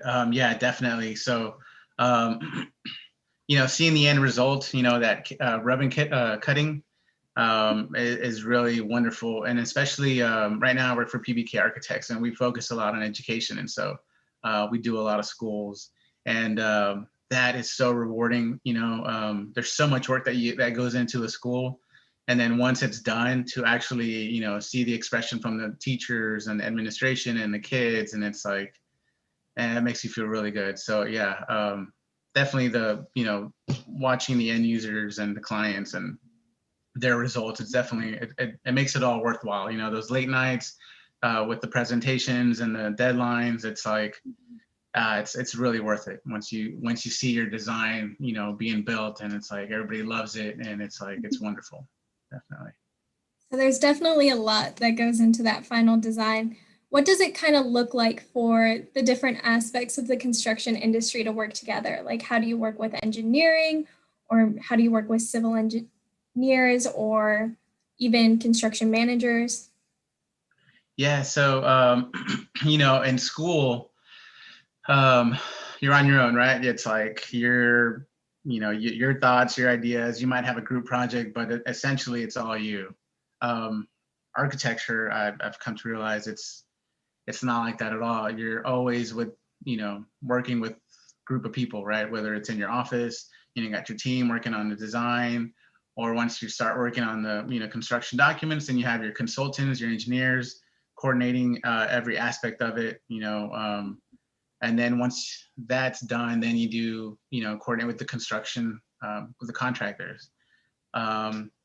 And so you build these relationships, and it's a wonderful thing. You gotta have a good attitude. Always be willing to work things out. Don't get, I guess, focused on the details. Be like, oh, this has to be like this. No, on the field it might be a different way. So just being open-minded, especially when you're talking, you gotta get the structural engineer and the mechanical engineer to see eye to eye, and then you gotta get the contractor to follow through with that. So you're always a mediator. So it's been difficult but rewarding, and so always have an open mind. Definitely. All right, I'll definitely keep that in mind. And then let's see, what are some other questions people sent in? what is the most demanding or stressful part of your job? Okay, so for me, the most keeps me up at night, gives me anxiety is, of course, when you're dealing with these big projects, it's money. So it's just, you have to pay attention to stuff. I mean, yeah, your ADA codes and, if you draw something wrong, there's money tied to that. And so your projects will have contingencies, which is like money exclusively for stuff like this. But, sometimes you get big projects and you're going to have unforeseen conditions, and then it's like your contingency starts dwindling and your money starts going, and then this is the client's money, right? And so, you go back to your drawings and like you make sure that stuff is, check your I's and your T's, make sure everything's good, and then, so definitely the pressure is on with money-wise, always the client's money, at least for me in that sense. Do you feel like there's a way to prepare for that atmosphere, or is it just kind of like getting into the field and actually experiencing that and learning how to adapt? Yeah, it takes experience. I mean, that's not going to happen right away. So they don't throw you in that situation in the very beginning. It takes a while for you to get there. And even now, me, like as a project manager, and I have these big projects, I always have help. And you're always going to have somebody older with more experience to go to, and so you're never on your own, right? So you do these drawings, and then you give them to somebody else, and what they call like quality control, and they review it, and then somebody else look at it, and if there's questions, you can always go to somebody and use your consultants, and they'll help you out. And hey, is my mechanical room the adequate size? Can I take some of it out? They're there to help you. So it does come with experience, and eventually you'll get to that point. So you keep mentioning a lot of these different projects. Is every day kind of like follows the same schedule, or there's like certain responsibilities that you can expect, or is every day kind of with these changing projects a little bit unexpected or different than the previous day? Yeah, so architecture, at least it's been my experience with different firms I've worked at, they don't micromanage you so much, so like for example, my office is open 8:30 to 5:30. People don't get there till 9. People take like an hour and a half of lunch. People aren't constantly looking at you and like, hey, you didn't clock in, right? There's no clock in system. It's all about having your projects done on time, and it's your responsibility to get stuff done, meet the deadlines. It's accountability. And so in that sense, you really start to, not get a routine, but kind of get like a routine. You just have to make sure you multitask, get your stuff in order. You do have to, I guess, be ready for surprises. The owner might call you and say, hey, we have a meeting, next week, or I'm sorry, like tomorrow, and you have to drop everything, always do what the client says. So there are, you get a call from a contractor and say, hey, we have a problem here and you need to come fix it. So you're not just always on the computer, at your desk.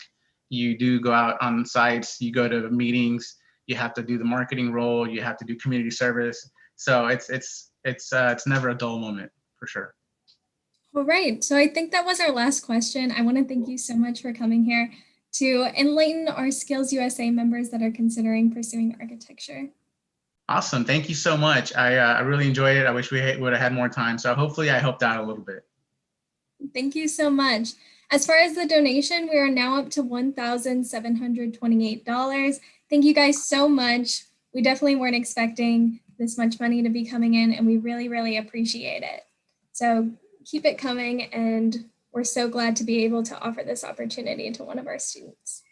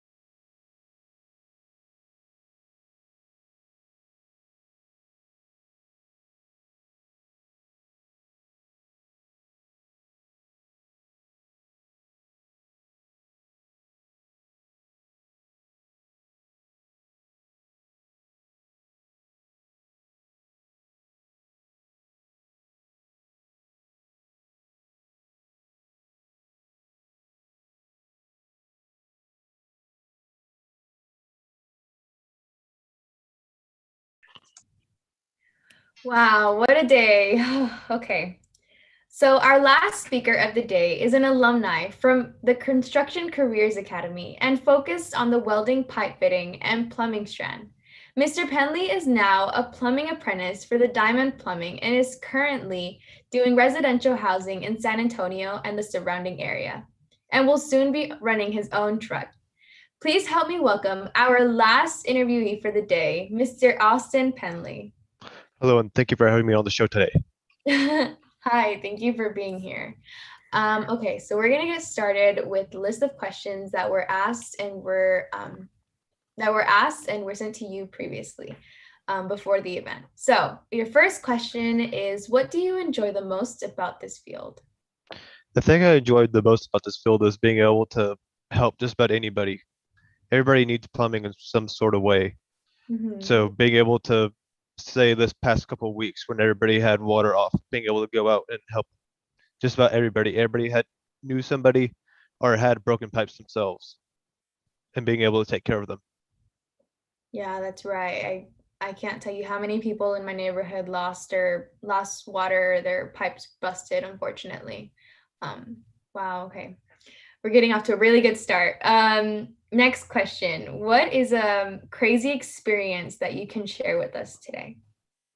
Probably the crazy experience that I've been in is literally the last 2 weeks, having to go out for 12, 13 hours a day, fixing pipes from sun up to sundown with no stop at all. Oh, okay. Yeah, because of this recent, with this storm that recently happened. Okay. Your next question is, what do you look for in a good quality job? What I look for is good management, people that you can know and trust. Having somebody that you can trust will keep you less stressed for the majority of the day. There's always little hiccups that will happen, but as long as you have a good management system, being able to take care of whatever the job or process that you're doing at that time is the most helpful. Okay.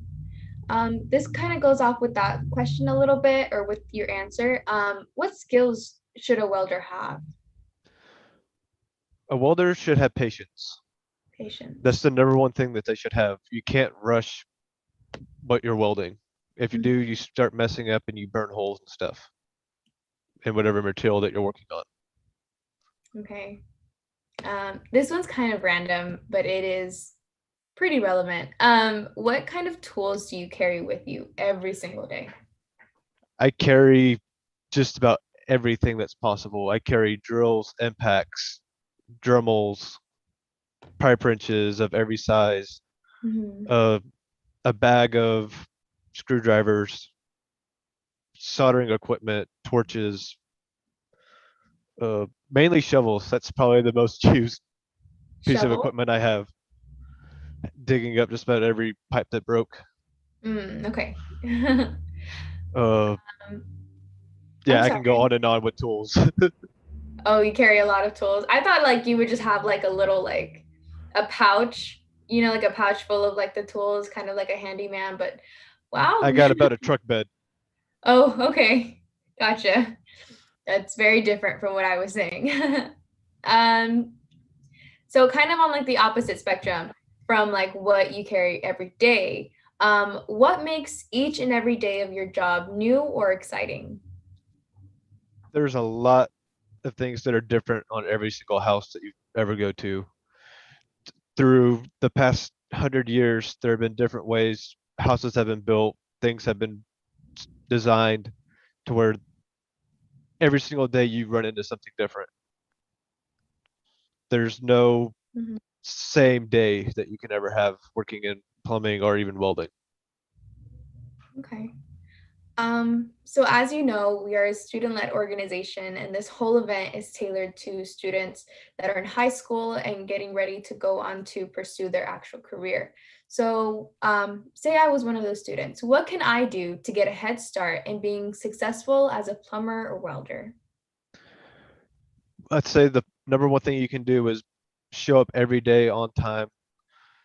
Always be willing to learn something new every single day. Have patience with your management. Sometimes they may not be having the best day. Just be flexible. Oh, okay. So like, okay, flexible, adaptable. That's actually in our framework, which is quite nice. Let's see. What would you Another, tell someone? Sorry? another thing I would put on that is keep educating yourself. Currently, I'm also taking classes at St. Philip's for construction and business management, which also helped me just get a promotion at work Oh, after just a year. that's impressive. We've been hearing a lot about how students and like employees should just always stay curious and always want to better their skills. So I can see that trend coming along. So to all of the students watching, just make sure that you keep wanting to learn. What inspired you to pursue your line of work? I'm going to say probably my dad inspired me to do it since he had been working in plumbing for the last 30, 35 years, and being able to go with jobs on him on weekends and be able to pick up little things here and there over, say, 3 or 4 years of me working with him. Okay. We have a question from the chat, and I want to ask you about any misconceptions that may come in with your profession. So like any false like rumors or like just things that you may have heard of before entering the field, but just turned out to be false or just completely different. A lot of them are true in some instances. I mean, you do sweat out a lot. It's a lot of work. It varies also just where you're going or what exact field of plumbing, welding that you're going into. I will say that in the welding field, it's really hard. Their management, your line crews are constantly on you all the time. Gotcha. Okay. Okay, this is something that I'm actually quite interested in because I'm very about like the safety about the employees and learning about good quality jobs. Which important safety protocol should all people in your field follow? Everybody should always have help. If you're lifting up something heavy, always have help with you. You may think it doesn't weigh a lot, but in retrospect, over a couple of years of lifting it every single day, you start to have issues. Blowing out your lower back, having shoulder issues, arthritis in your hands. You need to always have help with you. Oh, okay, gotcha. Now, going a little bit back to your education and how you got started, I know you went to a magnet school for construction. Is there a specific experience you recall that helped you? I would say having Mr. Haddon as my plumbing instructor, he was the best help to me, being able to teach plumbing life experiences and welding. Oh, okay. That's great. I also have a very deep connection to like how my advisors helped me in my career, or my future career, sorry. Building on that, how did you use what you learned in your job today? That's kind of can you elaborate just a little bit more on that question? Just like a specific lesson that you learned that you could use in your everyday, whether it's from Skills USA, or whether it's from your actual class, Korean technical class? I would say that's kind of a difficult question. I understand. Can we come back to that one? Yeah, we definitely can. So, okay, what is an average day like as a plumber or welder? An average day is getting up at about 5:30 in the morning, getting ready, heading out to your first job, figuring out exactly what the day has whenever you get all your paperwork, once you get to either the job or the office, lining up what material you need for the day, cleaning your truck up, getting everything from yesterday off and the new stuff back on, and heading out with everything you need set up for the day. Okay. Then arriving to the job, getting each task done that's on your paperwork, and then going home knowing that you did the best you could. Gotcha. Yeah. What is your favorite part of your job? My favorite part is being able to talk to the customers and being able to figure out what they exactly want and what the best answer is for them to fix the issues that they're having. Oh, okay. So you like the customer service part of your job, like Yes. being able to help. Gotcha. How can welding be utilized in other occupations? It can be used just about in every occupation. I can't think of one that doesn't require a welder at some point. Anything you order online, vehicles are welded together, frames are built welding, pipelines are built by welding, giving you energy, oil, fuel, natural gas every single day. Mhm. In some sort of way, welding is helping everybody. Oh, you're right. I didn't think about it like that. Okay, so this is going to be our last question. What type of training and accreditation do you have as a plumber? I have NCCER training, OSHA 10 certifications, a plumber's helper degree, my diploma from Construction Careers Academy, a couple other little miscellaneous classes I've taken at work, my construction and business management degree that I'll be getting in May. I'm sure there are others that I just can't think of right now. Mhm. Yeah, I understand. Well, thank you so much. It's been great talking to you and getting to know a little bit more about welding and plumbing, and how we can use it in our everyday lives. For the audience and everyone that has been donating, I have great news. Our final amount is $1,728.50. So thank you so much. Thank you so much to everyone who donated. We really appreciate it, and we hope that you know that it's going to a great cause.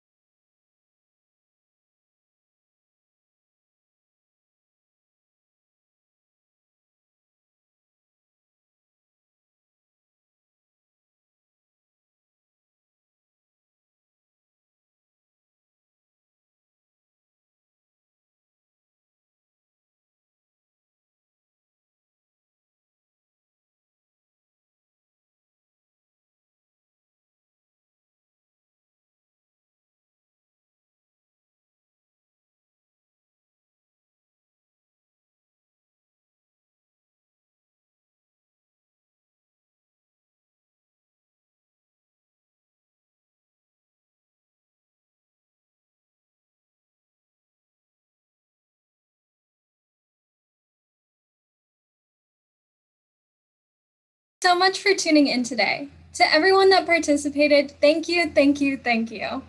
We hope you enjoyed it and learned something new. Another big thank you to everyone that donated. Your money will make such a huge impact on our winners' lives. If you're a senior in high school or no one, make sure to apply to our CTE for the Future Scholarship. You can find the application on our website at skillsusatexas.org under the Virtual Resources tab. More information will be posted on our social media pages and website, so make sure you keep an eye out for that. And also keep in mind that you can continue donating and watching this Streamathon back after we end the live session. Mr. Secretary, have you a record of any further business to come before the meeting at this time? I have none, Madam President. Does any member know of any new or unfinished business that should come before this meeting? Since there is no further business to come before the meeting at this time, we will prepare to adjourn. Since the rule is the basic instrument of our work, it is particularly fitting that we select the golden rule. Do unto others as you would have them do unto you, to govern our lives. Let us speak our pledge.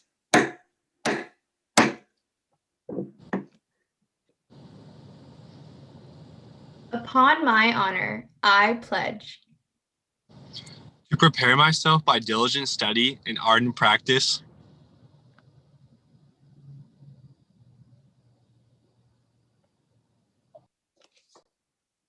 to become a worker whose services will be recognized as honorable by my employer and fellow workers, to base my expectations of reward upon the solid foundation of service, to honor and respect my vocation in such a way as to bring repute to myself, and further, to spare no effort in upholding the ideals of Skills USA.